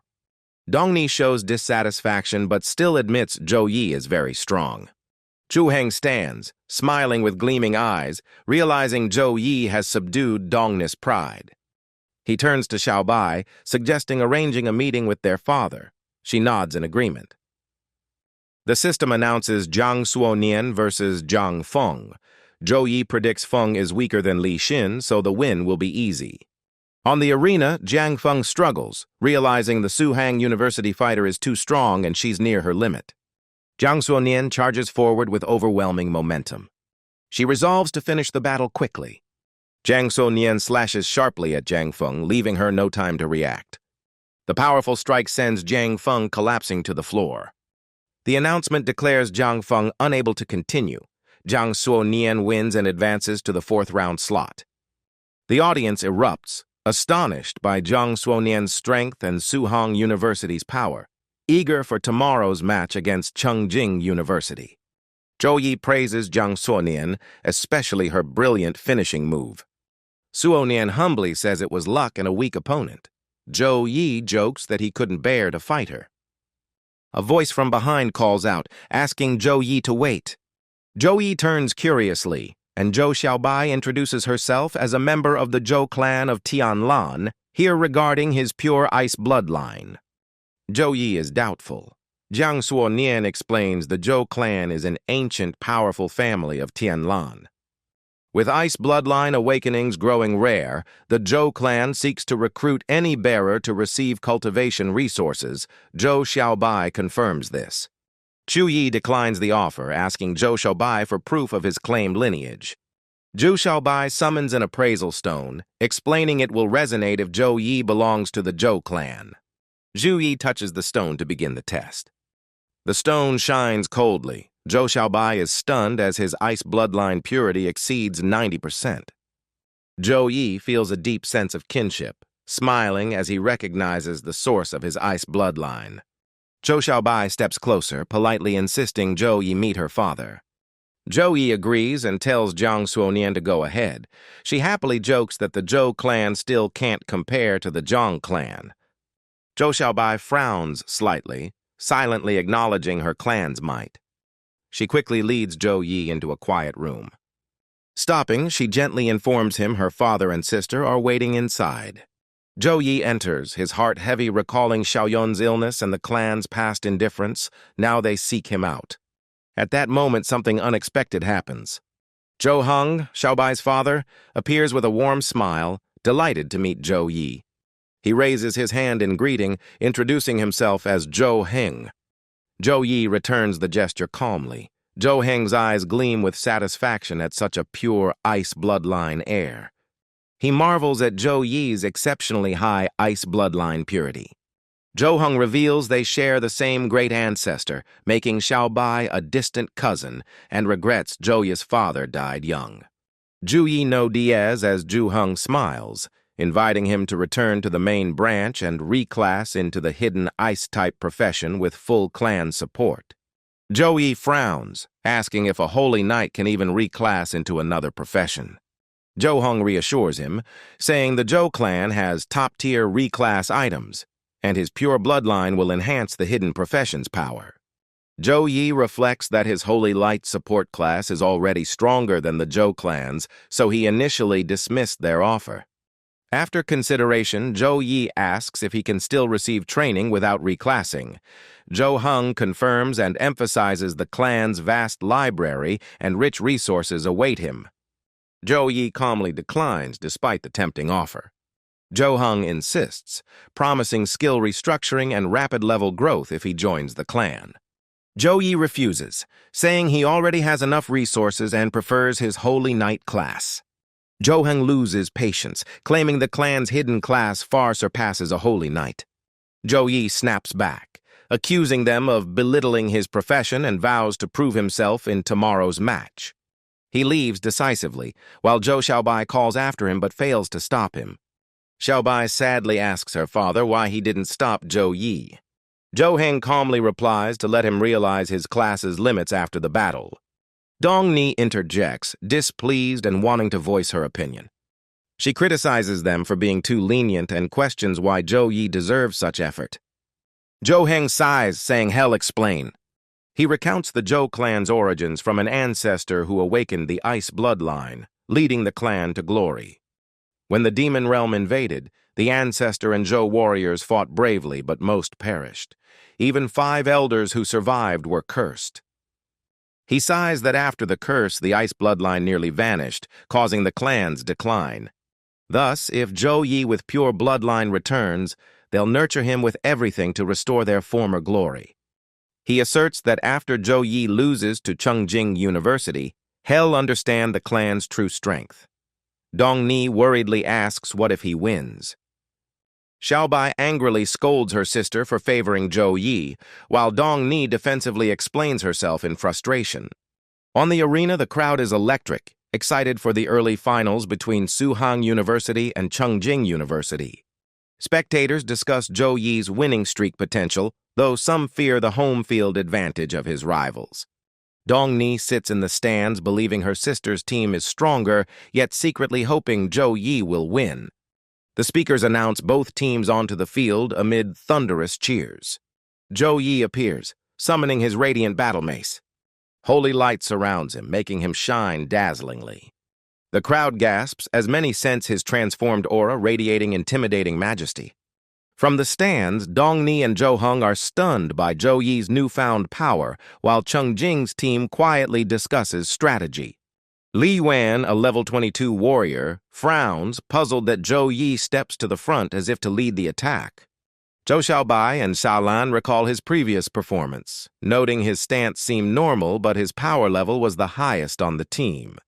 Lu Zhou and Wang Xian sneer, saying a holy knight only has minor output and isn't fit to be captain despite his level. Li Yuan sternly reminds them of last year's defeat when Suhang University crushed them and took the championship. He slams his blade into the ground as a declaration of resolve. Suhang's team leader roars, rallying morale and ordering a full assault, even if it causes serious injuries. Chung Yongchun anxiously asks Elder Wu in the stands whether Chu Yi can handle both offense and support alone.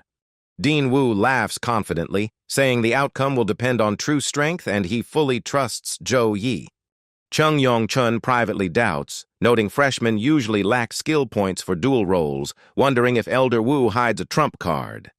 On the field, Chu Yi arranges formation, saying he'll lead the charge while others adapt as needed.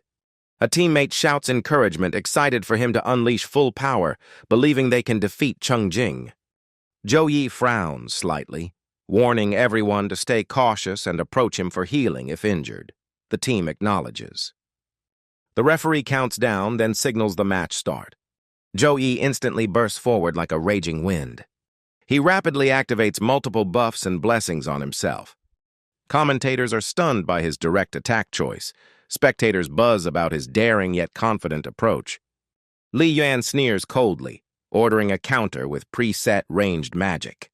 Shaolan draws her bow, activating her poison arrow skill. A volley of radiant arrows shoots straight toward Chu Yi. She proudly declares her A-rank arrows are homing and unavoidable. She mocks that Chu Yi has no escape before his team can assist. As the arrows near, Chu Yi calmly considers his counter. He doesn't dodge, but crushes all incoming arrows bare-handed. Shaolan is stunned, unable to believe her enhanced A-rank skill was shattered so easily. Li Wen coldly mocks that holy knights only rely on defense, signaling Lu Zhou to finish it. Lu Zhou steps forward, gathering immense magical energy. Flames surge around him, spiraling into a growing fire sphere. He roars, challenging Chu Yi to face his full power. From the magic array, a blazing fire phoenix emerges. Lu Zhou shouts the skill flame phoenix breath, launching a massive fireball at Chu Yi. The blast pressure forces Chu Yi sharply backward.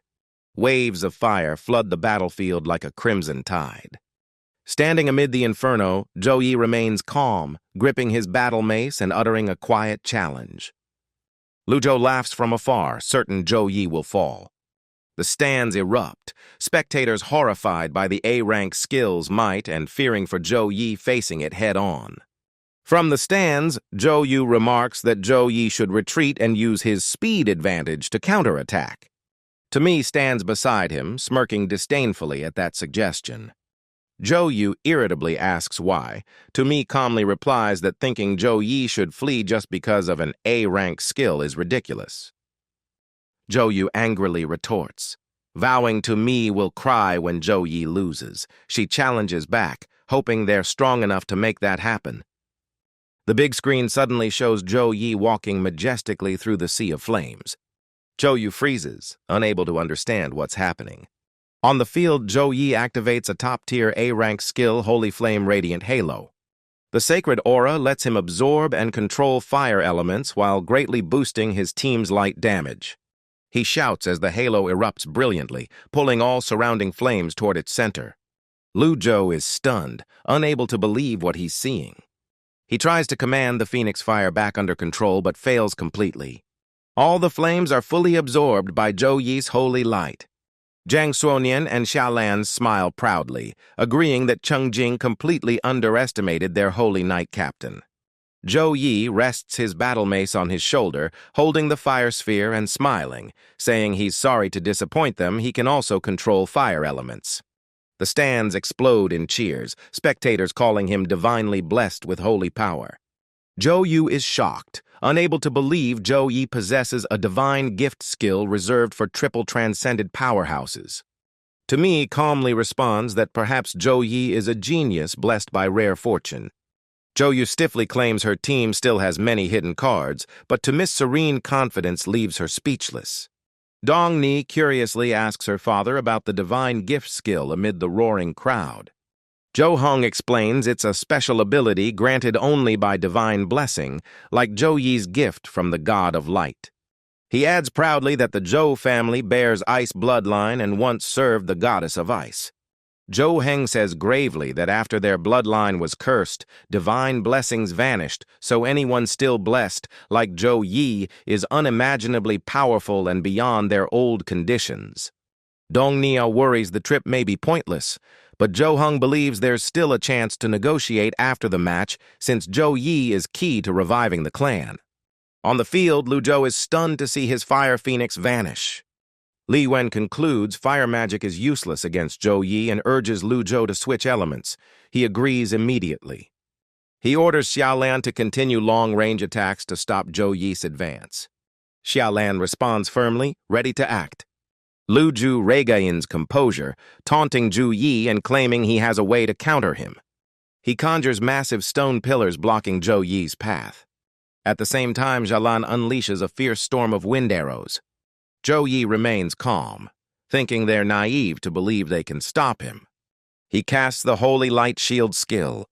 A dazzling barrier of light envelops his entire body. Zhu Xiaobai and Shaolan are shocked to recognize it as an A-rank Holy Light Heart barrier. Chu Yi's defense is terrifyingly strong. Chu Yi frowns at the disrupted rhythm and launches a long-range counterattack, unleashing a holy flame storm that sweeps away Lu Zhou's magma. The University City team screams in panic. Everyone retreats as rocks are sucked into the fiery vortex. Everything vanishes within the raging flames. Li Yuan turns pale, fearing elimination if caught in the fire. He realizes Lu Zhou is missing and shouts in alarm. Inside the vortex, Lu Zhou struggles and screams, unable to believe Chu Yi's power surpasses that of a mage.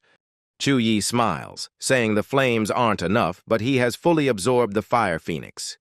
He raises his hand and commands, intensifying the blaze to swallow Lu Zhou.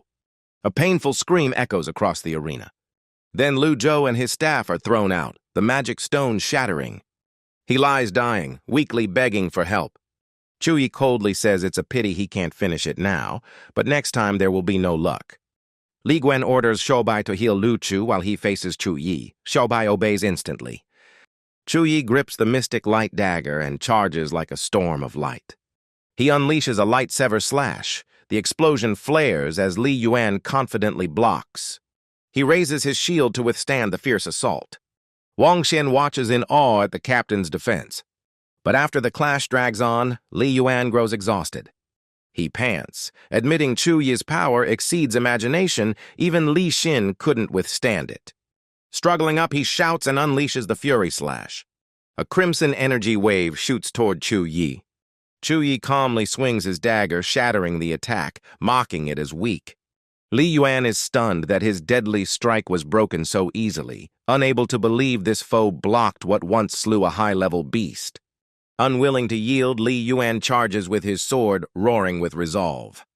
Chu Yi swings his hammer in response, coldly vowing to fight until his foe falls. Their powers collide, shaking the stands amid cheers. Chu Yi, excited, praises Li Yuan as the first equal-level opponent to face him head-on. Li Yuan defends anxiously, realizing Chu Yi's elemental power overwhelms him as his body weakens. His sword is knocked away. Chu Yi sneers that he lacks the strength to even hold his weapon. He readies his hammer and shouts, forcing Li Yuan to panic with no time to dodge. The blow crashes down. Li Yuan braces himself against the immense force. At that moment, a giant robot suddenly appears behind Chu Yi. Li Yuan instantly raises a holy light barrier, forming a radiant shield around him. Chu Yi calmly counterattacks, smashing the robot into scrap metal. When the dust settles, he shoulders his hammer. Surprised, the stab broke a level 9 holy guard. Li Yuan sighs in relief, thanking Wang Xian for saving him. Wang Xian replies he only did what was necessary. Wang Xian faces Chu Yi, admitting he meant to hide his strength, but didn't expect their foe to force the whole team's full power. He raises his hand to command. A swarm of robots appears at once. Data shows GX-100B robot LV-21, rocket robot LV-21, BT-200 mech cavalry LV-22, all silver rank. Chu Yi is surprised that though Wang Xian is only LV-19, his robots far exceed his level. The audience erupts. Principal Wu praises University City's hidden strategy, and Cheng Yongchun smugly confirms. People discuss Wang Xian's S+ mechanical heart talent that lets him craft machines above his rank. Principal Wu muses that the team battle's outcome now depends on those two. Chu Yi rests his battle dagger on his shoulder, calmly challenging the enemy's swarm tactics. He charges into the robot ranks to test their real strength. Wang Xian is shocked by the recklessness, shouting he's courting death. The robots immediately activate. Bullets rain toward Chu Yi from all directions. He stays calm and activates the Holy Light Core shield. A radiant barrier appears, blocking all attacks. Chu Yi shouts and advances. Energy bursts from him like a storm of blades, crushing numerous robots. Without pause, he unleashes Holy Light Cross, forming a giant holy symbol on his forehead. His body soars as he swings, creating a massive light cross sweeping across the battlefield. The robots ignite. Then they all explode in a dazzling white flash. Wang Xian is stunned and furious that even the fire resistance failed against such destruction. He frantically operates the console, declaring Hell deploy higher-grade robots. The activation command is entered. New robots appear and, under Wang Xian's command, attack together as he roars to drain Chu Yi's energy. A member of the Suhang team laughs, saying Wang Xian doesn't know Chu Yi can counter this perfectly.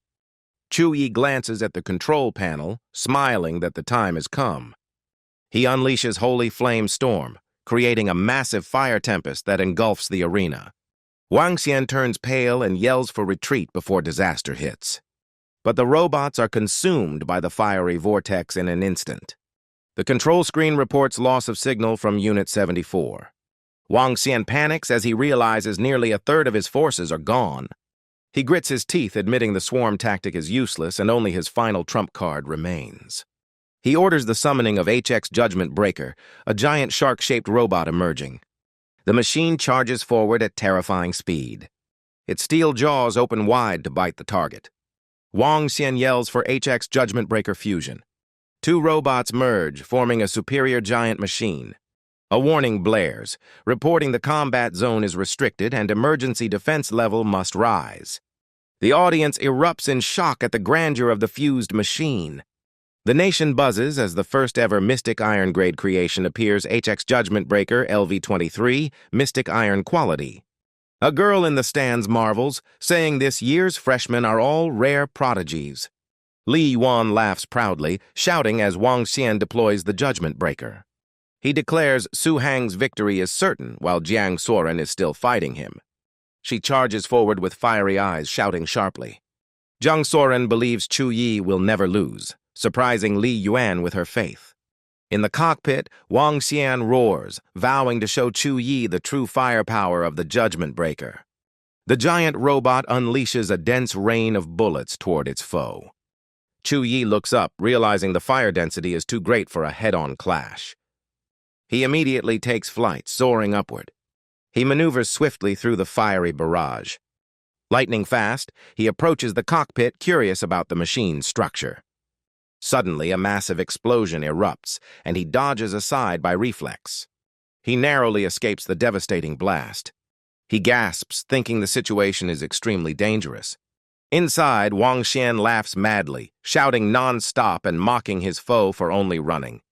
He watches the screen triumphantly, believing Chu Yi has fallen into his trap. Chu Yi remains unfazed, gripping his battle dagger and charging head-on. The giant robot raises its massive mechanical blade. The heavy strike crashes down. The ground splits apart with a thunderous roar. Wang Xian yells mockingly that Chu Yi only knows how to dodge. He sneers that all of Suhang University are cowards. Chu Yi stands firm, his cold eyes declaring that if he wants a direct fight, hell grant it fully. Wang Xian secretly scorns him, thinking his foe is easily provoked. He laughs coldly, believing someone so unstable is unfit to be captain. He immediately drives the robot straight at Chu Yi. Chu Yi swings his battle dagger to meet it. The blow lands directly on the robot's body. He activates Divine Arm Guard, lightning bursting around his arm. He strikes with his palm, unleashing explosive thunder energy. The electric surge instantly paralyzes the entire robot system. Wang Xian panics, unable to understand why the protective energy is drained. He hurriedly activates emergency mode. Instantly, swarms of small robots are launched for support. The screen shows each has a light magic stone for shield regeneration. Meanwhile, Li Yuan and Jiang Soren continue their fierce clash. Suddenly, Jiang Soren stops, then abruptly withdraws from the fight. She firmly orders her teammates to retreat immediately. The Suhang team ceases combat at once, exchanging knowing glances. A member of Jing City's team tries to chase, but Li Yuan stops him, saying there's no need, puzzling him why he let them retreat so easily. Li Yuan feels uneasy, sensing something abnormal in that power. A giant hand descends from the sky, spreading terrifying pressure. The audience is stunned, the arena erupting in chaos at the strange phenomenon. In the cockpit, Wang Xian trembles in fear, realizing it's a divine tier skill power beyond reach. Though only one rank above A+, the gap is like an abyss. He goes mad, fighting desperately, refusing to believe in defeat. Wang Xian activates the limit-breaking ultimate skill. Purple energy explodes around the mech. The giant hand slams down from above. With cold eyes, Wang Xian commands the limit chain slash. Countless purple beams shoot straight toward the hand. He confidently believes he has won, but his joy vanishes as his face turns pale. The hand descends, and a violent explosion engulfs the arena. The blast shakes the entire field intensely. When the smoke clears, Chu Yi calmly steps out. He looks relaxed and unbothered. The giant hand still hovers, with Wang Xian lying motionless beneath it. Shaolan sighs, admitting a bitter defeat. Wang Xian, dying, weakly calls Chu Yi's name. Chu Yi approaches and reunites with his teammates. The audience cheers wildly, praising his overwhelming power. Chants of Chu Yi echo across the arena. Principal Zhao Emotional admits defeat wholeheartedly. He marvels that Chu Yi is all around and far beyond expectations. Turning away, he quietly tells Dean Wu that Suhang possesses a rare genius. After 30 years of teaching, he acknowledges Chu Yi as the brightest prodigy. Dean Wu smiles in satisfaction. Chants of Suhang, Chu Yi resound endlessly. Zhang Suoren admires him, astonished by his insane power. The Suhang team laughs, joking that Jing City was too weak and the win too easy. Zhang Suoren jokes cheerfully, mentioning Zhang Yi, lightening the mood. Next year's arena will expand, as this match drew 200,000 spectators. Thanks to live broadcasts and Jia Liu's popularity, Chu Yi's name spreads across the central lower nation. He teases Li Kei for her bold attitude. A girl in the stands watches with shining eyes, noting Chu Yi's remarkable talent. She says someone like him is exactly what the Tianwu Guild seeks, though his rank is still low and he must reach second advancement first. A man behind adds that Tianwu is the top guild even logistics need level 30. After this match, Chu Yi's data will reach the leaders, and recruitment is only a matter of time. She replies softly, "It won't take long." With the guildmaster presiding, they can't recruit him immediately yet. But that junior will surely become a member of the Tianwu Guild. At the city's central hospital, doctors rush through the halls, anxious as they discuss sustaining healing magic and mind stabilization before mana runs out while finishing reports. In the ward, Wang Xian lies gravely injured, surrounded by healers. They complain Chu Yi's holy light is too fierce to dispel, exhausting the head priest. Li Yuan sighs outside, saying without the arena's automatic magic shield, Wang Xian might be died and the team wouldn't have survived. The team bows to Principal Zhao, apologizing for failure and wasted resources. He calmly replies it's not their fault. Chu Yi is simply superior, leaving Jing City University in third place. Everyone is surprised, noting that though they lost to Suhang, they still surpassed Mado. Another loss would gravely damage the academy's honor. The principal sighs, saying Wang Xian's heavy injuries and broken equipment leave Jing City's team unable to face Mado. On the hospital bed, Wang Xian frowns, unwilling to accept Chu Yi's power but believing his S+ talent will truly awaken after second advancement. He grits his teeth, clutching the blanket, vowing to rematch Chu Yi, then to decide victory. On Chu Yi's side, Suhang bows in apology, admitting misjudgment and praising him as a rare genius, the only holy knight capable of immense offense. Chu Yi ignores the praise, bluntly telling Suhang to skip formalities and state his purpose. Suhang forces a smile, revealing he reported to the clan. Both the Patriarch and Elder Council agreed to fully support Chu Yi if he returns, surprising him. Suhang explains that in the Chu family, power and resources are divided by strength, with the Patriarchs and Elders factions constantly opposing over vast interests. Yet this time, they united because they all saw Chu Yi's extraordinary potential.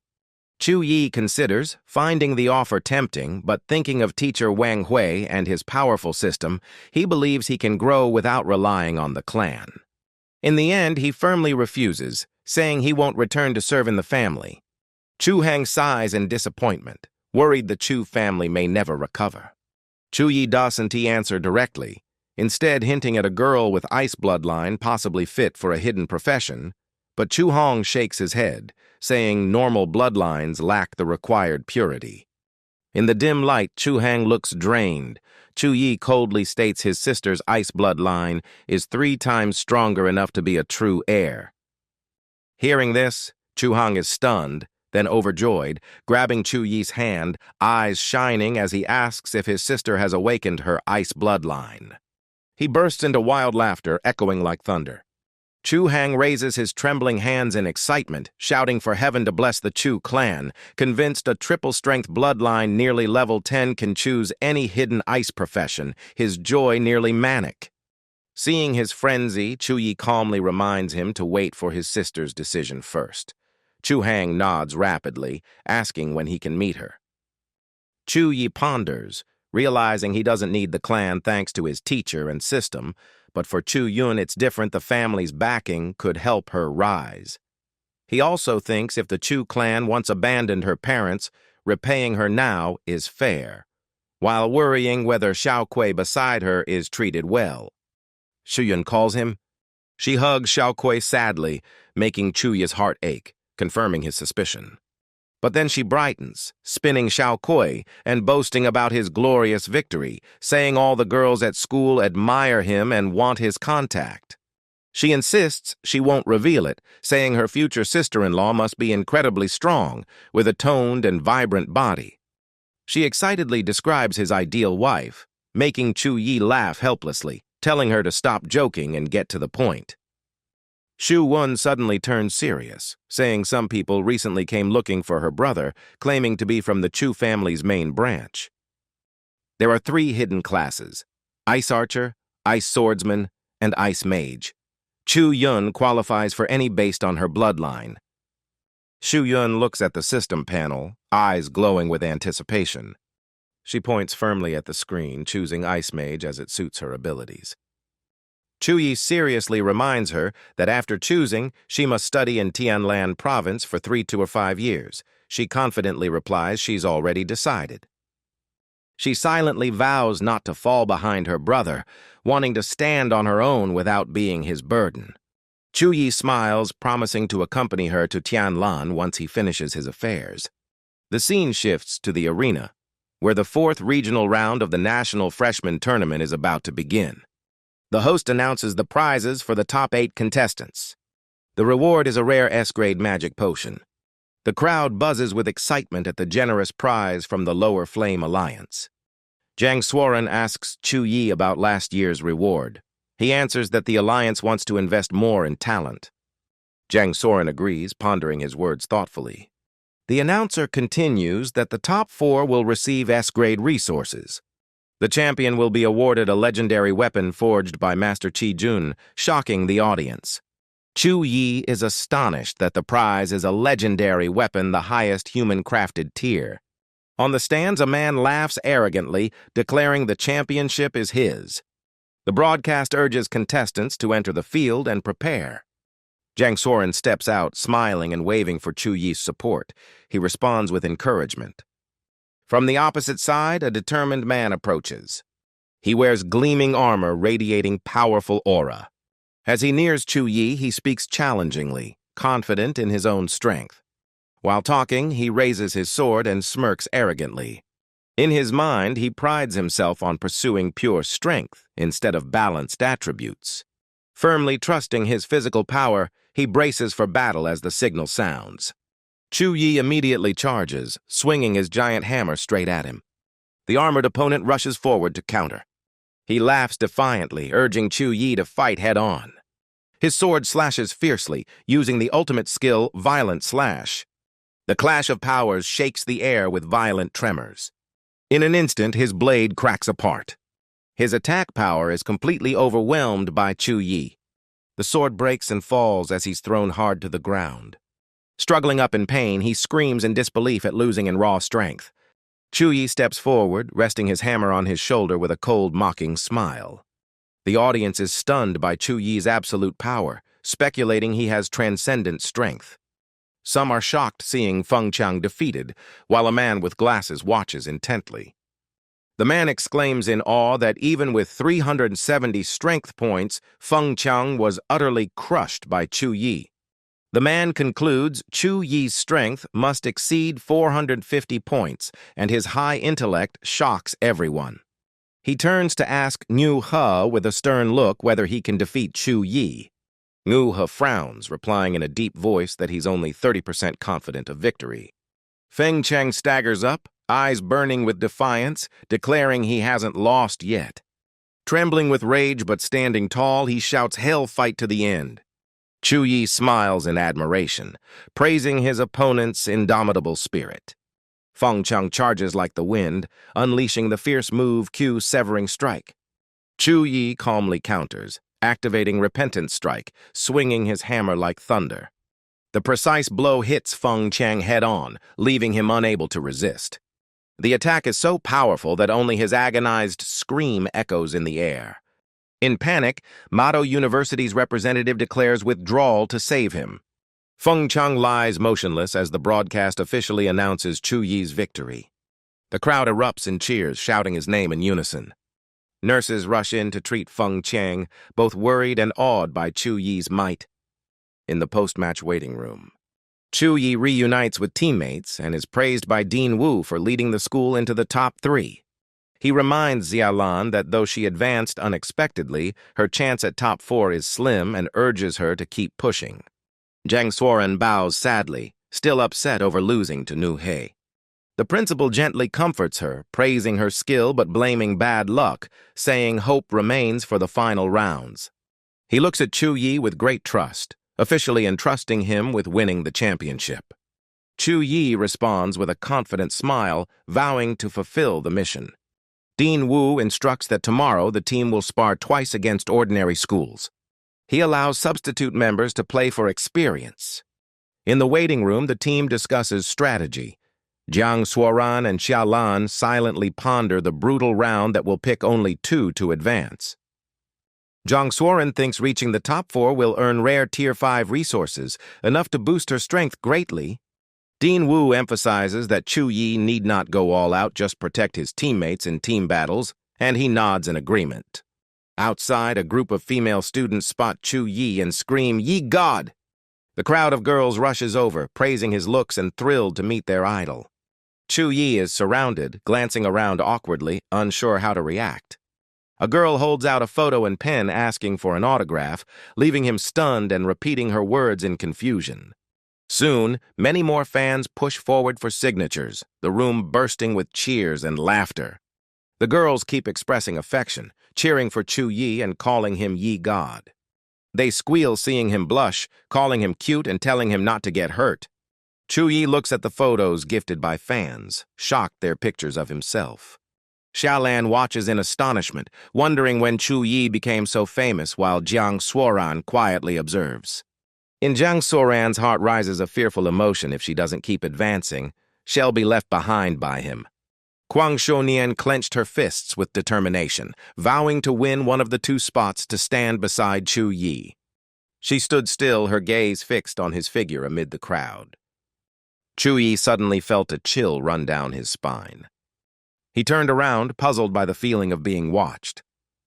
The next day, the 4th round of individual matches began in a dense forest, surprising the contestants.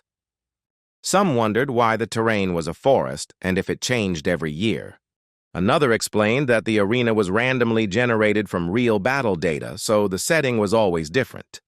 Someone added that the monster types also changed. Guang Shuonian observed the damp terrain, finding it advantageous. A loudspeaker announced the dungeon Wanlin Maze for the contestants to enter. The system instructed, whoever killed the most monsters in 3 waves would advance to round 5. This dungeon was safe with no return mechanism. After hearing that, the contestants grew excited, while Guang Shonian felt uneasy about the random monsters. The speaker sounded again, announcing the first wave was about to begin. Everyone looked forward, ready to fight. Guang Shonian's eyes gleamed with resolve. Time passed, and the forest remained silent, with no sign of enemies. She frowned, wondering why the monsters hadn't appeared. Suddenly, a man behind her scratched his face repeatedly, looking irritated and itchy. He shouted in anger as the itch spread rapidly, making Guang Shonian instantly alert. Before her eyes, purple fungi rapidly spread across his skin. The intense itch made him scratch wildly, the purple fungi covering his face and one eye. In terror, he trembled and begged Guang Shonian for help. Kwang Shonian panicked and checked the system, discovering Lin Shu had been devoured by a monster and removed from the dungeon. She was shocked, suspecting the monsters might be invisible. Screams echoed through the forest as people grew strange fungi, creating a horrifying scene. The crowd panicked and resisted in vain, while Kwang Shonian forced herself to stay calm and analyze. She suspected the monsters were either invisible or highly contagious. When a fungus grew on her hand, she realized the cause: it was fungal bacteria. Understanding it, she unleashed purple energy over her arm. The fungus vanished, and she rejoiced at finding a countermeasure. She shouted to warn everyone about airborne spores and urged them to use fire-based skills for defense. The group obeyed, casting fire spells to form protective flames. A warrior without firepower begged for help but was coldly refused by teammates. Many were killed by monsters, their names echoing through the forest. Realizing defense was ineffective, Kwang Shonian sought the source monster spreading spores. From a bush, she noticed a huge purple fungus clinging to a tree trunk. Kwang Shonian's eyes lit up, recognizing a crucial clue. Without hesitation, Kwang Shonian dashed forward like lightning, shouting the target's position. She slashed down the fungus, and the system announced her successful monster kill. Other fungi went berserk, releasing spores in a violent assault. Kwang Shonian stayed calm, drew her sword, and leapt to unleash the combo of Flame Dance Mirage and Dark Flame. Her blazing sword light swept through, destroying all fungi as victory notices flashed, red and purple light flooding the forest. In the team arena, the signal sounded, and both teams began setting up their formations. Both sides charged into a fierce battle. Their eyes burned with an intense will to win. A warrior from Suhang used Blazing Storm, summoning a massive fire tornado over the arena. The Meigao team countered with water skills, launching water blades and fierce waves directly against the flames. However, fire quickly overpowered water, creating a dazzling clash that thrilled the audience. A Suhang member sneered, mocking the weakened water power of his opponents. While he reveled in victory, a giant arrow suddenly shot down from above, aiming at him. Chu Yi appeared in time, raising his shield overhead to block the deadly strike. Danwei was stunned, and Chu Yi sternly warned him to stay alert and watch his back. Chu Yi firmly ordered Zhang Jing to protect teammates and stay fully vigilant without error. Zhang Jing bowed in shame and softly admitted fault. On the Meigao side, a red-haired girl glared in anger, believing the opponents treated them as practice tools, stirring her robotic teammates to rage and retaliation.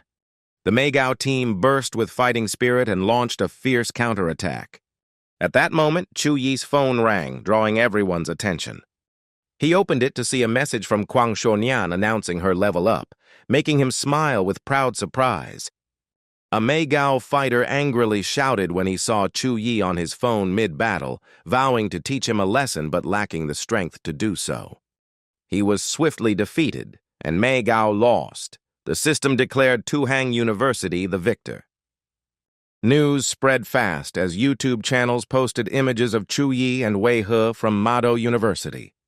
A streamer excitedly announced the individual match schedule, rounds 5, 6, and the final would decide the champion between Chu Yi and Wei He. The host introduced Chu Yi's story, a poor orphan who rose to become the strongest holy knight in history. Wei He was also praised as a noble-born genius, inheriting ancient bloodlines and extraordinary talent. The two top warriors would battle for the championship, streamed live by KK. The audience buzzed with debate, splitting into God Yi and Wei He factions, regretting that Kwang Shonian's early loss cost Suhang University a double victory. A helicopter appeared in the sky, descending over the arena. Its doors opened amid the roaring wind. Director Wu led the Suhang University team down the helicopter with Chu Yi and the members. The crowd below cheered wildly, chanting for Goddess Kwang, God Yi, and supporting Song Shaolan. The audience pushed forward for photos and autographs, shouting Chu Yi's name non-stop. On the opposite side, the Mado University team entered the arena. Mado fans roared loudly, fervently cheering for Wei He. Mado's Director Tu shook hands with Director Wu, joking that the champion would surely belong to one of their schools.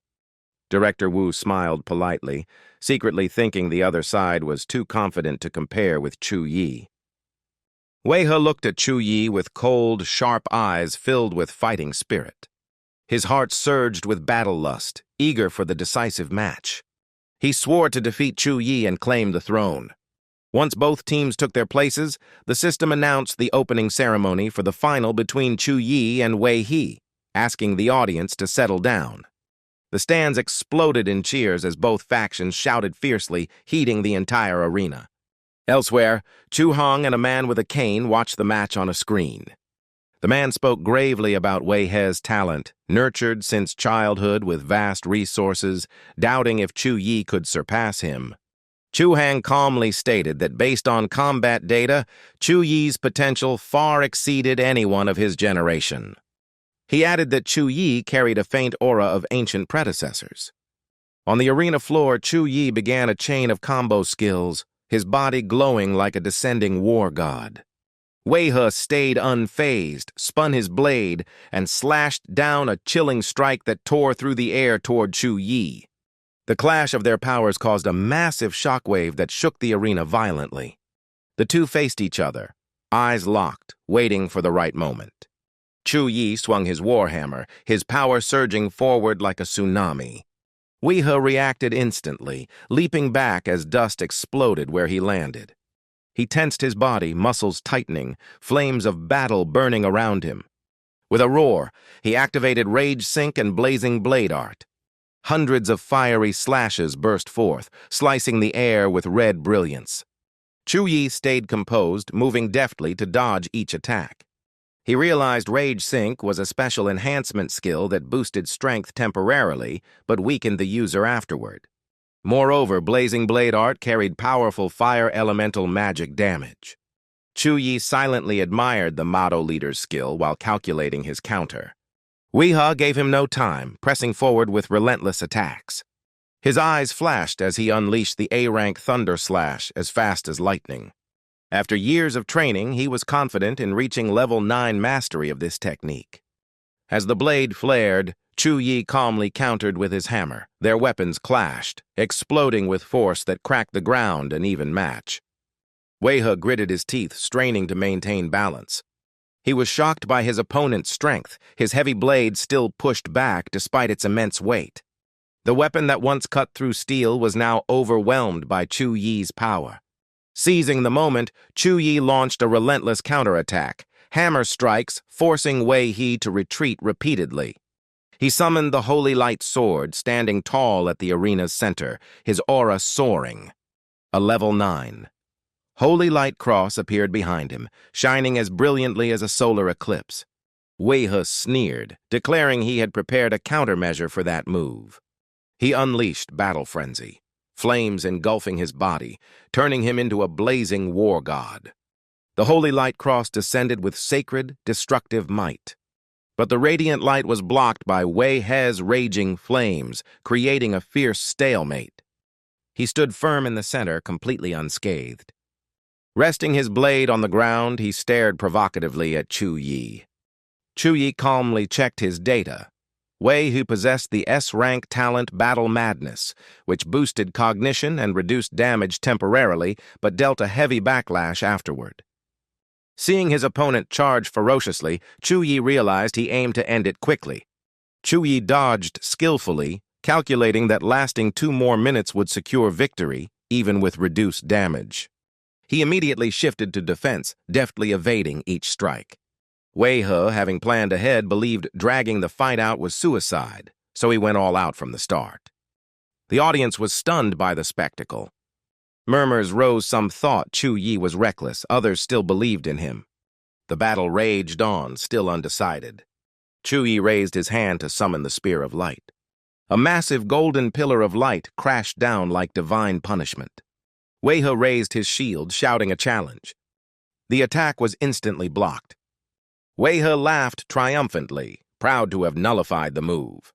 Chu Yi calmly replied, warning that he was celebrating too soon. As he finished speaking, thunder roared violently, blinding the battlefield. Wei He panicked, realizing the terrifying power of the strike. Even with reduced damage, pain surged through him. He knew, without his skill, he'd already be defeated. He timed the lightning's cooldown to plan a counterattack. If he could seize that brief opening, he might defeat Chu Yi. But before he could move, lightning from all directions trapped him, preventing any action. Wei He was stunned, unable to believe the lightning-fast speed of divine light judgment, despite having studied his foe. He suspected the skill had surpassed level 20. The entire arena was engulfed in golden white light as thunder and energy fused, leaving spectators awestruck by the grand finale of the national championship. Some covered their eyes in fear, while Wang Xian, wounded, watched silently with regret. Wei He's shield shattered, lightning piercing through his body. He screamed in despair, refusing to accept defeat. The tiny gap between them became an unbridgeable chasm. Wei He roared in fury, unwilling to submit. He gathered all his remaining power and unleashed his ultimate technique. Heaven Shadow Blade formation erupted, black smoke and crimson blade aura exploding in a quake that shook the arena. The red energy wave spread rapidly, devouring the entire battlefield. Chu Yi remained calm, carefully observing the swirling energy around him. From the heart of the explosion, the violent energy fluctuation signaled something terrifying approaching.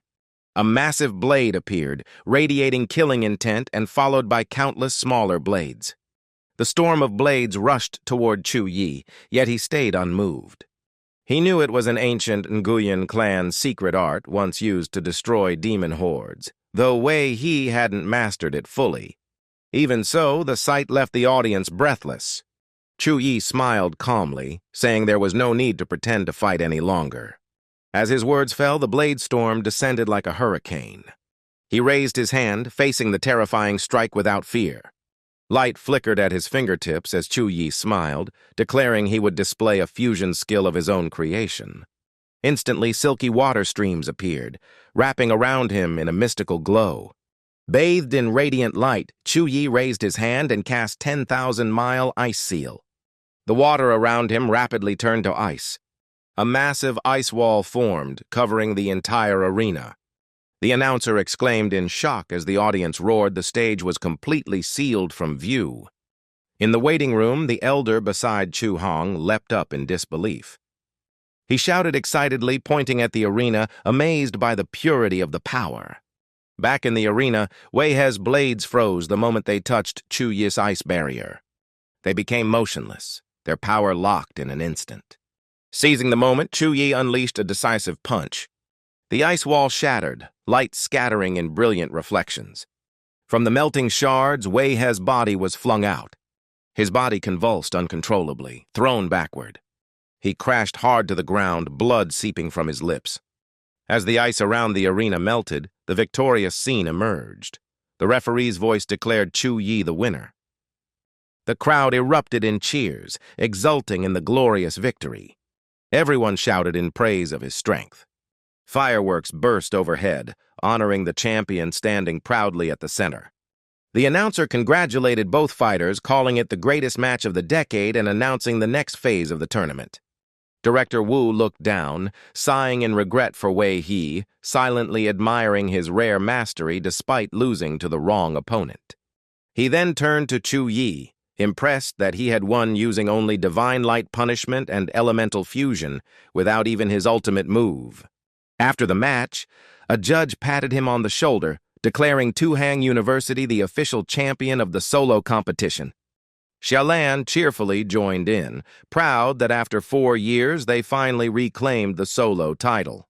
Teammates felt confident about the team championship, though she reminded them to stay humble.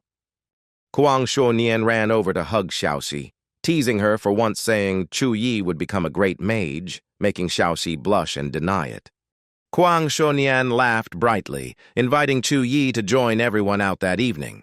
Encouraged by them, Chu Yi only scratched his head shyly, smiling gently.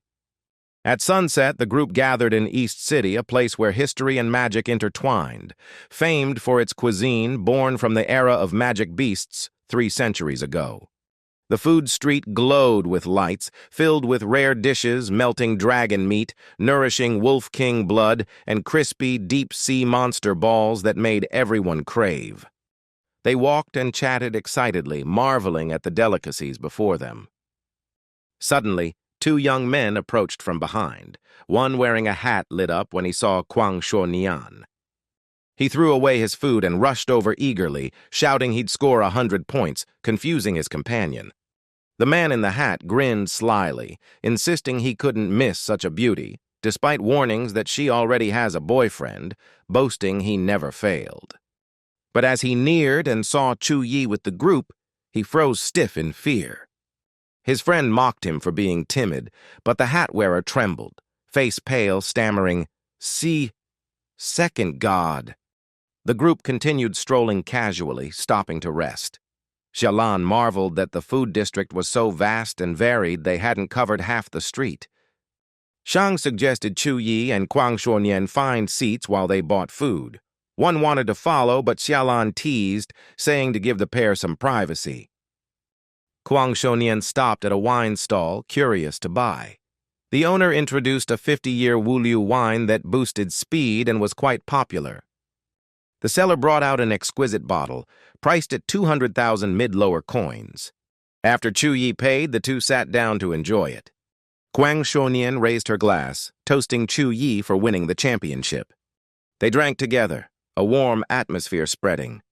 She finished her drink in one gulp, curiously eyeing the remaining wine. Finding the alcohol mild, she casually drank more. 10 minutes later, the wine's effect began to take hold. Kwang Shonian, now flushed and tipsy, dreamily asked why there were two of you before her, surprising Chu Yi at how fast she got drunk. She mumbled, counting 1 Chu Yi, 2 Chu Yi, 3 Chu Yi, making him chuckle. Though mild, the wine was brewed from rare herbs that caused dizziness. Seeing it was late and their friends hadn't returned, Chu Yi suggested searching for them. But she shook her head stubbornly, refusing to move with a spoiled tone. At that moment, a strange girl approached, leaning close to Chu Yi, her voice seductive as she said her glass was empty. She hinted for Chu Yi to pour more, but he coldly pointed to the counter, saying she could pay 100,000 herself for the remaining half bottle. The girl smiled playfully, suggesting they find a quiet place to talk privately. Kwang Shonian, red-faced from both drink and jealousy, glared at the stranger angrily. Seen, she frowned and stepped forward. She forced the woman away, whispering that her approach had crossed the line. The seductive woman leaned closer, murmuring that the two weren't intimate, her gaze turning hazy.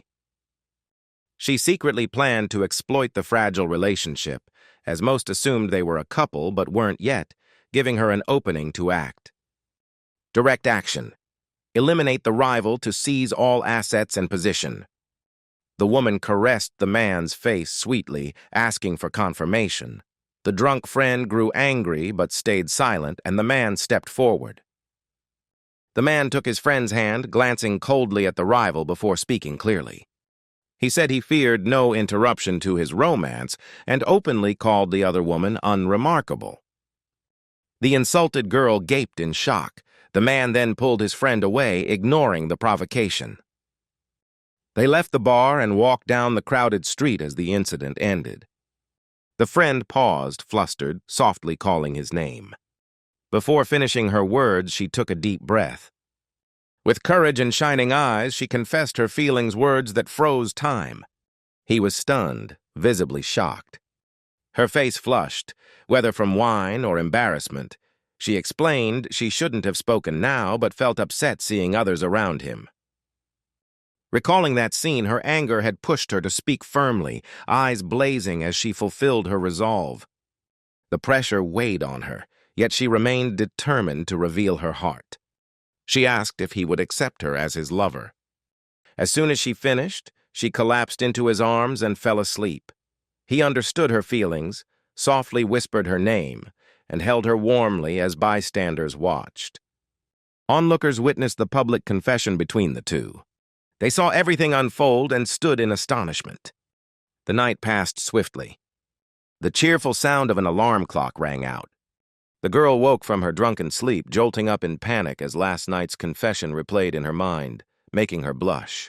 Kwang Shonian peeked around nervously. Everyone greeted her playfully, teasing her for waking late.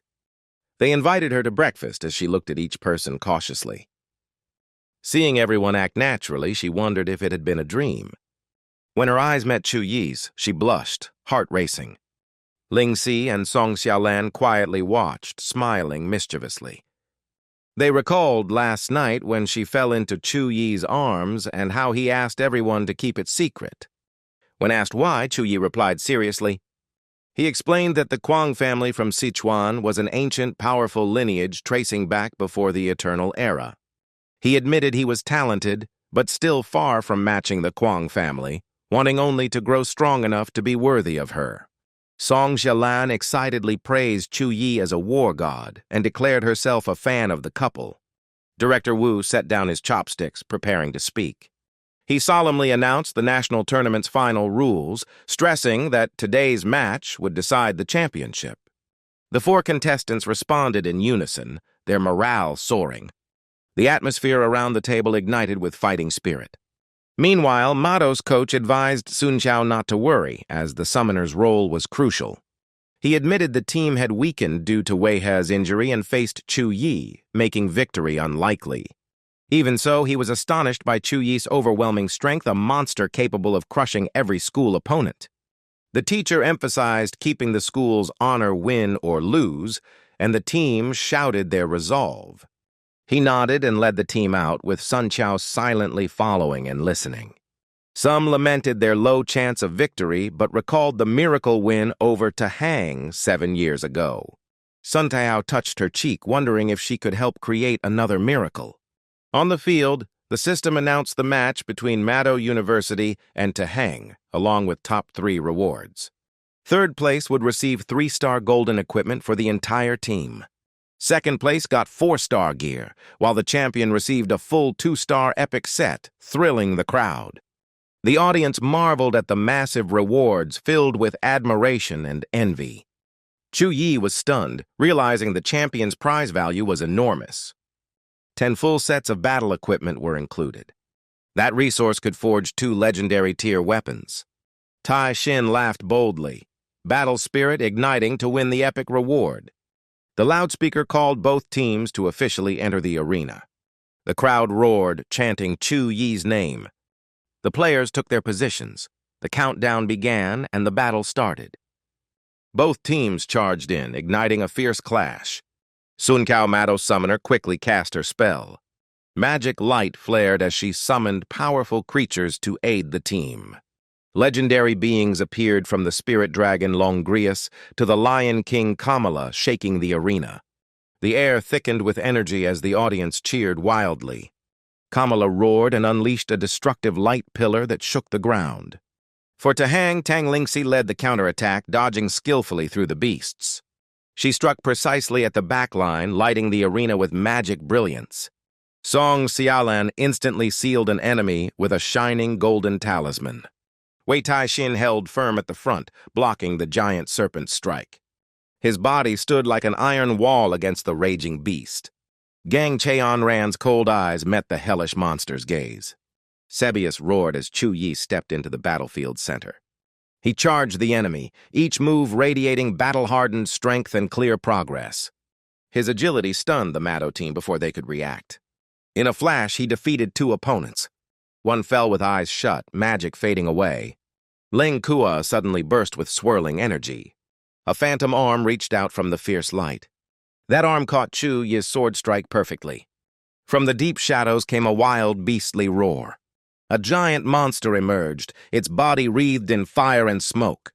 It charged with destructive force that shattered the ground. Chu Yi gritted his teeth, using all his power to block the blow. The beast howled madly, its aura shaking the entire arena. Even the female mage controlling it was stunned. She hastily ordered her giant serpent to defend. Chu Yi said coldly they didn't need such dishonorable tricks. "Why summon this thing?" he growled. The girl trembled as she replied weakly. She stammered, only able to command the beast again. "Defeat him! That's a level 24 monster with legendary aptitude!" Chu Yi recognized it as Lang Yen Yuan Tiao, a rare fire elemental creature. He stayed alert, but the girl suddenly panicked and shouted to stop. Tang Lingxi instantly raised a water barrier to protect everyone, but the beast's claws tore through the shield easily. Song Shaolan chanted, summoning the power of the earth. Yet the newly formed earthen walls were crushed instantly. The giant beast's overwhelming force put Tang Ling in danger. Hai Law rushed to assist Song Haonan. He tried to erect a defensive shield against the fierce attack. The enemy leapt high and slammed down a mighty blow. The protective layer barely held together. With the second brother's buff, defense doubled, otherwise it would have collapsed. Song Haonan nervously asked what next. Chu Yi activated Holy Light, his body shining brightly. He ordered teammates to retreat, declaring he'd fight alone. Everyone froze at his decision. Wei Tai Xin protested in shock, saying this foe wasn't ordinary. He warned it was a legendary beast, extremely dangerous. Chu Yi remained resolute. He said he had a counterplan but needed full focus, unable to protect others. Gang Keon Ran still wanted to fight beside him, showing team loyalty. On the field, the monster kept madly attacking the barrier. Chu Yi analyzed that reckless fighting could cause exhaustion and long recovery. He patted Gang Cheon Ran's head gently to reassure her. He admitted he wasn't afraid of the beast, only of being distracted by teammates. Confidently, he claimed a legendary beast wasn't a real threat. The crowd and commentators grew excited, recalling the legendary match 7 years ago, waiting to see if Chu Yi could turn the tide. Shen Ling laughed loudly, praising the beast's power. He admired the terrifying might of the legendary creature. He said the opposing side had no chance of survival this time. Right after that, another commentator suddenly noticed something odd. They wondered why the other side abruptly withdrew. 3 enemy members declared forfeiture to avoid injury. Chu Yi looked at Gang Cheonren, nodding reassuringly before she left. She softly said she would also withdraw. Gang Chonian left the arena, glancing back. She shouted strong encouragement to Chu Yi before leaving. The battle raged on with fierce attacks. The barrier shattered. The beast lunged to bite, but Chu Yi dodged in time. A beam of light struck the beast from the sky. When the smoke cleared, drops of red blood splattered on the ground. The beast's arm was severed, and it roared in agony. Chu Yi swung his glowing warhammer, declaring he had no restraints, and challenged the beast. A crown-shaped aura appeared above his head. Team Mado was stunned by his extraordinary power. The beast was shocked, sensing superior bloodline within him. It recalled its mother's warning about ancient bloodlines. The beast sensed a dangerous aura, but reassured itself that he only got it by luck. It roared, gathering strength, declaring war on Chu Yi. Deciding to go all out, it spread its arms wide. A giant staff appeared in the beast's hands. The weapon spun fiercely, creating terrifying gusts. Chu Yi stayed calm, his body covered in golden light. He summoned holy radiance, forming solid protective chains. The beast's eyes blazed with determination to fight. It swung its staff straight into the light chains. Chu Yi immediately boosted his power, activating enhancement skill. The golden light exploded, forcing the giant beast back. The monster slid across the arena from the impact. The ground cracked, stones scattering from the massive collision. Chu Yi eyed it warily, surprised it was still standing. Outside the arena, Elder Chu panicked and ordered the match stopped to protect the family's hope. Suhang rushed to obey. Suhang replied instantly, promising to find Wu Ma. The elder sternly warned to protect Chu Yi even if offending Suhang University. In the observation room, Mado University's principal told Vice Dean Wu that if Chu Yi died, the nation would lose a rare talent. Others agreed he was the top seed for the future. Chu Hang ran to beg Teacher Wu to stop the match, offering Chu family's compensation 100-fold to Tu Hang. Even so, Vice Dean Wu remained indifferent, not agreeing. He wondered what people thought of him, recalling when he asked Tu Hang's principal about Chu Yi's true strength. At that time, the principal only smiled, saying unless facing a level 26 legendary beast, Chu Yi could handle anything. Now watching, Wu calculated that the gap between level 24 and 26 was vast. Though the beast was only level 24, it was still nearly unbeatable. He concluded victory was nearly impossible, alarming Chu Hong, who tried to speak but was interrupted by tremors from the arena. He barely reacted before the violent quake hit. On the stage, the beast furiously swung its staff in succession. Chu Yi raised his warhammer, unleashing Light's judgment in defense. Blinding lightning exploded, trapping the beast in radiant chains. It roared in unbearable pain. Inside, it trembled in fear as the holy power paralyzed its body. Chu Yi seized the chance, swinging his hammer to unleash another thunderstrike. The beast wildly spun its staff in counterattack. It strained its full strength, charging at maximum speed with a defiant roar. Surrounded by energy vortices, it descended from above. Chu Yi calmly assessed, believing his strike strong enough to slay an epic beast thanks to his light talent. However, despite his enhanced intellect, he realized the earlier attack only caused minor damage. The beast quickly regenerated as if untouched. While he was still calculating, it lunged forward to swallow him whole. As the monster charged violently, Chu Yi remained fearless. He instantly unleashed Holy Light Binding, chaining the giant beast tightly. The monster thrashed in rage, roaring under restraint as Chu Yi silently observed. He recalled a past battle where a legendary demon was weak to light unlike this foe. This one evolved fast, resisted magic, and adapted swiftly. No wonder humans once suffered against them. Without hesitation, Chu Yi readied himself to counterattack. He continuously activated divine blessing and protection skills. Calmly analyzing, he decided to trigger all enhancement skills before angelic transformation. On the stands, Team Motto buzzed in awe, grateful he wasn't their enemy. They reminded each other that if the summoner fell, all summoned beasts would vanish. They focused on guarding Xiao Cao, the opposing summoner, while Chu Yi soared upward, arms wide to embrace his power surge. Opposite him, the beast gathered energy for a counterattack. It cast armor enhancement, making its twin staves blaze like red fire. It clashed the staves together, unleashing bright crimson energy. At the same time, Chu Yi raised his hand, summoning a giant palm of light. In an instant, the massive hand slammed down on the beast. The two forces collided, exploding violently and shaking the entire arena. Light and debris scattered across the sky. Flames erupted fiercely, spreading to the stands and causing chaos. Amid the smoke, a calm girl searched for something, then suddenly flew upward. She shouted Chi Shohu, and streams of white water covered the field, extinguishing the flames. The audience exhaled in relief. They realized she was a third-turn mage from the Xiaoyan Alliance and rejoiced at being saved. Some whispered fearfully if priests could even resurrect the dead on sight. The girl only frowned slightly.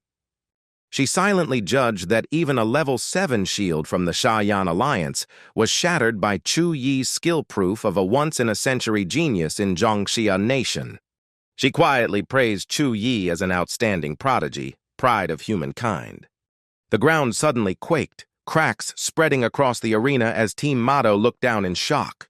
From the rubble, the beast rose again, eyes still burning with will to fight.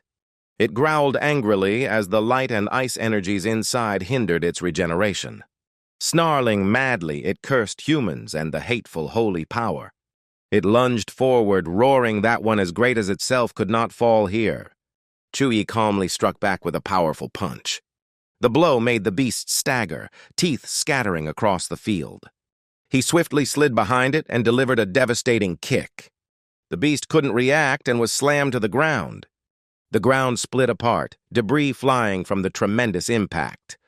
Chu Yi raised his hand, summoning countless light chains over the battlefield to finish it. He calmly asked Team Motto whether they wished to continue or surrender. Under the crushing pressure, they unanimously declared defeat. Motto's principal sighed regretfully as the match ended. Vice Dean Wu watched silently, eyes filled with thought.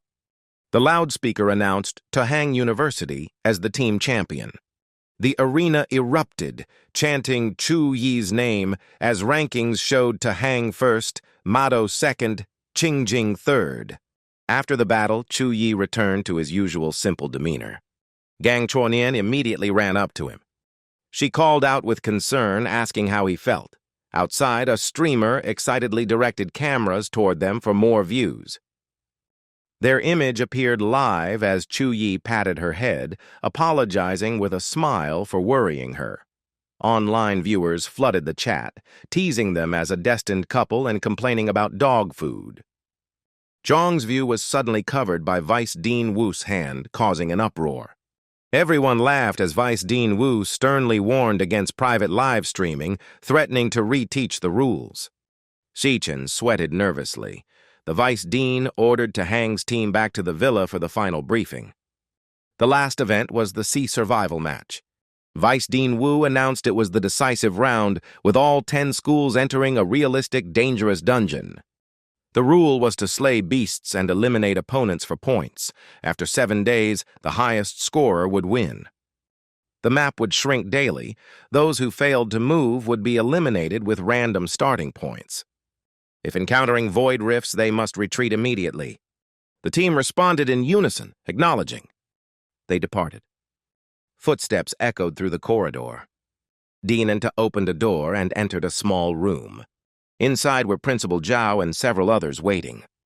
Principal Zhao greeted him, joking he was late. Dinanta asked who else besides the team mentors had been summoned.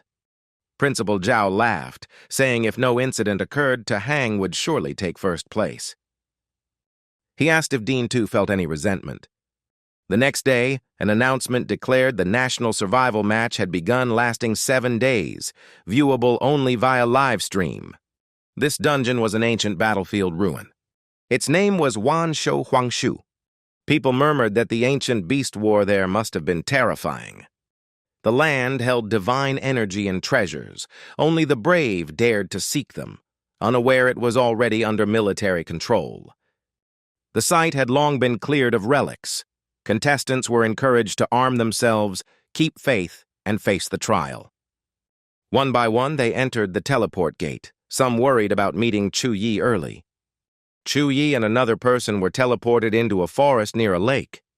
He recalled trying to stand near Gang Chuanyan before teleporting, but was separated, realizing reunion would be hard. Suddenly, a suspicious noise came from behind. He turned to see Tianli Xing fleeing in panic. Chu Yi sneered coldly, mocking that with no points yet, he wasn't worth attacking, just prey to be fattened first. With a sinister grin, he summoned his warhammer, eyes flashing with killing intent. The scene shifted to another part of the forest. Shaolan was drawing her bow, eyes closed in focus. She listened carefully, sensing the surrounding energy flow. She whispered that the target was about 1,000 meters north, then swiftly released her arrow. The arrow shot out at incredible speed. At the same time, Tianli Xing was running. He sensed the arrow's aura and guessed it was an elven arrow. He quickly dodged, raised his blade to block, and shouted that Xiaolan was his ally. Shaolan stopped immediately and ran over, worriedly asking why he was running so fast. Tianli Xing awkwardly avoided her gaze, asking if she had met anyone from Hang, hiding that he had just used a skill. As they walked and talked, Xiaolan said she could only sense creatures within forest range, and Tianli Xing was the only one detected, so they decided to act together. The scene shifted to a room where a young man watched the match intently on his computer. Someone asked why 2 strong schools would cooperate. Another replied their equal strength made a temporary alliance wise, with real conflict to start on day 7 when locators revealed positions. At a deep ravine, Chu Yi stood above, observing chaotic creatures below. He gave a cold order, and flames instantly erupted beneath the cliff. In moments, fire consumed everything, and Chu Yi's score soared rapidly. Suddenly, demons appeared, fiercely charging and shouting to kill the intruder. Chu Yi calmly raised his hand, channeling ice element magic. Frost spread, freezing all enemies as he lightly waved his hand. He left coldly as the ice shattered and demon corpses turned to ash. His score kept rising, increasing by hundreds with each kill. A giant spider suddenly lunged in a surprise attack. He instantly swung his hammer, knocking the creature away. The spider was slain instantly, granting more bonus points. He opened the leaderboard to check his combat results. Chu Yi LED with 15,792 points, followed by Wang Xian and Li Mengje. He pondered after defeating a strong foe, deciding to review his total points. He noted that mechanists were terrifying, able to control robots for scouting and multi-angle hunts. Just as Vice Dean Wu had said, this was the stage for mechanists and summoners.